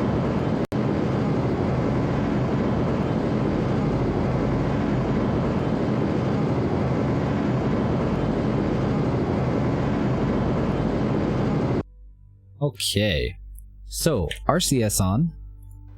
I want it to hold prograde. It should do a fantastic job of that. We want a maneuver node over at AP to circularize. Another 173 meters a second of DV is going to be required. We are within 3 minutes of it, so I do have to turn off the flight computer and re-enable SAS. I should have just, I guess, turned off RCS while I did that. And then we'll go ahead and time warp. Well, we're way out in space, so let's also deploy our solar. And we only have a few things that need life support enabled on them. I don't think that I did an action group for that. Let's make a quick save real quick, and I'm going to just kind of hit a bunch of buttons and see what happens. So right now, start habitat. Did I add any of these into an action group? If I did, it wasn't action group 1. Here, I'm just going to hit all the buttons. Oh, cool, I did. Good deal. So our little growing things should say stop agroponics now. There and there. Looks like it was action group 0. It also automatically opened up our doors. Everything except for turning the lights on, and we'll go ahead and do that. Excellent. Can I change the red? I can't. Bummer. I may have an engineer come up and actually take these lights and reorient them. Because this shouldn't be green. When I had taken those lights off, I had forgot that they were put on in 2x2, and I had just reattached them as regular lighting. So those are all fucked up. And I can't change their color in flight. But I believe that an engineer can come up and we'll just take them off. Alright, let's go ahead and time warp through the next 20 seconds or so. We'll do that final burn. We're going to have about 1,000 meters a second of DV left over. More than enough. Our target was 800. And even then, we could get away with 600.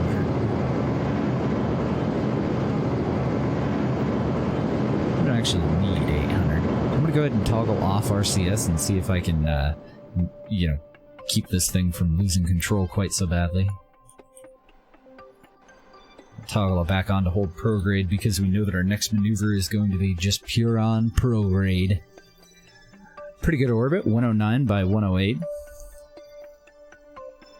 And this station is going to replace a previous station, this one over here, which is currently at a 500 kilometer altitude. So I want to match that up.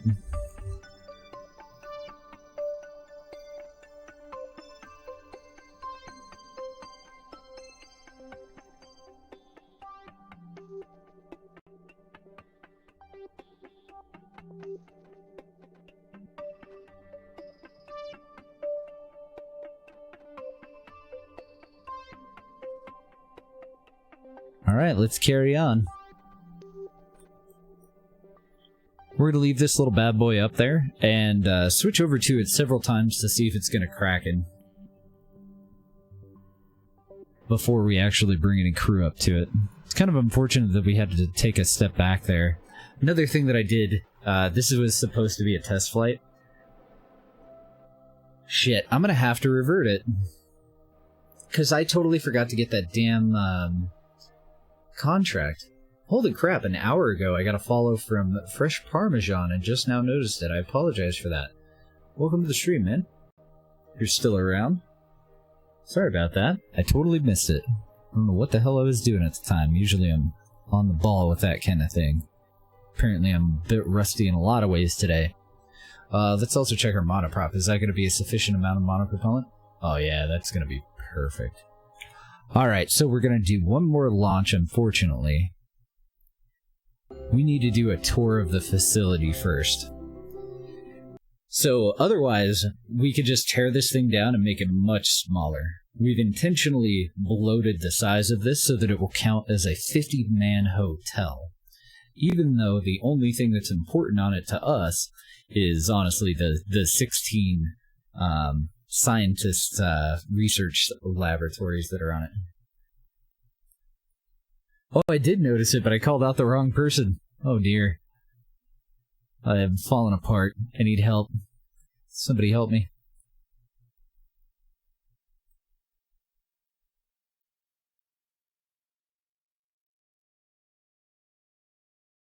And I think we're just going to use the staff car, but I'm trying to remember. I think that the back part of the staff car is a little bit too high, so the passenger has to hop up to it.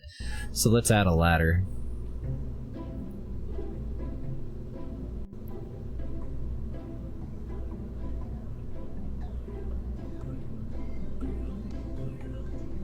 I have to go and actually accept the contract too.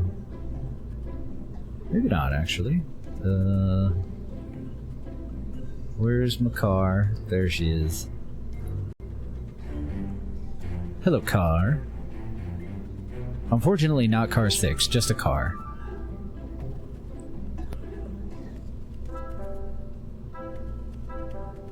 I want a little mobility enhancer. I want to attach that with radial symmetry. It doesn't matter much, though. I just want to put it right underneath that.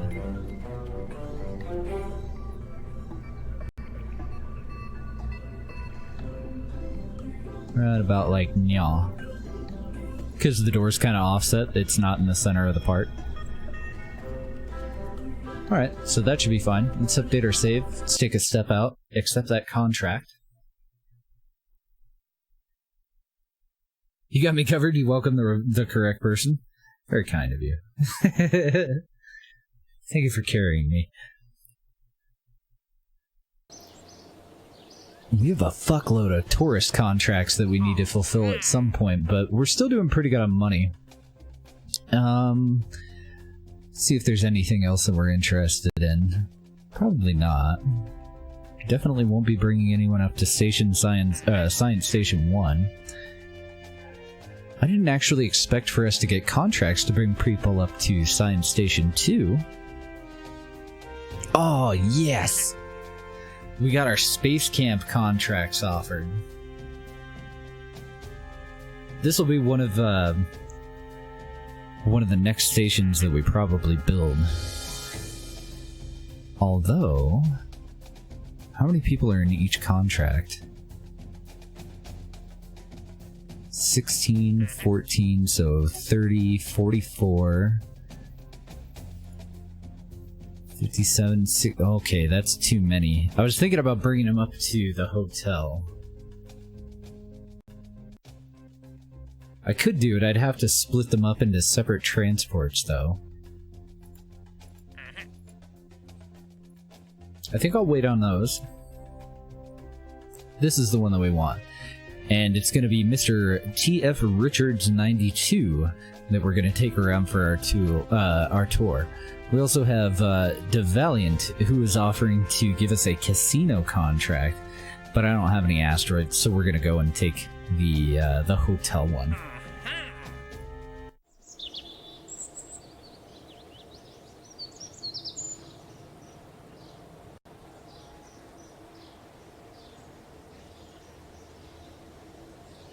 Go ahead and load up our staff car. Valentino will do a fine job of driving this person around. We'll just go and straight into the launch with it. So the staff car is kind of a hybrid. Well, it's fully electric. It's not a hybrid as far as a hybrid vehicle. It's the center part, 2 of the seats in the center part are a laboratory, and this will eventually be used in our rover program. So right now we're just kind of working out some of the basic kinks. We have an alternative version of this that has a bunch of science gear on it, but we've already used most of it. I think we've been pretty well everywhere with that thing around the facility, and that'll likely be the version that we carry over to become the rover. We're using a mod called Bon Voyage that will let us remotely move that rover too. So we're going to have to add those additional parts as well. Let's go ahead and activate our lights so that we can actually use our brake lights. And we need to go and pick Mr. Richards up from over here. So we'll just go straight up the crawlerway, turn off to the right, and snag him. I think Jebediah did the last tour, but right now he's stuck on Kraken Station, fighting in, taking part in combat against the proto-molecule.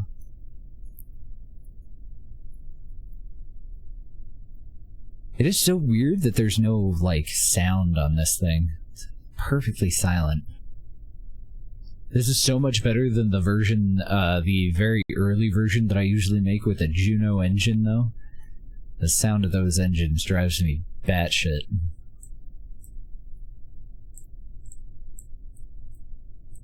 So it's looking pretty good. I think we'll probably stick with the 6-wheel design when we go for the rover, but I do think that I'm going to lower it. We're going to end up adding a lot of weight to it when we put all of our equipment on there. We need supplies, we need oxygen, you know, all that good stuff.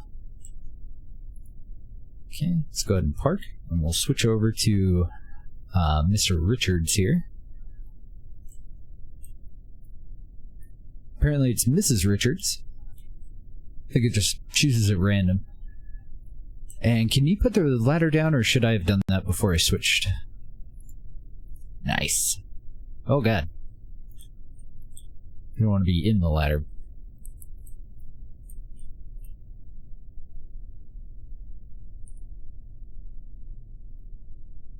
Retract that. And now we have to scroll for the rest of our lives to find that contract. I think it's going to be at the very, very end. So there's going to be an itinerary that TF Richards wants to go and visit a bunch of different places in a very specific order. There it is. Very, very bottom. So space plane hangar first, which is totally fine. That's right there. Then we need to head on over to the admin building. I'm going to try and keep it on the road this time. I was joking last time we did this about how I drive over the lawns everywhere. We want to make a good impression though, right?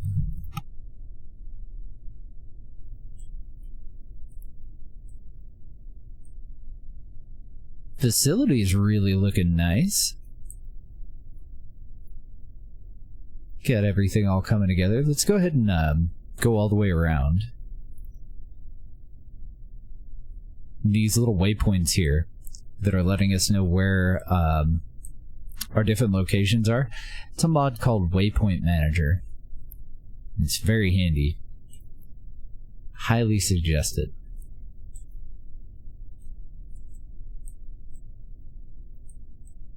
I do dig it.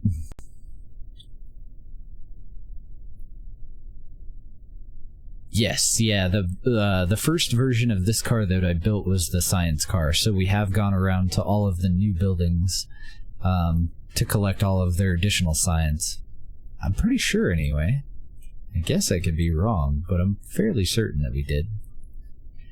And I always get these two confused, but if I mouse over them, I can tell that this is the astronaut complex. They want to go to the admin building first.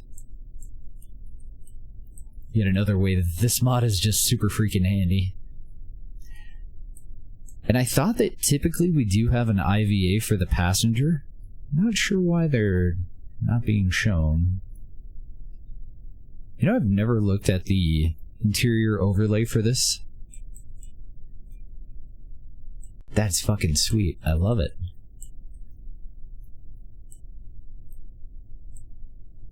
That's awesome. Very cool. I hadn't actually noticed that button until 1.4.5 when Chillin' Chilla, a Kerbal Space Program streamer, had suggested that I check it when I was trying to locate a Kerbal in this massive facility that we put together. Love it. Did which part work? The transport works fine, I think. The re-entry test went well. The new hotel looks like the new deployer. I went and updated the deployer. It looks like that's going to work just fine. I don't know how the actual recovery mission, the rescue mission, is going to go, though. It's a bit of a toss-up. I'm hoping for the best, but we might be losing Jebediah, and unfortunately my little brother, too. He's the other pilot. I wanted to get him some experience. Go to space, he said. It'll be fun, he said. So depending on the way that that thing krakens, we might not be able to actually get them to survive again. We gotta head on over to the R&D. And then we'll cut over to the vehicle assembly building, and then finally to the tracking station.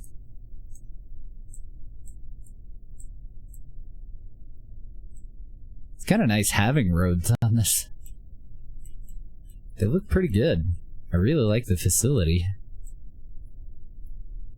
Space is definitely an evil mistress. You're not kidding. Actually, he looks like he's having a shitload of fun, so can't really say that that part was any failure. He just doesn't know that there's a fatal flaw in the design. It definitely appears to be the adapter that I used for the supply cans on the bottom. And the fact that all of those supplies were clipping into a part above them and below them. So I'm pretty sure we're taking care of it now. But the oddity, even if that were to explode, the station itself should continue in roughly the same orbit. So the reason that we're going to use just the cheat system for the game to put it back into orbit is it's like at a dead stop. Its orbit speed is 0.0, and it's not falling. Its elevation is staying right where it right where it was. So it's just stationary at 500 kilometers. And there's no way in hell we're going to be able to actually dock with that. Ooh, there we go. Just don't tell him. I didn't need to know. Tell him when he gets back if he survives. Alright. Go ahead and recover our little car here. Just like an imploding submarine. It's instant. You won't feel a thing. Probably true. If it krakens the way that it did last time we switched over to it, unfortunately, that would be a long, long, slow death. Because they've got food, they've got power. It's just absolutely impossible for us to dock with them. Okay, I can't really say it's impossible. It'd definitely be a fucking bitch, though. It might be possible. I don't know. Like, docking to something that's absolutely stationary in space, that's not moving in any way, staying at the same elevation, and at the same absolute negative, zero speed, we would have to get right up alongside of it. We would have to kill off all of our speed, and we would have to maintain elevation, because we would still be falling while we tried to do this. It'd be tough. I might be able to do it, but it'd be fucking tough. Alright, so now that we got that done, let's see if we can just load the station up.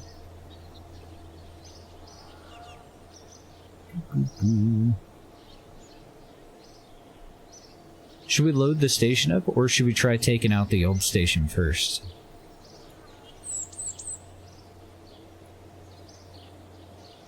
Want Science Station 1. We do want 2 pilots.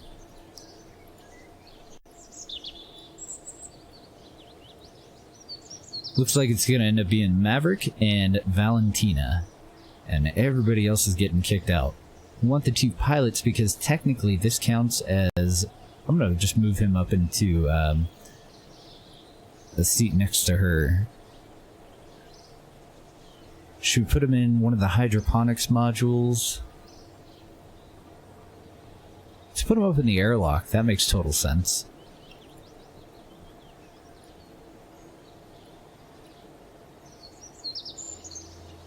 Just to make this a little bit easier. Pilots. And pilot.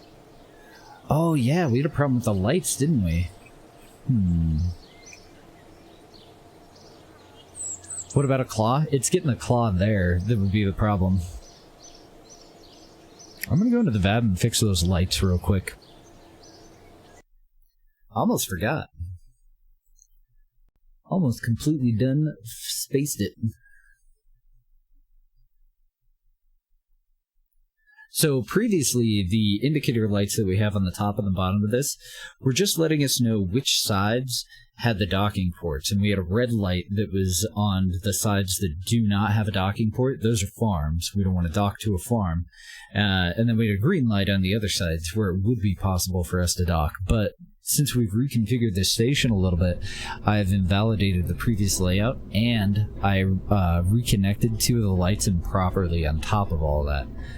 So, Science Station 1,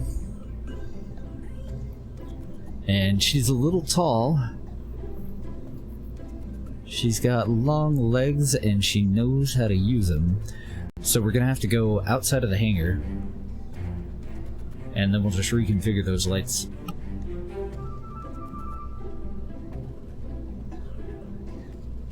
Maybe. You can load anytime you want. No pressure. I'm not trying to tell you how to run your life game.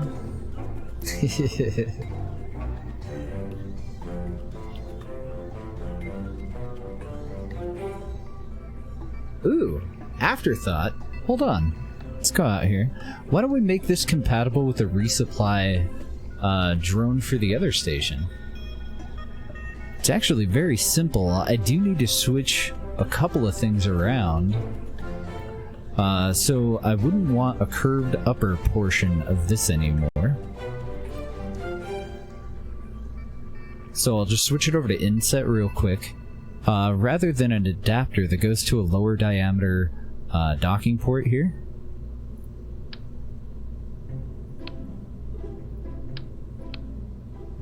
I want to pull all 3 of these parts, get rid of them. The only thing that we need for this to be compatible with our other resupply drone is a docking port senior on the bottom.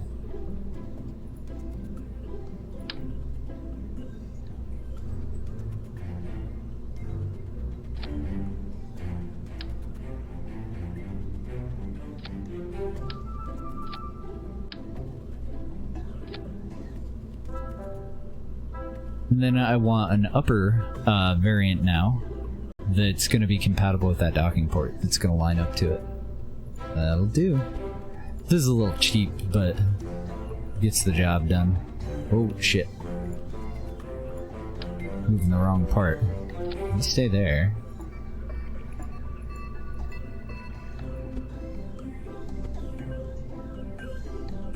You go there.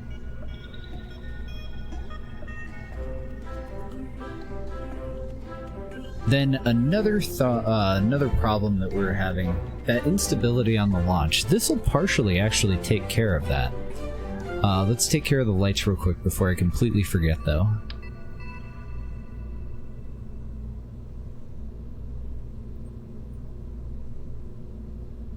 Interesting.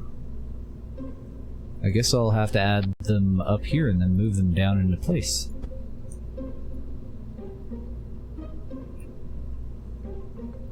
It wouldn't let me attach them.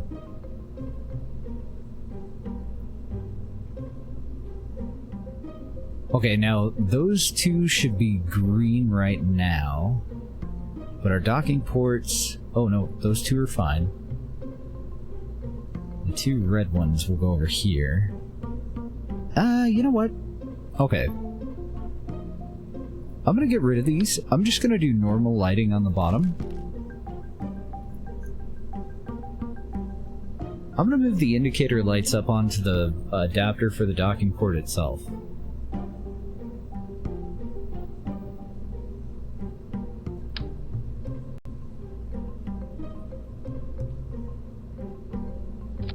So I'm just gonna do regular lights there.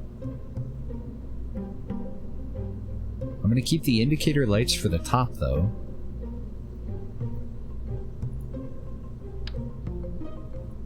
What color were these ones? I forget. Oh, these are just regular lights for the airlock there. Let's move those back in.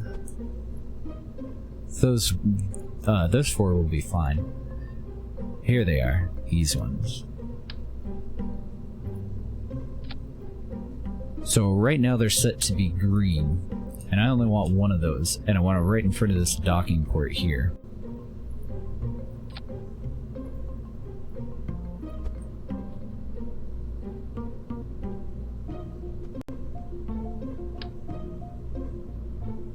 And then in two-way symmetry, over here, I want red ones, or should I just put them up on this part? I don't know, I feel like having them further out will give us a clearer indication of where the docking port actually is, instead of just looking like a shitload of little tiny red and green lights right next to each other. Having them more spread out will give us more information from a further distance. I think the green one stays where it is. I think the red ones, though... Let's throw that one away, because I think these ought to be red. Yeah. I think the red ones will go down here. Launch! Put this piece of shit into space! Yeah, we're getting there.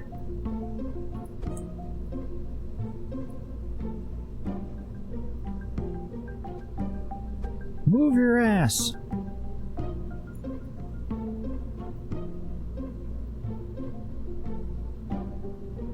Oh, my bad. No symmetry for this one. Just angle snap. I accidentally added two. Be a little silly for me to have a red light right underneath the docking port. That would kind of invalidate all of our info. So aim for the green light if we're coming in for a parking. Then I think these are regular lights right now. And I don't think they're actually going to be necessary anymore. I think I'm going to change them both over to green.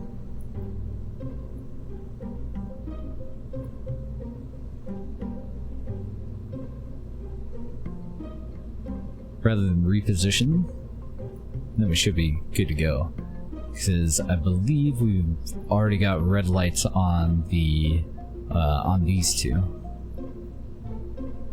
We're gonna make it look like a big Christmas tree. Son of a bitch, how did I do that? Get back on there. Bad part, nope.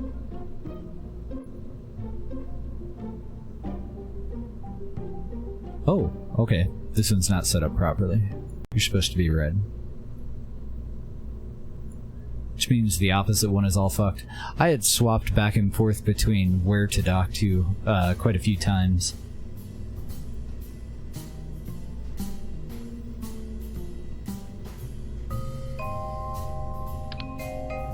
Oh, you gotta be shitting me, come on.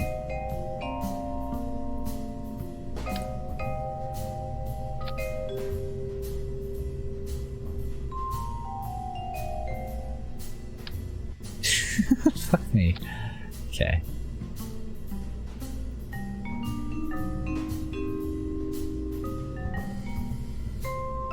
Alright. I think we're ready to rock it. Get it? Rock it. We're gonna have to rebuild that little fairing there. I'm probably gonna take it all the way up to here like I did last time. It seemed to work just fine. Wonder if it wouldn't be a smart idea for me to enable some auto strutting on some of this stuff. See if I can take care of a little bit of that instability. I don't seem to have the ability to right-click on the tube, though. There it is.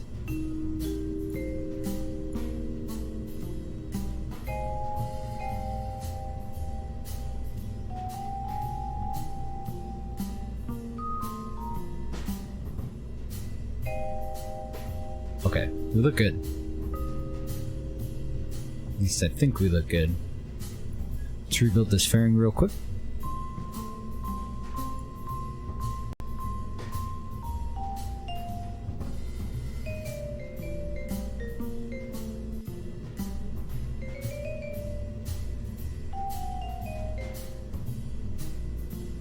I want to go a little bit wider with the bottom part, but I think that's fine.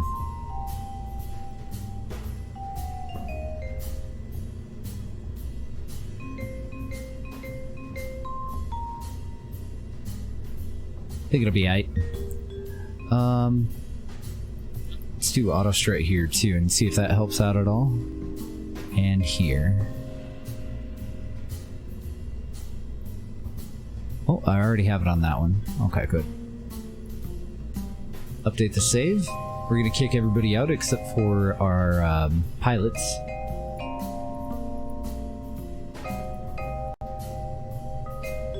Now we'll put them all the way down here in the airlock. There's no actual, like, control place on this.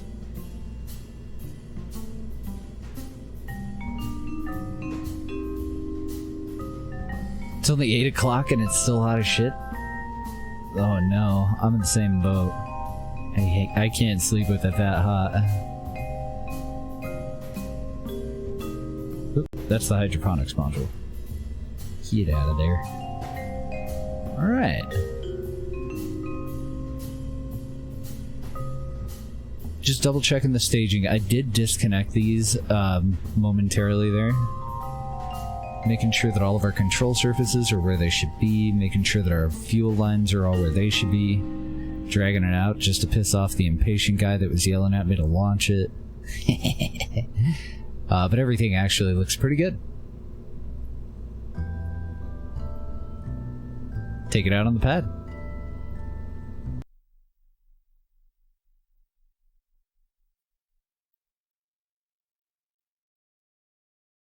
No sleep because of your noisy AC, or no sleep because it's hot as fuck. So I usually have to leave a fan on. And it seems to help drown out the noise of my air conditioner, but I don't know if if yours is all like making clunking noises or whatever. I don't think it's gonna work.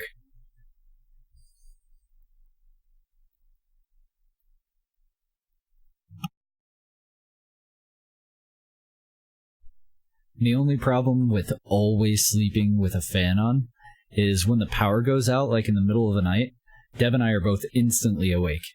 If it's ever dead silent in our room or in the house, it's impossible to sleep that way anymore because we're so used to having the fan on. I think we may have missed something in the in the Kraken part of this. It didn't even load up yet and it blew up.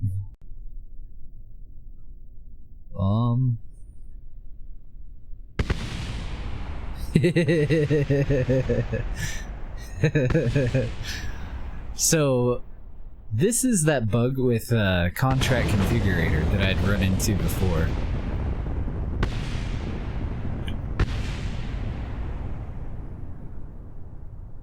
And the only way that I know of to get around that is to reload the game.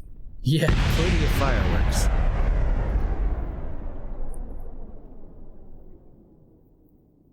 Because no matter what I put out there, I think we're going to end up stuck in the ground, and it's probably going to blow up. RIP.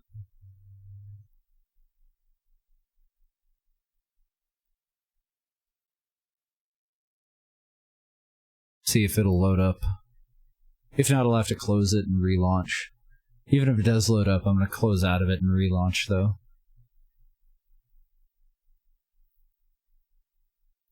So now's a great time to grab snacks, stretch your legs, find a better streamer, grab a drink, any of those things.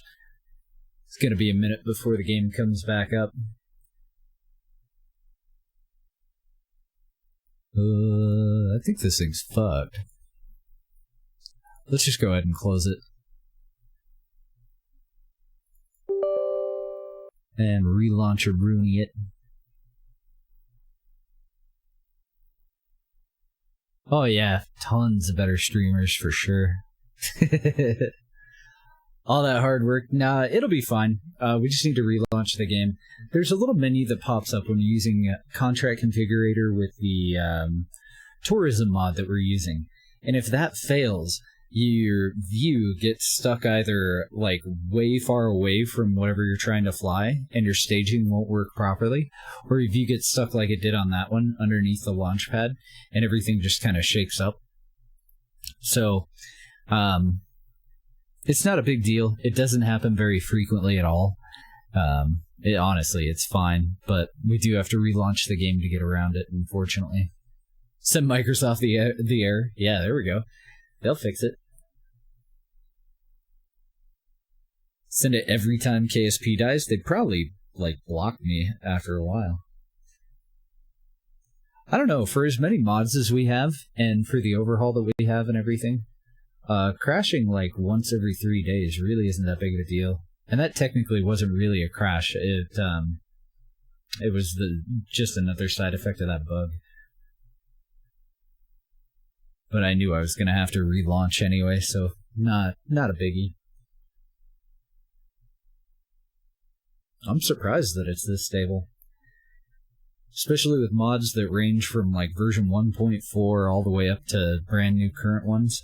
And with us updating the game in the middle of the playthrough, those are the biggest things that'll add instability.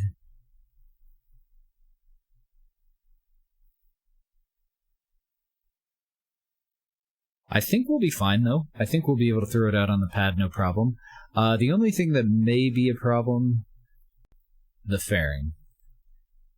The fairing may have also been a reason for that to explode. It might not just be that we were in a fixed position and physics kicked in all improportionate.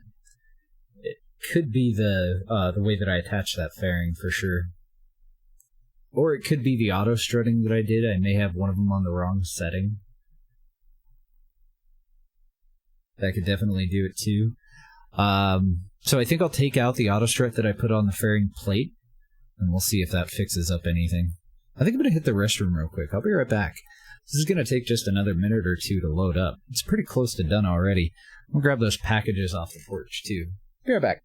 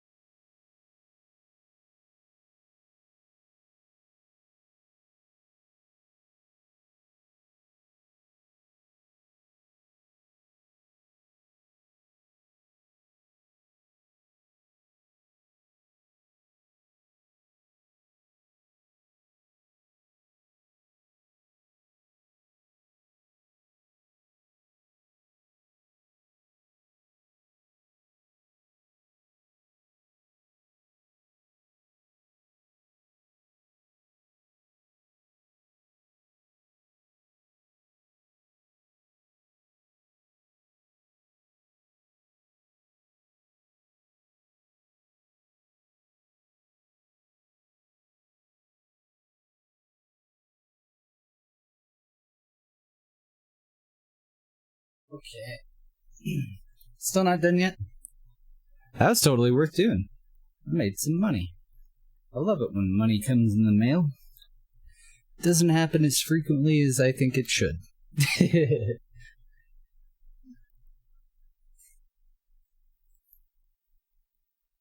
So when we get this loaded up, what do you guys think? Should we just put the station up? We know that it's going to work and everything, or should we take care of the old station first?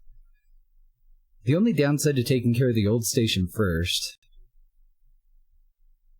is that we're going to have to let it kraken, hope that it works out, hope that it krakens in a way that's recoverable, attach the drone to it, and then we're still going to have to send a transport.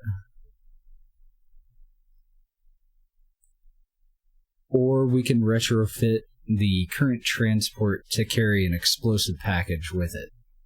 Those would be our two options, I think. Yeah, not very frequently, but this time I did.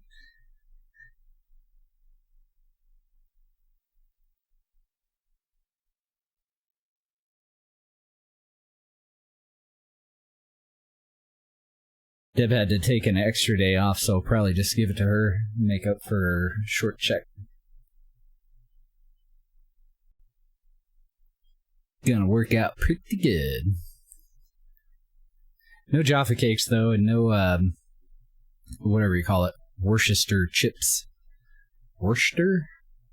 I don't know how I say it. I don't know, I'm starting to kind of get used to it and start to like the prawn cocktail ones. I still, like, Heinz is a flavor that, I don't know, I don't eat a whole lot of Heinz ketchup, and when I do eat Heinz ketchup, it's just a little bit of it.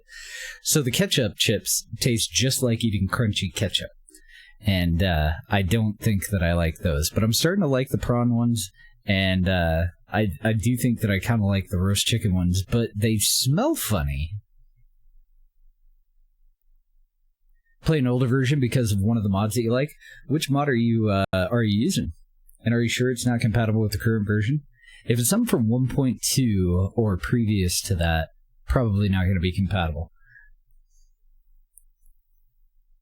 We have another build that we did in 1.4, and lately I've been considering going back to GPP after this playthrough, maybe, and continuing that one to finish. We were in phase 2 of that playthrough, so it's all interstellar stuff with like motherships and whatnot. It was really fun. I'm hoping that this one will turn into that. A lot of the mods that we have right now we're not even utilizing at all for the initial playthrough. They're just futuristic technologies that we'll use for the second one.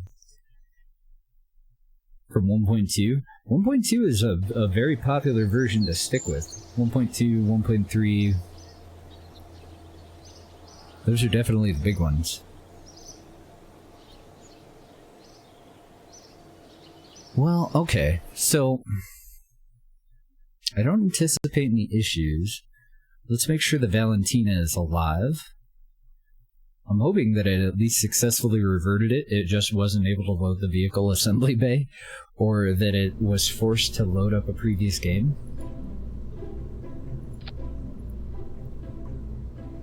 Maverick's around.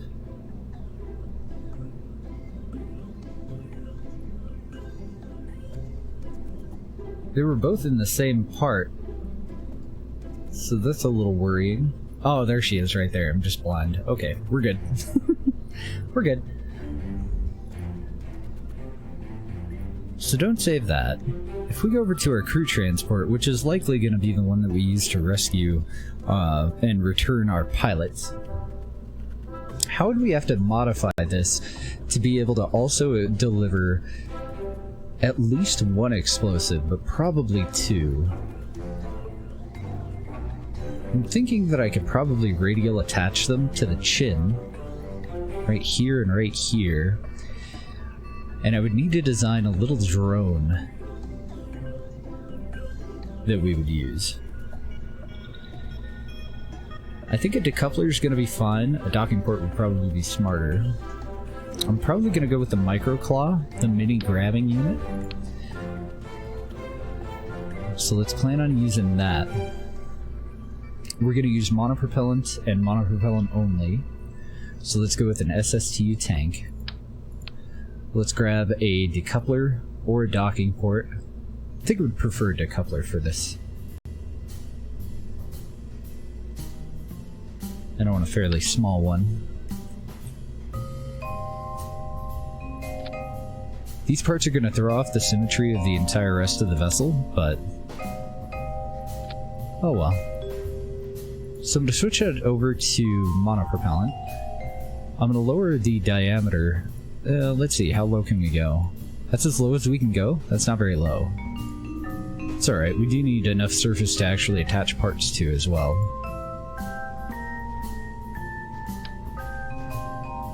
Our little grabber unit needs to go at either the top or the bottom. We need a probe core.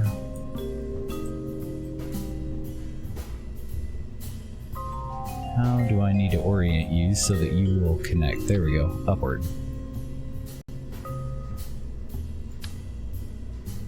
Whoop. Meant to grab the decoupler. God damn it, give me the fucking decoupler. I'm gonna have to move these down. Normally I would never block a window. I think I'm gonna make an exception.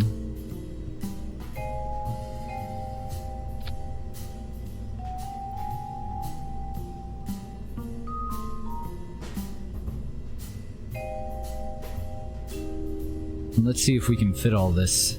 Let's go over to our sub-assemblies and grab the smallest probe core thing that we have. Let's scale everything that we can down to the same diameter as these.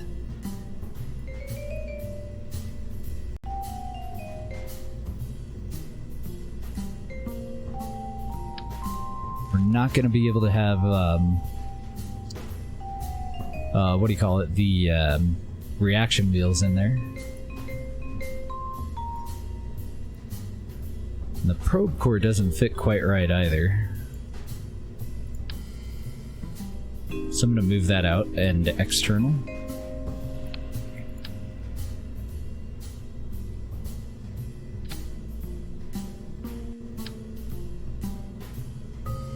We don't actually need a flight computer on those, so we don't need that probe core.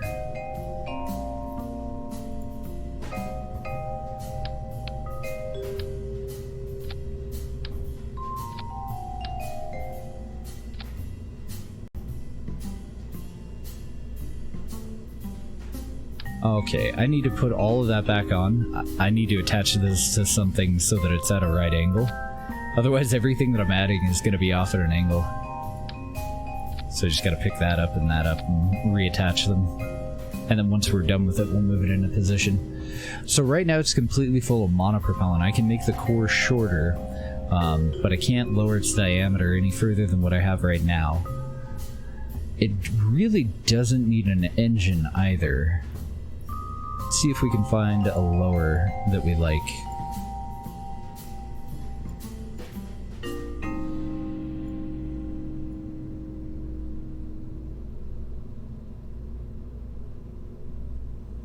That looks great. Cool.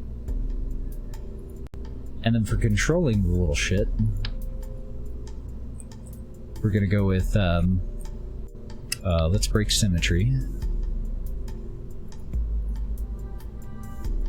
We're gonna go with 5-way nozzles, the smallest set that we have.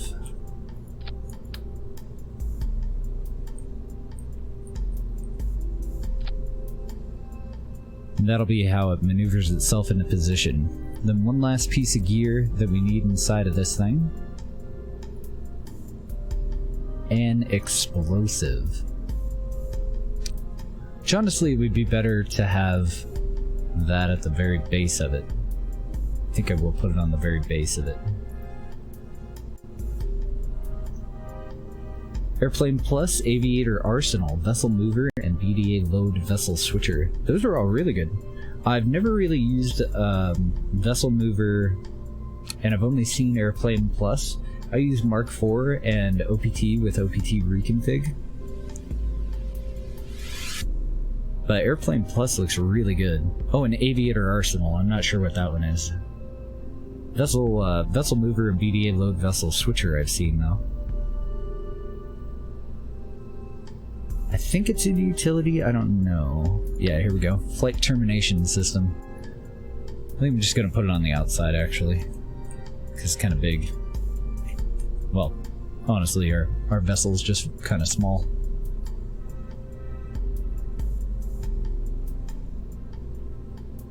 Alright, that looks great. Let's go ahead and pick that up. I'm not going to worry about balancing it or anything like that. It's good enough. I'm going to tuck these onto the chin again.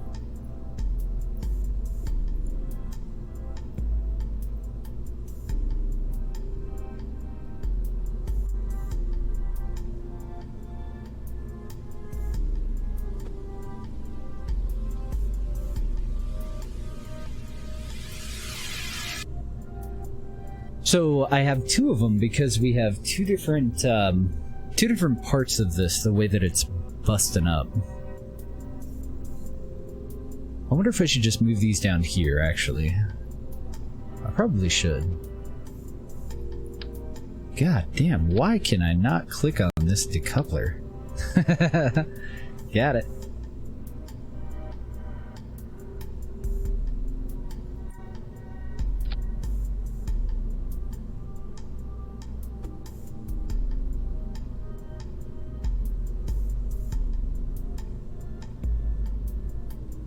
Yeah, I think that's a way better way to go. Okay, so I need to find these decouplers. We're gonna end up staging them manually. Looks like they're right there. I'm gonna move those into the very last stage, as well as the explosives.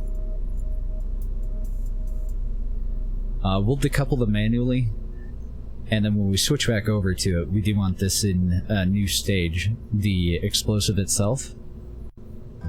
And we are rigged and ready to go.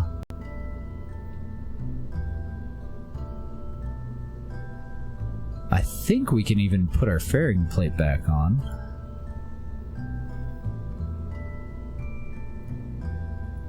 Yeah, I think it just barely goes wide enough for it.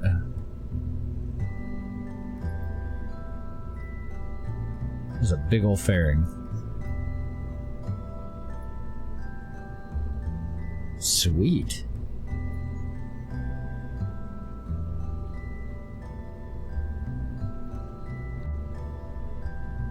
So let's save this as 12 crew transport demo, since it has demolition probes on it. Go ahead and save that. We are going to want a pilot. Who do we want to send up? Maverick's got the most experience at the moment because I accidentally spawned him in with 3-star skill. Built a flying fortress and push-prop gunships. That's awesome. I haven't actually got any of the propellers that I've tried in this game to work properly. But I've only really tried a corkscrew one. Do we go with all three? Just throw them all in there?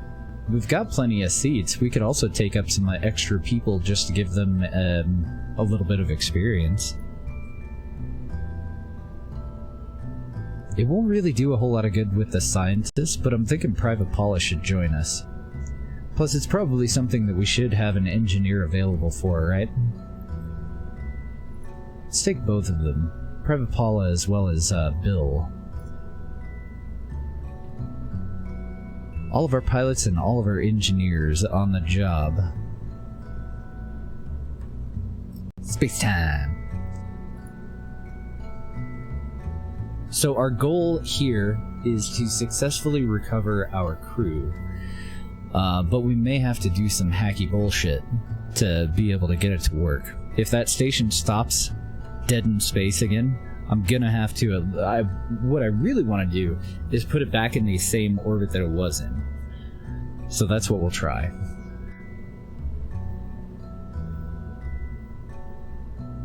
trying to think of how what method, like, what the process is going to be. Because what I'm thinking is get these guys up into a low orbit, a stable low orbit, switch over to it, force it to Kraken, then from the low orbit, go ahead and target the parts that we need to get to. It's going to be 2 of them. I'm going to try to get it so that they're not too far away from one another. But I don't know, when I change something's orbit with the Alt F12, I don't know how it does that.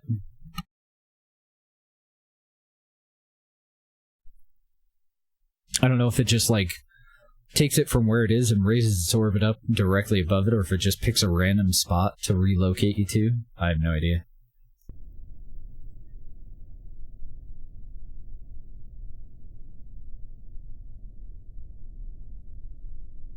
Definitely no fucking passengers.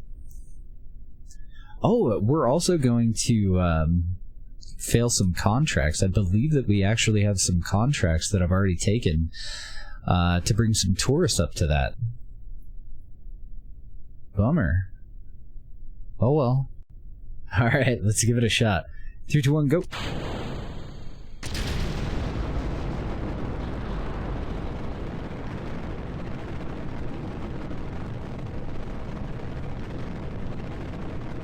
And I'm hoping that we have enough fuel, too. We didn't add much, but we did add stuff.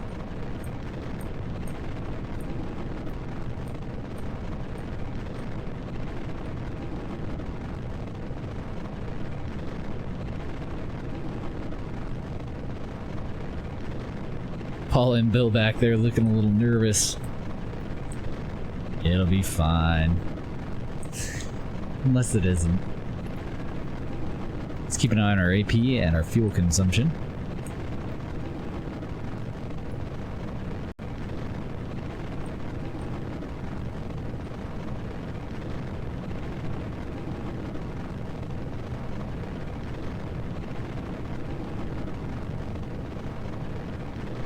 I had a little panic attack internally there for a second, thinking that I had the wrong heat shield on this, but we should be okay.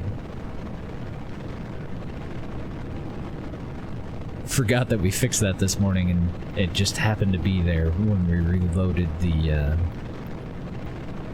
game from one of the persistent files. This is also where we're going to want to make our save once we get this thing into orbit.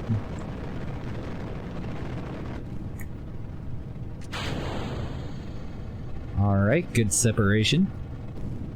Thrust to weight ratio of 166. Apoapsis is at 22 kilometers. Let's go ahead and nose down to our 45-degree line.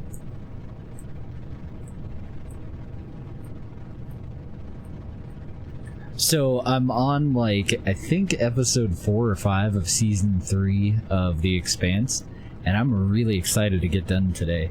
Usually I'm not. Usually I could stream all day, really. But I really want to watch the rest of it. I've only seen season 3 one time. And I want to watch it. I want to know what happens. Even though I do overall know what happens. I've noticed a lot of things that I hadn't noticed in the first go-around, though. So I'm liking that, too. Just a couple of little things that kind of cleared some stuff up. And Deb's noticed a few things as well. We're like, oh, that did make sense. There was just, you know, something that wasn't quite clear the first time around because we weren't paying attention properly. Alright, AP's at about 56. We're getting ready for separation. Yeah, some of my favorite movies, like Fight Club. I rewatched that about a dozen times before I really stopped running into shit that I hadn't noticed before. There's just so many good little things, little Easter egg type deals going on there. So next we gotta get rid of this outrageous payload fairing, but we need to be at a higher altitude to do it. AP's looking good, we're coming up on 80. Well, it was looking good, I needed to nose down a little bit sooner, I think. So I'm gonna lose a little bit of efficiency there, hopefully not too much. Yeah, rereading things too.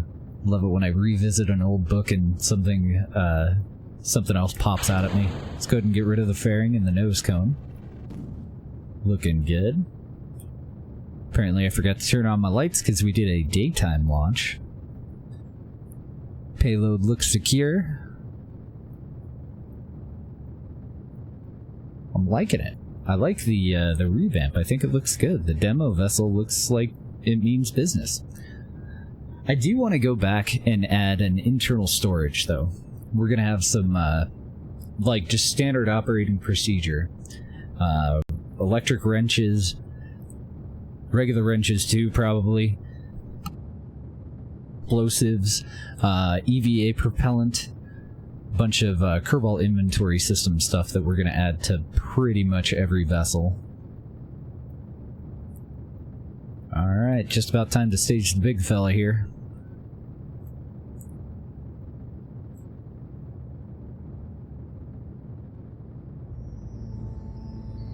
Damn, they're bringing it up into orbit with us. Oh my goodness. Again. Okay, let's go ahead and cut throttle. Activate our engine. Toggle on RCS and hold prograde. We're in space now. So let's also deploy our solar panels. Let's go ahead and kick on the life support too. Why not? Let's splurge. We're gonna go out to the map. I've kicked AP way the hell out there. So we'll time warp up to it, but at AP, we'll go ahead and circularize for another 165.6 meters a second of DV. Go ahead and tell that to execute it. Hopefully I didn't forget anything on those probes. They do have a limited life once we disconnect from them because they don't have any solar panels, but I don't think that they're going to be necessary since we're already going to be docked to the payload.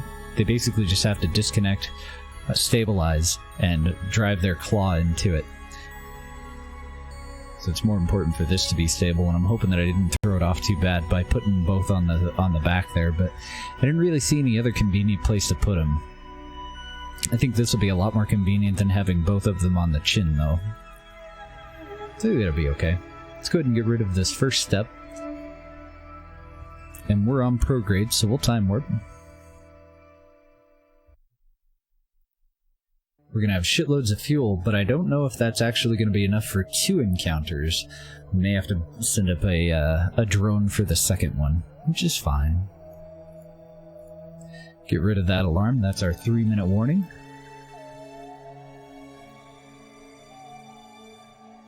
Yeah, big old booster. Bye, big old booster. I'll wave my mouse cursor at you in thanks.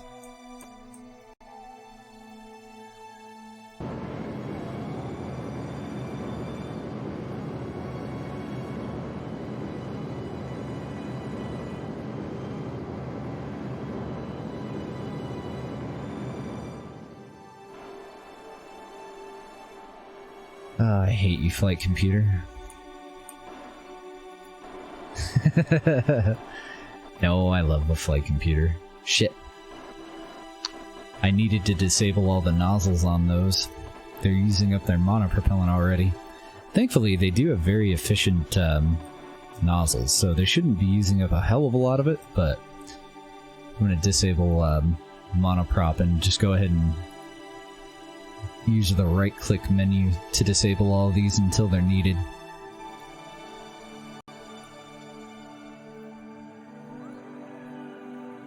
Which is a bit of a pain in the ass, but it'll be worth it.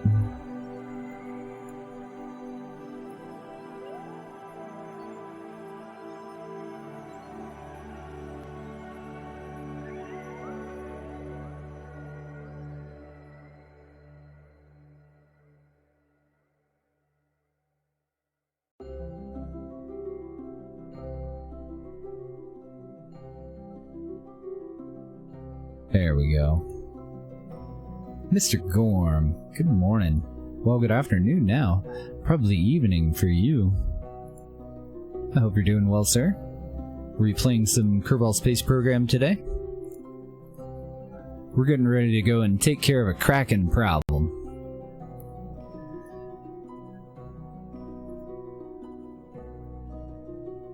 flight computer like MechJeb? It is, but far more basic. MechJeb has many features, and one of MechJeb's features is similar to the flight computer. So, if you know how to use MechJeb, and you don't use remote tech, I don't think you're missing out on much. I think that you have access to much more stuff than I do, but I don't know how to use MechJeb, so I just use the flight computer, and I do know how to use this, and I do quite a bit enjoy remote tech. So you'll always see me use the flight computer whenever I can. It's just, it's not made for mandatory RCS. Mandatory RCS nerfs all of our reaction wheels as we ascend. And once we get out into space, we have to use monopropellant. And there's, at the very end of the burn, it tries to do some corrections, and then that leads to overcorrecting and trying to undo some of what it's done. So it always veers off all wild. And I don't know how to edit the cutoff for that. Because there is a built-in cutoff for it, where if it's starting to fuck around like that, it'll just turn off. But since I'm using mandatory RCS, it doesn't seem to understand, what it's trying to compensate for. So it's not working out all that well. Okay, so now is where we want our save. I'm going to do both a quick save and a proper save.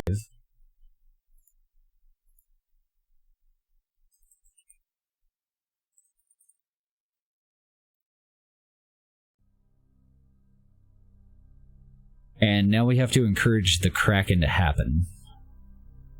So this is where it's going to get weird.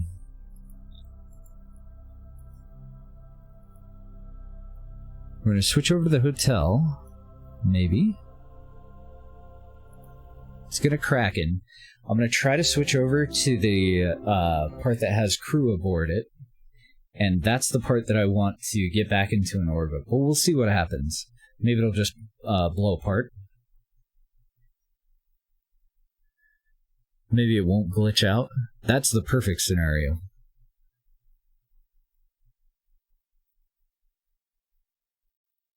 The problem is, when the one part continues on, it just keeps going on its orbit like nothing happened. That's the wrong station. This is our other hotel. This one's not a research station, just a hotel.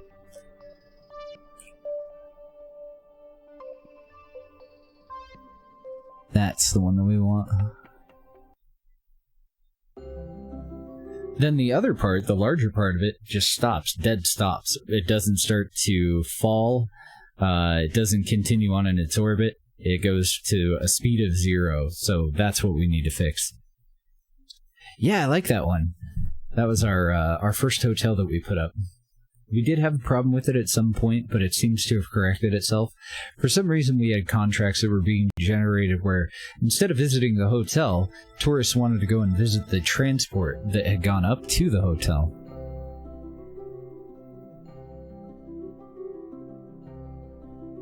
You little bitch.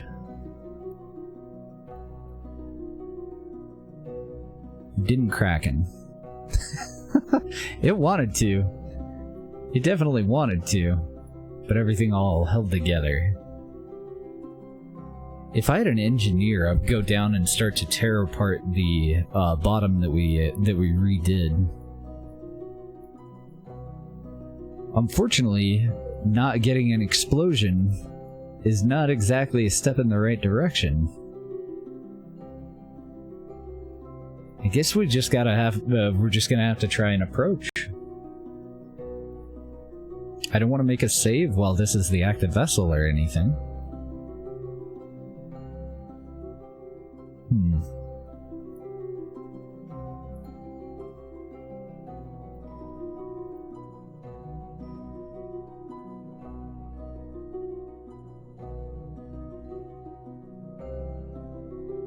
going to transfer our crew up into the airlock.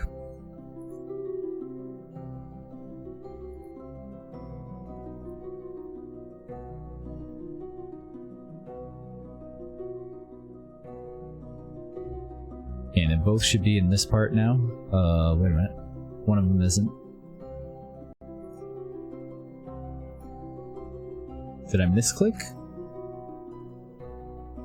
Why am I not seeing his inventory? No, that seat is definitely empty. Where the hell did Scott go? The other curveball is my little brother. What are you even in right now, dude? Oh god. How's it going, Al? Where the fuck did you go? So he's not in anything that has a hatch. He's not where he was before.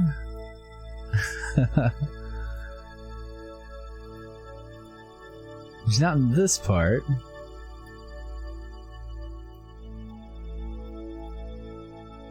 Let's see if we can find him here. Could be in one of the little viewing cupolas. I'm gonna start at the bottom and work my way up.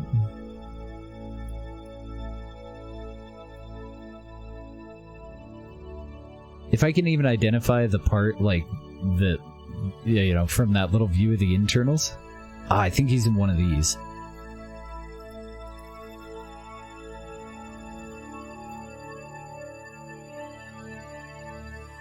Yeah, he's over in this one. How weird. Move up to here, dude.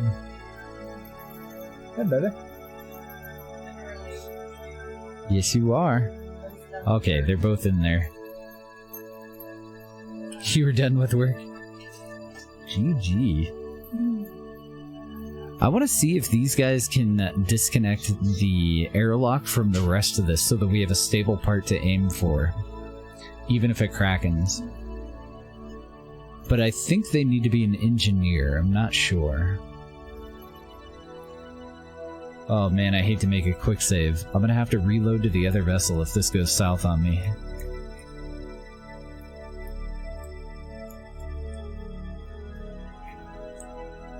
I don't think it'll let me. I don't think I can disassemble this part because that part is attached to it. So it counts as having a child part. I think I would have to actually tear apart the entire station from the bottom up. Let's see if we can get rid of the parts that are creating the biggest issue.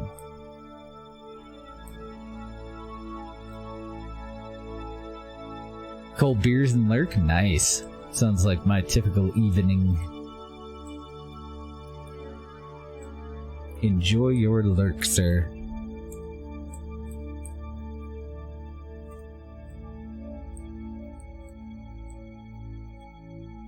So these shouldn't have child parts.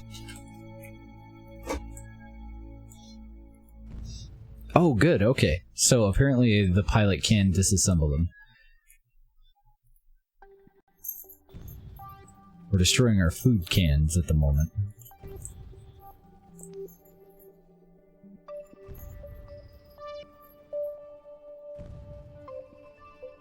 See how they clipped into that and into that?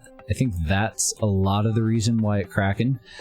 But I also had moved the adapters into the university part, and I've undone that in the new version. And it looked like that was also a part that was potentially trying to kraken on us. But we know that this one's a problem, so we're going to take it out.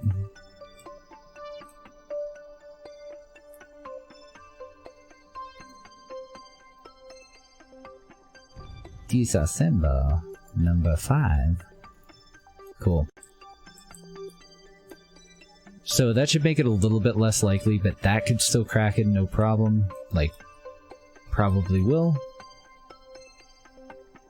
And then right in here too, this connection. I didn't want any kind of standoff in there, so I clipped them together. And apparently that's going to be a problem.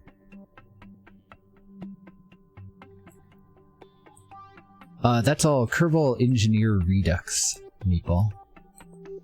All of this stuff. It's KER. Great mod. I wanted to move them all the way to the opposite end so that if this separates, they're already in the part that we need to, you know, get to. Alright. Let's go back over to our transport. We're just going to approach and hope for the best here. If I can find it.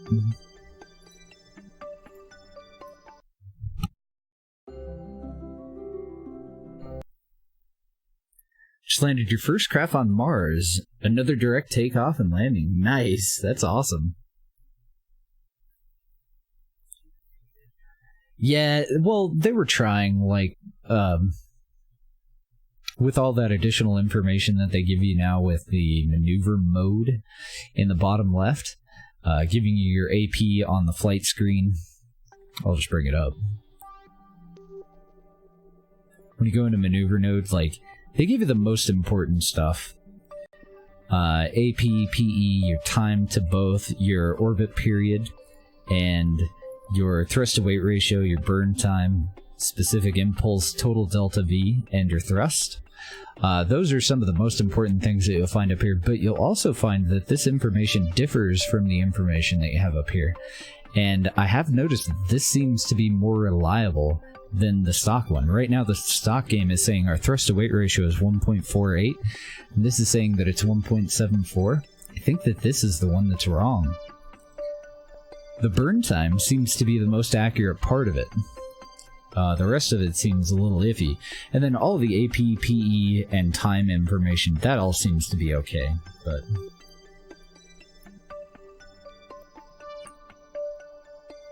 yeah, thrust to weight ratio is pretty off. Usually, once I start the burn, it should adjust that down there, but it's still going to be about 0.1 lower than what I have up here. I really trust this one far more. Alright, so we're back over to our transport, and hopefully I didn't wait too long. Science Station number 1 is our target. God damn it, I just switched to it, I'm an idiot. I'm the dumbest dumbass to ever dumb. We'll see if it crackens.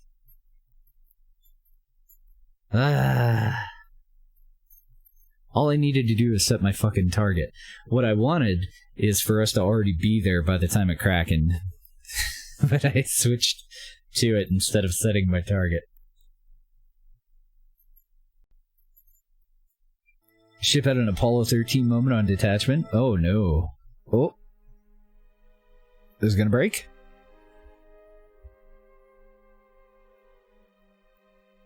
Totally taunting fate here. Seems fine. What's the worst that could happen? Switch back over to my goddamn transport. Jeez.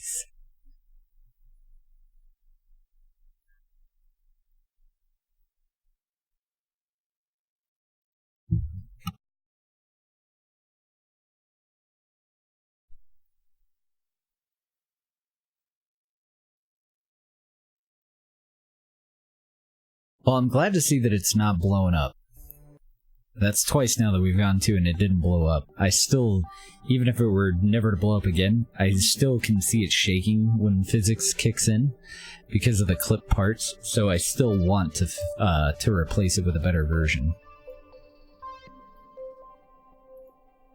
This time, let's set it as our freaking target. And we know that our target is at 500 kilometers. So with our maneuver node, we just want to get our AP up to 500. Quit doing whatever the hell you're doing. Okay, it's at 510 right now. And then we want to figure out when we actually want to perform the maneuver. So I missed my most opportune window, apparently. And the next best window is going to be in 2 orbits from now, in almost the same spot that we're in.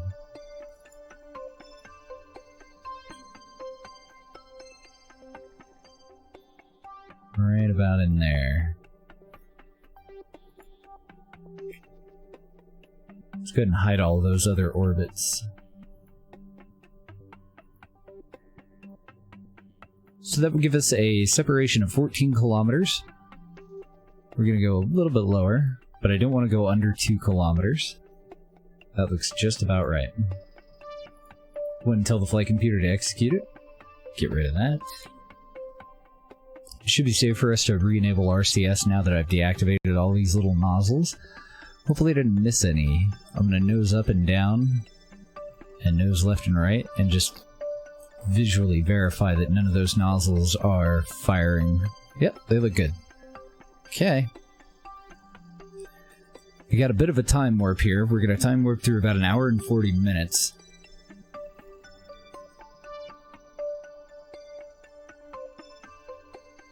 Oh, that's awesome, Dom. GG. Are you beta testing a game? How much can you tell us before you sign the NDA? Or are you getting a job? Even better. Are you going to go work for Ubisoft in Germany? Oh, he just signed it. He can't tell us. Rip. Bye, Dom. It's a technical test. Very cool.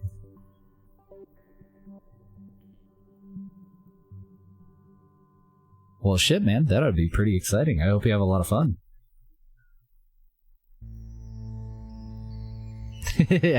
He's no longer allowed to talk to us. He would immediately be labeled as a corporate spy. We can't be friends anymore, I'm sorry. I just wanted to take a quick peek at our electric charge, because that's something that I had actually completely neglected to check into. Looks like we're doing pretty good.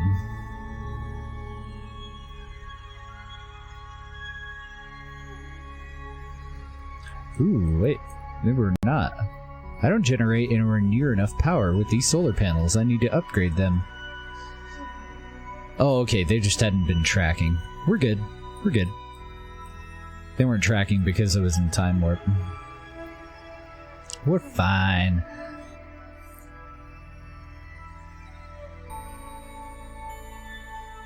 It's pretty important for us to figure out right away, since this is going to be a longer mission than most of the missions we would do with this vessel anyway.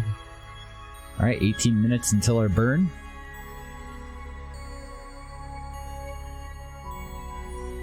Didn't say anything about the title. Oh, nice. Usually with an NDA, you can't even acknowledge the fact that you had an NDA.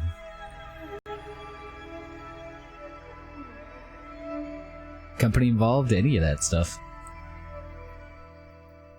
Alright, delete. That's our 3-minute warning, and we're just having the flight computer hold prograde, so we should be fine. Go ahead and time warp up to the maneuver itself.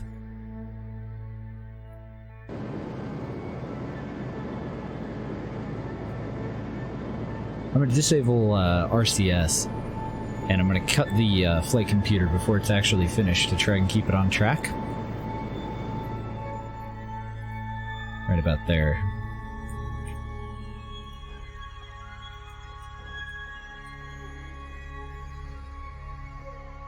Go back out to the map view. We can get rid of our maneuver node. Don't need that anymore. All we need is our separation. 7.8. Let's go ahead and burst forward or backward and see if we can minimize that. Just dial it on in.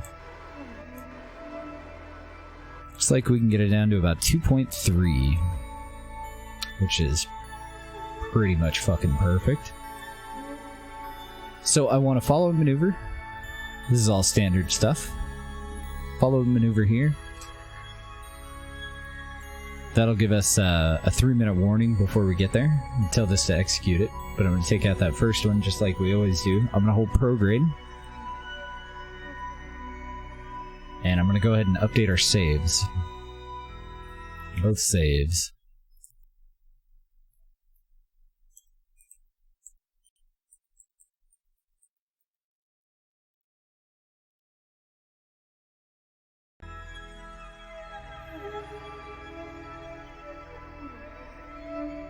Alright, let's go blow up a station. It's gonna be fun.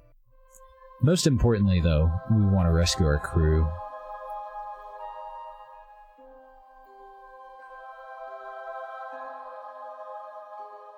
By far the most important thing.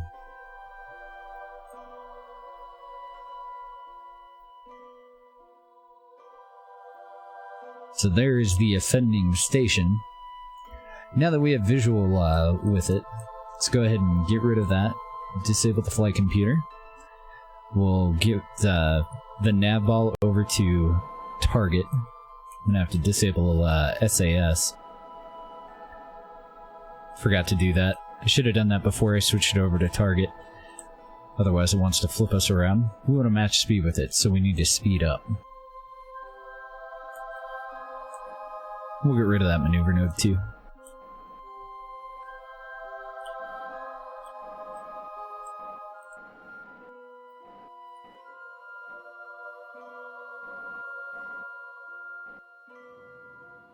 Alright, so I'm gonna try to lower our difference in speed and also change our angle so that we're going to approach.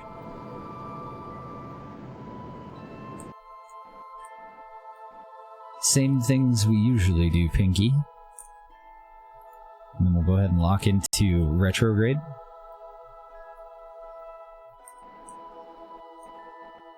Let's go ahead and change our view too.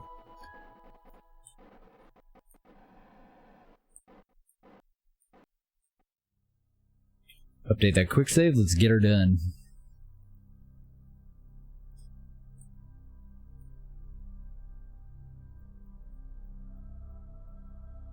Okay, before it gets too close and physics kicks in, we're going to do an angle adjustment here.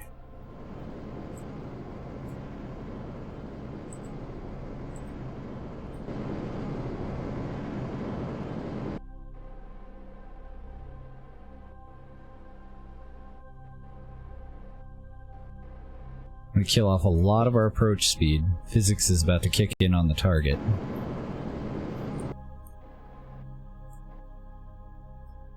Hopefully we don't have an explosion. Best case scenario, we won't. I can't tell if something exploded or not. I don't know, it looks like it's in a pretty mad spin though.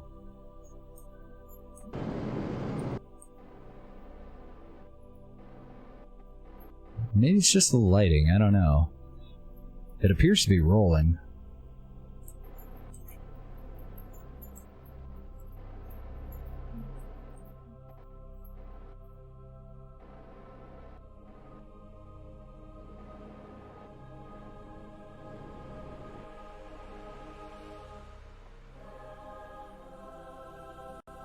No, it looks like it's just fine. Excellent. I'm gonna take us down to under 10 meters a second for our approach speed. Hopefully we can just dock to this piece of shit, grab our crew, load a bomb onto it, and GTFO.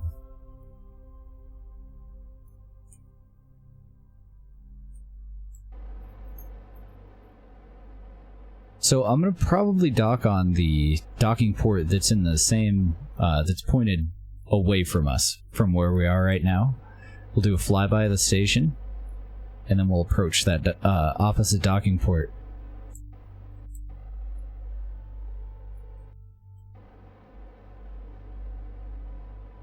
So I'm going to try to align us for roughly center of mass here, where the docking ports are.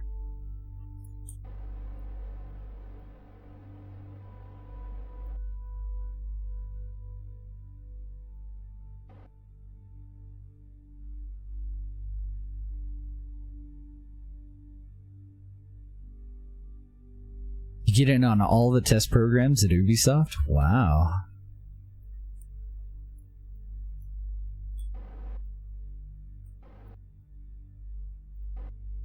Don't tell us too much. Don't tell us anything you're not supposed to. Don't want you to get in trouble. So I can see from here, that's a little growing thing. So I know that one of our docking ports is there. I think I'm going to approach underneath then.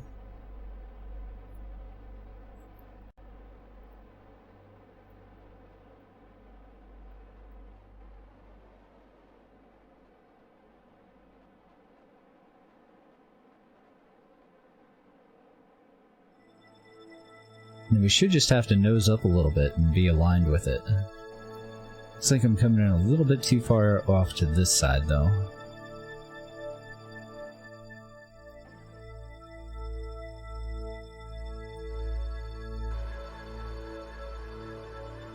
I'm going to start matching velocities.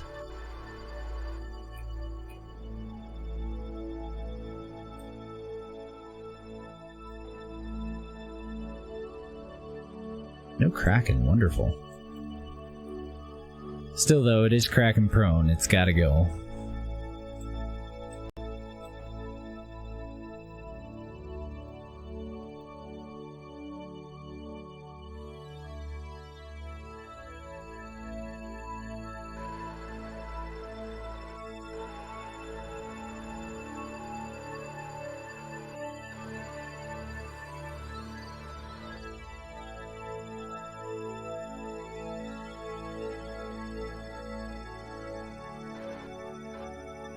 Alright, let's go ahead and reset our target. Guess we don't have to change where we're controlling it from. I'm just gonna kind of eyeball it. This should be a little bit safer than a normal vessel since we were able to lower the magnetic attraction between the docking ports. So I'm using this little red indicator is from a mod called nav ball, docking port alignment indicator. I'm going to use that to kind of match up and make sure that we're flat with our target.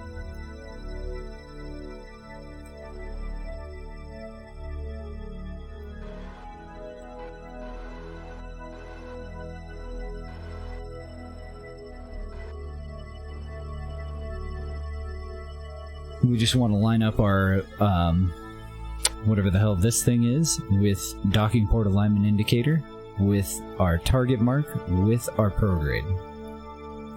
That's all docking really comes down to. Lining up all the shit. Ignoring what you see, focus completely on this down here.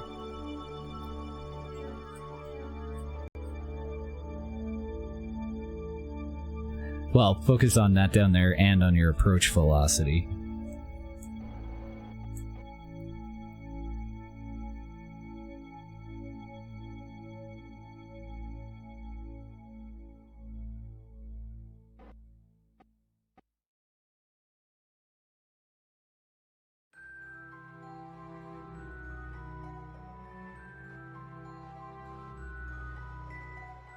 Nailed it. Alright, let's get that crew. Mr. Jebediah first, please.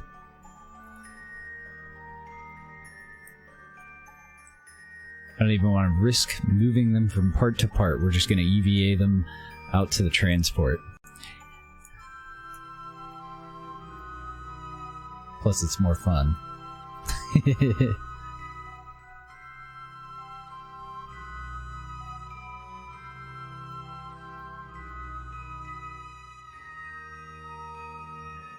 Okay, and if I'm not mistaken, we should have room up in the control cabin here.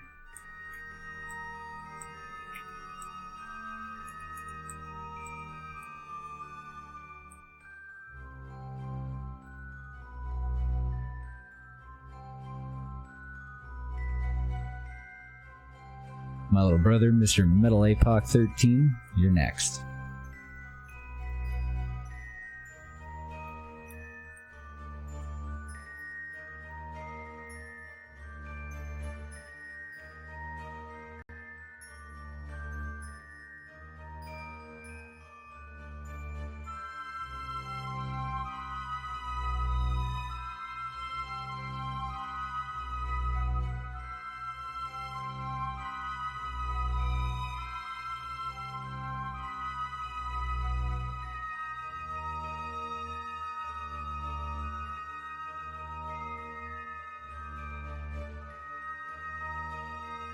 Alright. Do I want to undock before I deploy one of the torpedoes? I think I do. I should probably update my quick save though.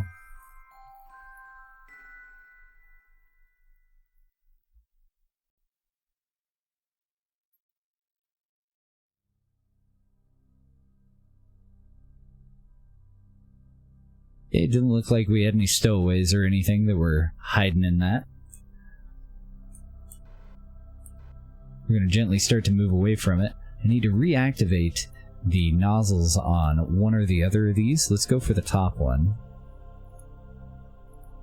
I have RCS disabled while I do this. I just gave us a little bit of a burst away from it. I didn't actually check to see if these were going to be balanced at all. More than likely the front set needs to be slightly more powerful than the rear set, but I think it'll be fine.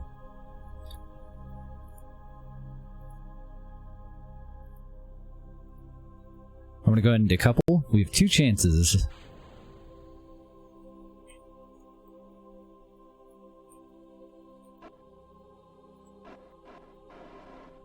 Testing out the nozzles, they look good. So, any of this can be our target, if it'll let me target it. There we go. And I want the target so that I can see my relative velocity and my vector. Oh, the real Cybrix. Thank you for the follow, sir. Welcome. Oh yeah, these are much more powerful than is actually probably necessary. These little guys. Let's go ahead and arm this thing.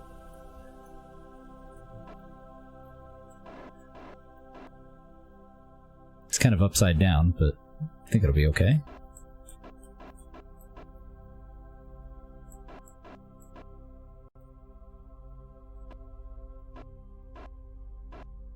Anywhere will do.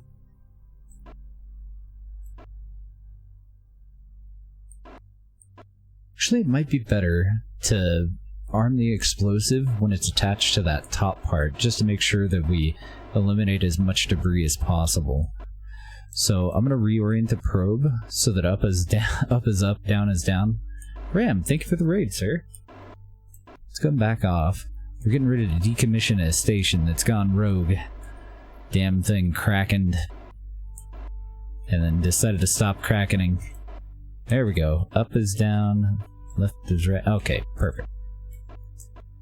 I want to switch over to locked view too, which would have been just as good, but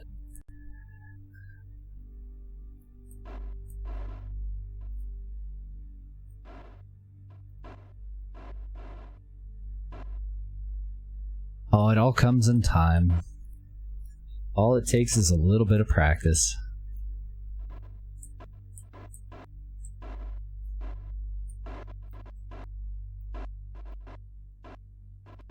Trying to get in position directly over the target.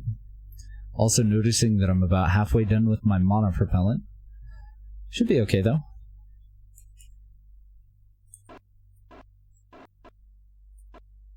This thing is touchy.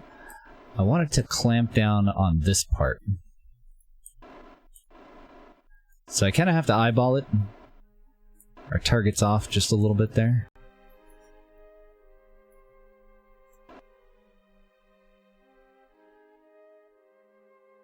There we go. Lizard Soul, thank you for the follow.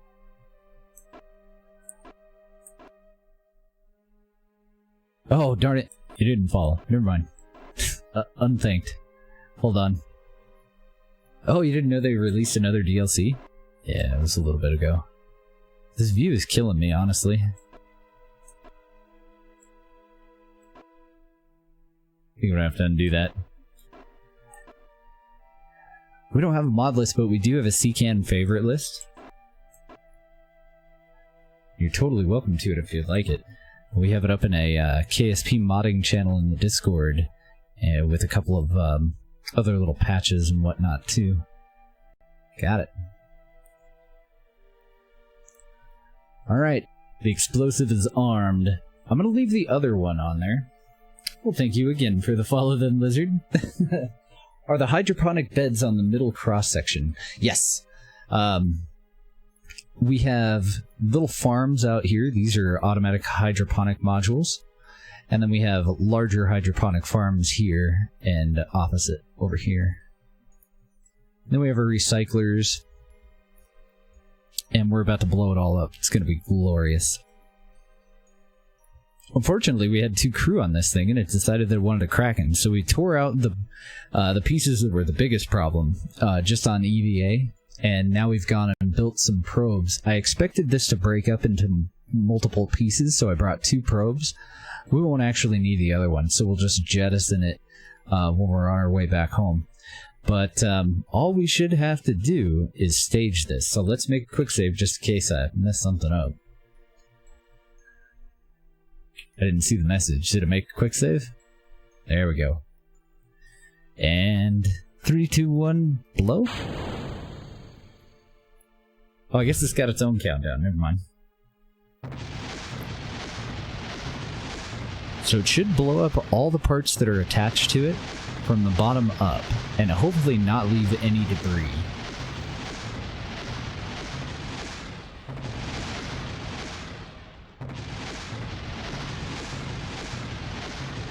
There's a lot of parts attached to it.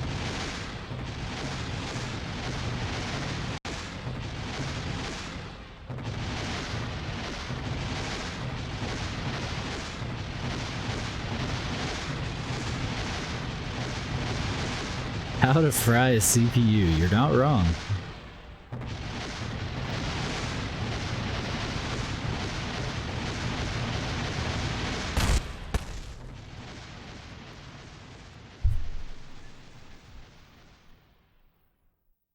It looks like we got it. Uh-oh.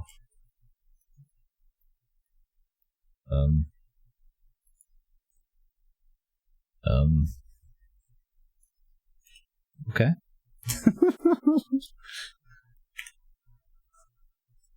Guess we'll have to go out to the map view. Apparently, whatever last part we were looking at went flying off into space. Oh no. It's not letting me switch. Oh, wait. Are you gonna work now? Uh-oh. Uh-oh.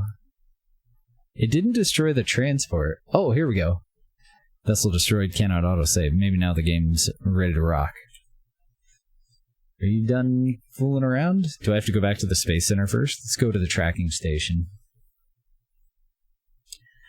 What is happening? We armed the vessel with explosives. The old station, the one that we were having that Kraken problem with. So the way that it doesn't leave debris, there's 2 different kinds of explosives. You have C4, or K4 in this game, because curveball everything.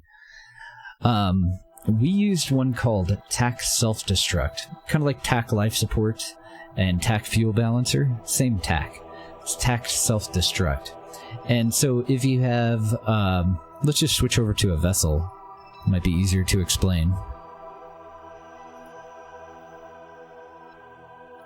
We'll go back over to the transport that delivered it.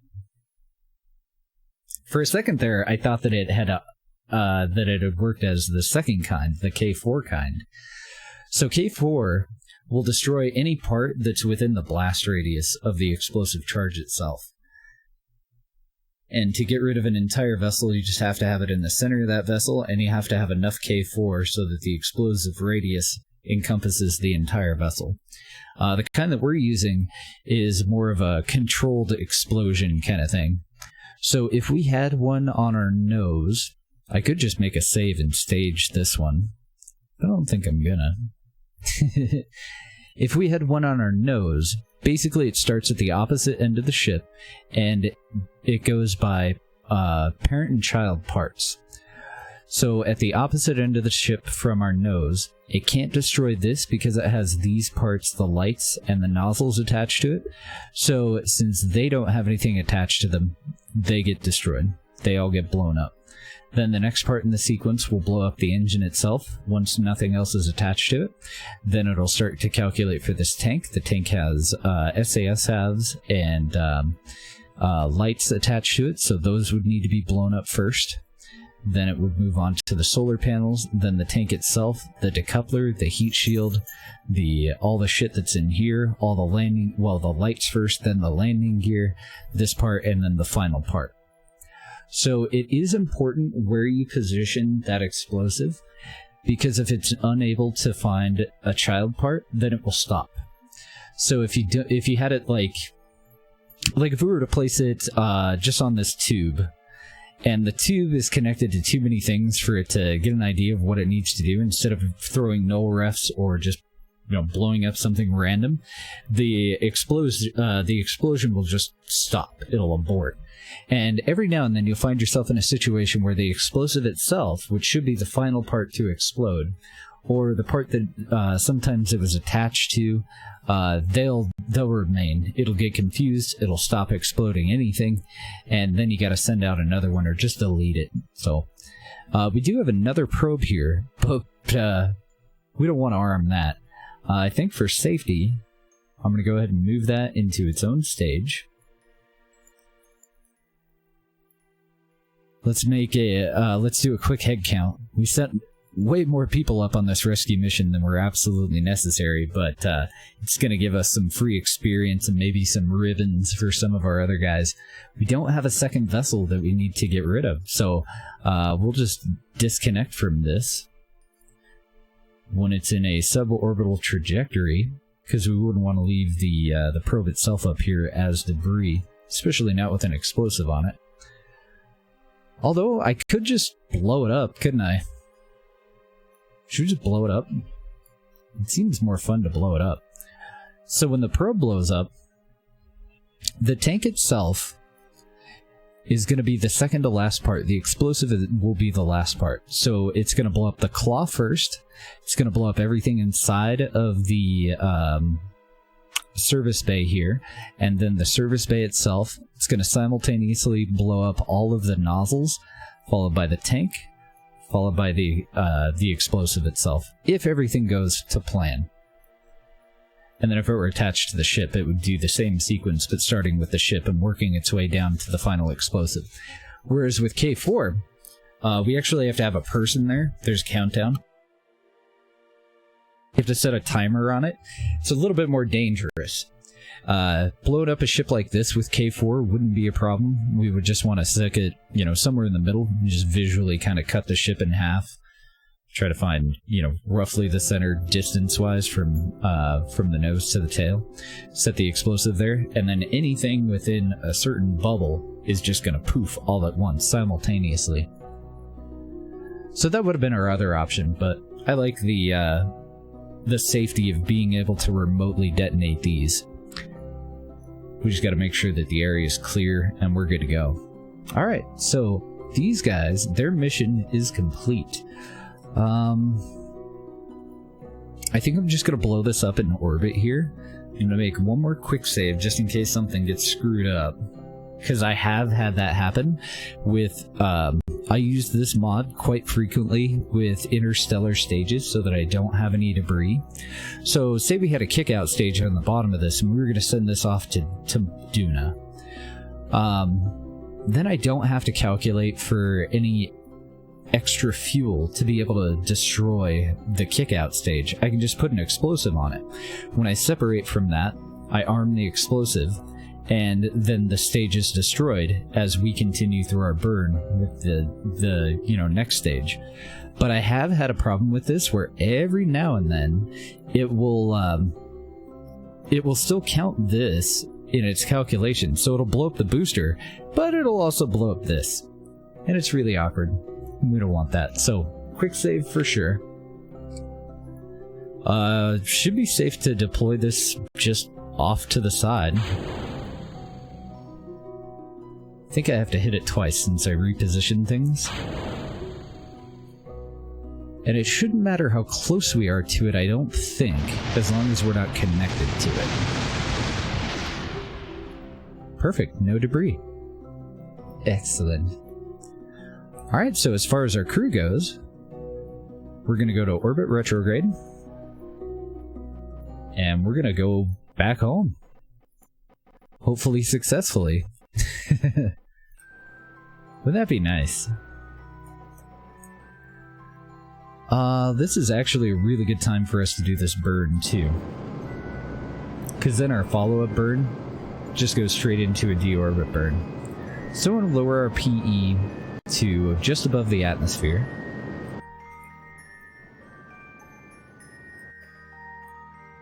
overdid it a little bit, so I'm going to use monopropellant just to speed us up a bit. I want to get us up to 86 or 87k. 87.5, that'll be fine. We're going to hold retrograde, and we're going to go ahead over to periapsis now. So lower our altitude to that. We'll do a follow-up burn.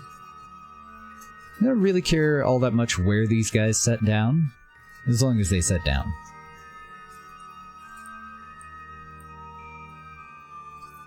We're about 6 minutes from PE at the moment. 4, 3...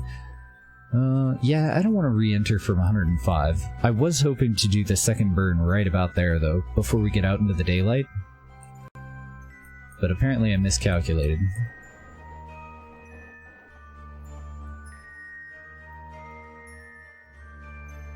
I think 90 ought to be safe. We did test this for a 45 kilometer PE re-entry from 111 kilometers, so it should work, but it got a little hairy.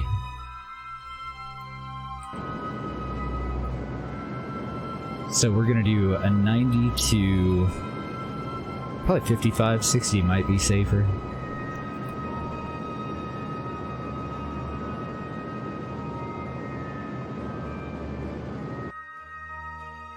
That was a little much.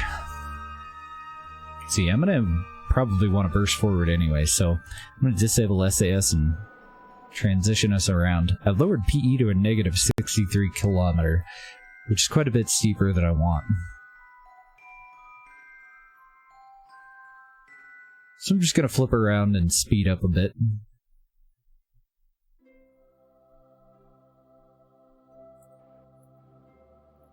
I want to get that up to a positive 55-ish.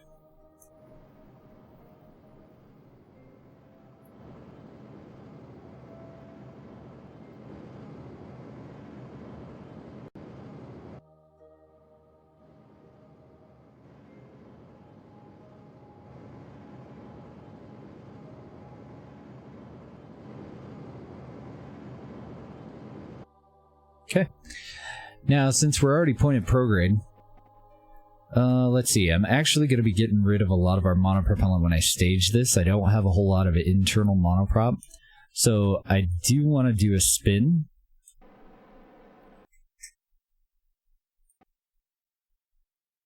I don't want to separate from this when I'm pointed retrograde. I want to be pointed prograde, but I want to use the monopropellant that's inside of it to get us into the spin first, and then we just have to use the very little monoprop that we have in the command module to cancel out the spin and hold retrograde after separation. So we're going to do a victory roll.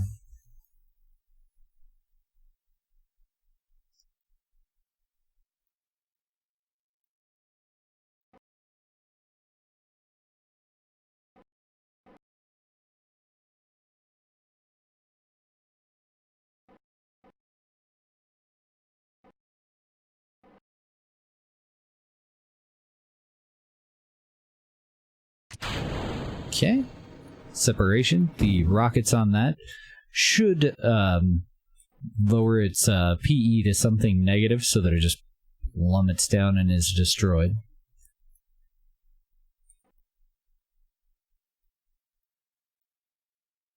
How much monoprop do we actually have? 6.48 units, so a little low. But it'll be enough for what we need to do. Lock in surface retrograde. Let's go ahead and move our view back. Pivot around so that our belly's pointed toward the ground. And hold on to our butts.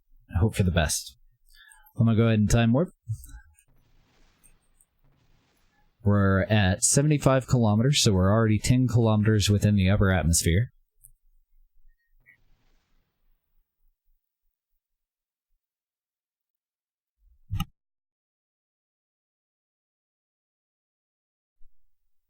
That also activated our chutes, which is kind of important. We have a cover over them, so I'm hoping that that they'll deploy properly. This is actually our first live re-entry with this ship. We've tested it several times, but we haven't actually done a live re-entry yet, until right now. And I'm not very happy about that overheating. We do have a secondary ablator and heat shield on the upper portion. So as long as none of the debris, if this does get destroyed for some reason, as long as none of the debris collides with this part, then we won't lose anybody. Make sure that I'm right about that. Oh my god, we have so many people down there. Everybody up front. Why are you down there? Bunch of psychos.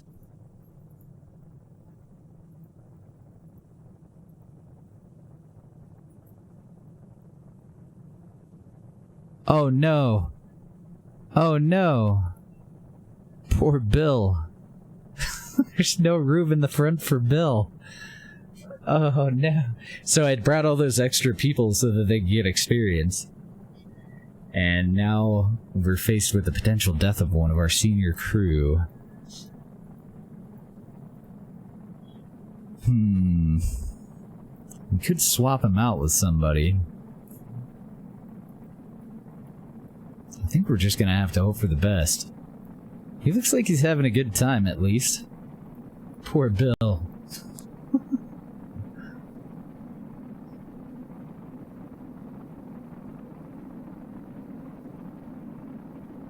Thankfully, we don't have an excessive amount of overheating. Some overheating is to be expected. I think we're gonna be okay. The red shirt dies first, that's right. Poor guy. I think we'll be alright, though. So in our previous test, when we came in real steep from a much higher angle, or from a much higher elevation, that immediately spiked up all the way to the end of the bar, and we were able to keep it steady there. I wonder if I have these activated in here.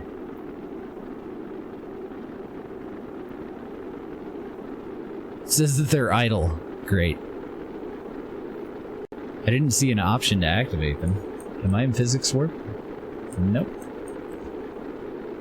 So I could probably just take those out. I don't know, maybe they're a passive cooler of some kind?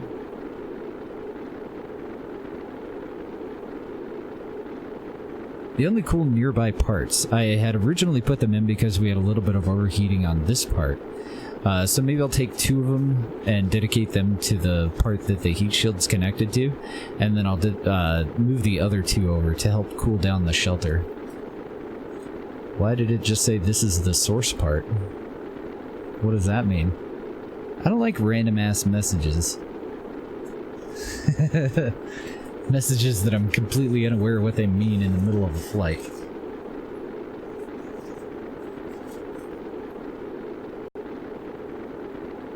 It is spiking. We're down to almost 45 kilometers. So we're about halfway through the atmosphere now.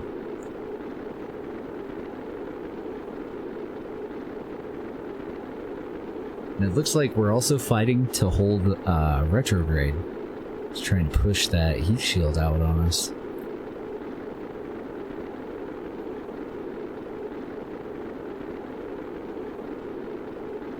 Slowing down quite quickly. I'm staring at that little bar there. Just hoping that we don't spin out of control or that doesn't spike up. Electric charge is doing well. Speed's under 3 kilometers a second now. Altitude's at 37K. Come on, baby. Watch us lose our whole fucking crew. I think we have almost every senior crewman on this flight right now. Everybody that's not a scientist is basically on this flight. Alright, there we go. 2.5 kilometers. So we should see the heat start to recede. We should be perfectly fine. Although we may spin out a little bit before we actually deploy the chutes. Awesome.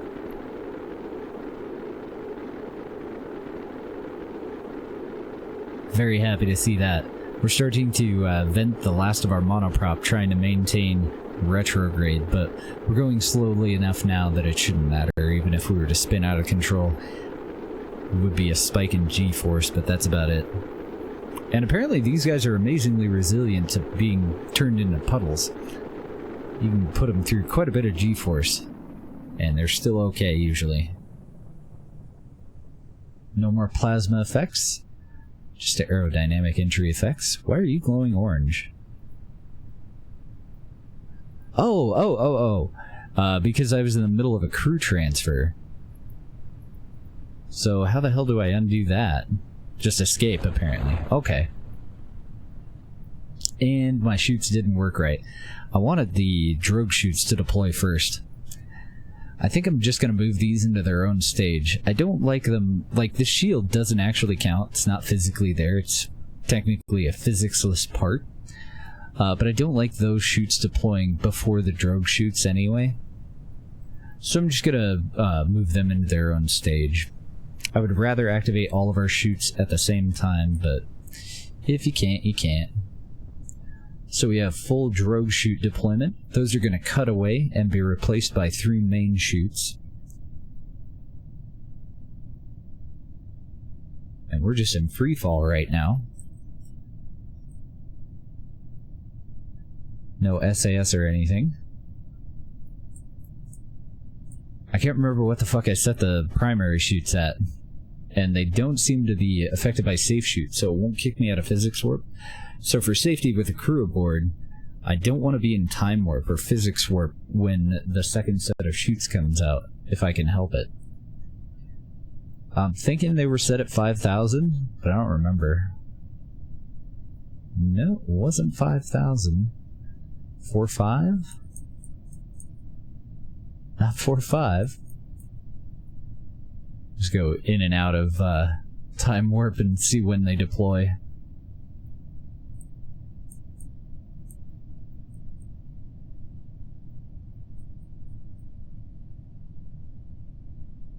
Oh, very cool, Soul Piper. I'll need to get some of the mods that you used to put it together, I think. Like, I won't have that armory mod, so I don't think I'll have that propeller. Totally also welcome to throw up some screenshots if you would like to. Okay, so apparently they were set to deploy at around 2,000. I kind of like the look of the canopy, but I do think that I'm going to adjust the secondary chutes into a wider deploy angle so that they're not quite clipping into one another so badly. Oh, and there's the little drogue chutes that were cut away. 5 little drogue chutes. Let's get our landing gear out. What? Don't argue with me, you son of a bitch. I got one landing leg that's like, nope, I'm stowed away. I can't be deployed right now. You little fucker. What does same vessel interaction do?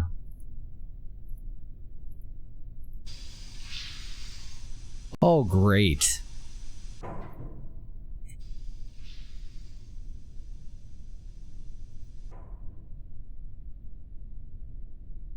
I'm gonna have to land without landing gear.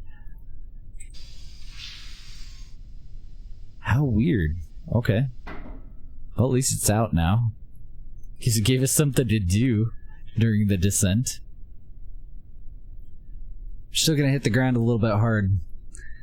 And I might go back and fix that up.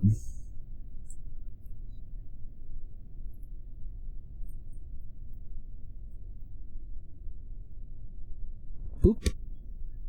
Got it. Everybody's home safe and sound. Is that one of the new trees?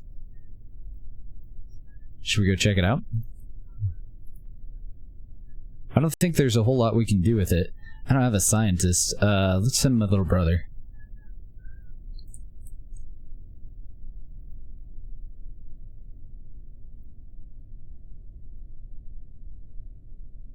Why don't you go ahead and grab a surface sample too? Since we hadn't done that yet. And store that. Hopefully that's not too far away. Oh, did you not store it? Store it.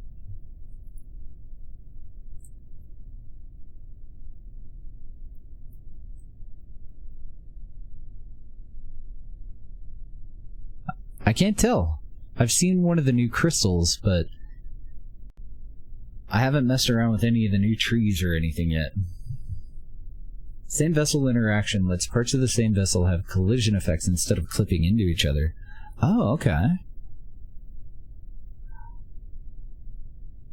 Very good to know.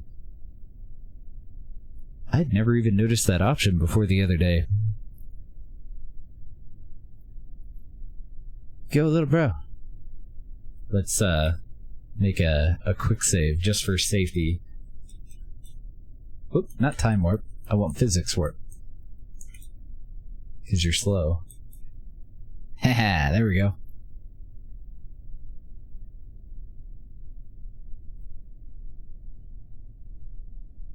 I've had my curveballs cracking trying to do this before, so I'll try to make a quick save before I do anything with physics warp. Go, go, go. Check out the tree. So if this is one of the new trees, then it should have collision effects. I shouldn't be able to walk through it. Yeah, you like his run? He's running at 3 times speed.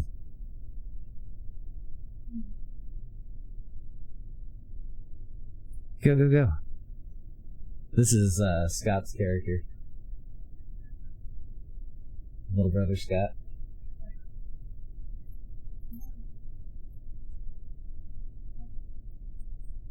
Q, we have desert trees.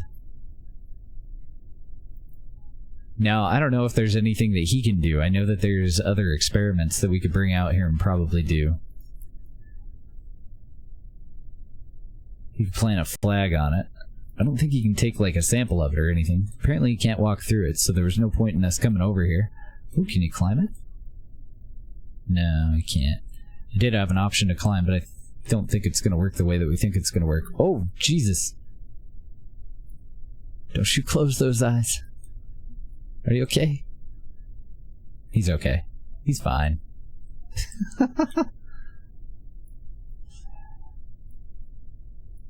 Yeah, we met a guy not too long ago that didn't know about quick save. It's the game's best feature. Oh, we can kind of see the roots of the tree too. Interesting. So to avoid this from hovering, they've just made it a little bit longer than it typically would be. Neat. Well, before I get him killed, I think we'll recover him separately, and then we'll recover the vessel. Because I don't want to have to walk all the way back over there, and I'm lazy. Yeah, I highly recommend the frequent use of quick save, especially after today. So we got rid of our own station. I think first thing in the morning, we'll go ahead and deploy its replacement. I'm going to go back over the vessel from tip to toe, basically, and just try to make sure that none of the parts are clipping into one another. He's back, and he advanced to level 1. Way to go.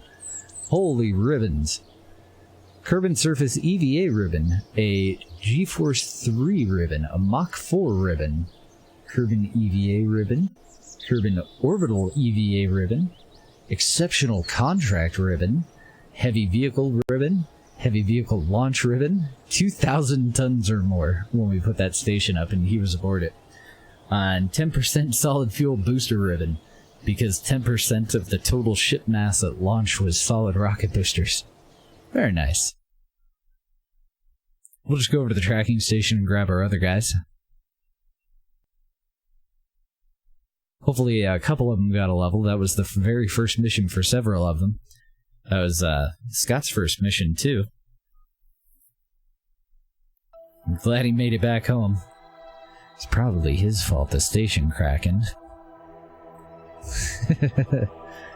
And then tomorrow, we're going to put up the replacement at a 500-kilometer orbit. Should cover all of our other guys, though. Let's see what we got. So we got 24 science from that surface sample. Probably could have grabbed another one. But it would have been hard for us to get it up into orbit to actually study it.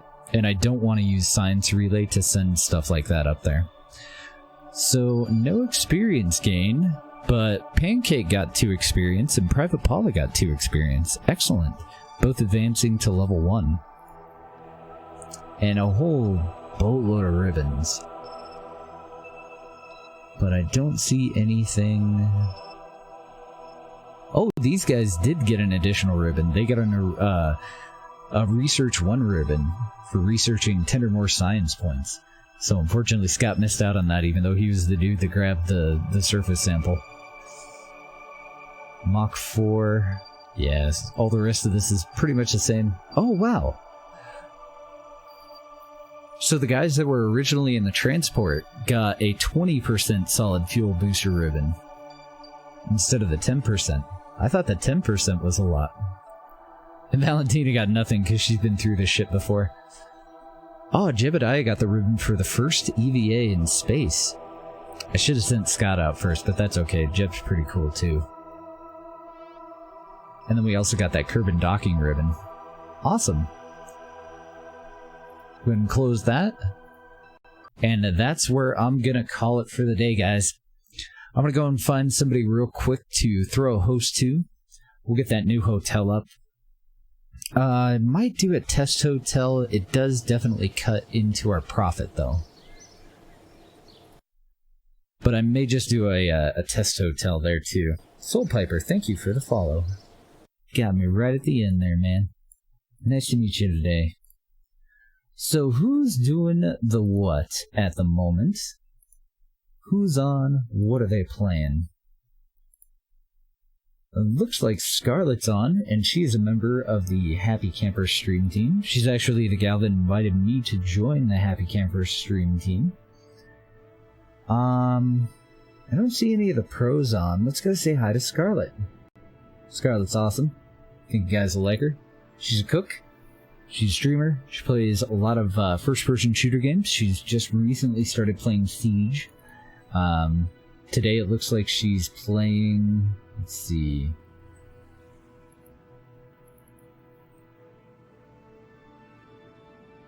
Sorry, I got a commercial. Oh, she's playing some PUBG today. And I'm not sure who with. Usually she's got a special guest. Let's go and throw some links out, direct links if you want to join us. And do a couple of shouts. She's a really awesome gal from Scotland. She was the one that gave me kind of a list of weird snacks that we should get, and Jaffa cakes. So there's a direct link. Go ahead and meet us over there, and I'm going to throw our host. You guys have a great night, and I will see you guys tomorrow. Of course, Paula, thank you for hanging out today. Good night, guys. Oops, I almost threw her another shout. Have a good night.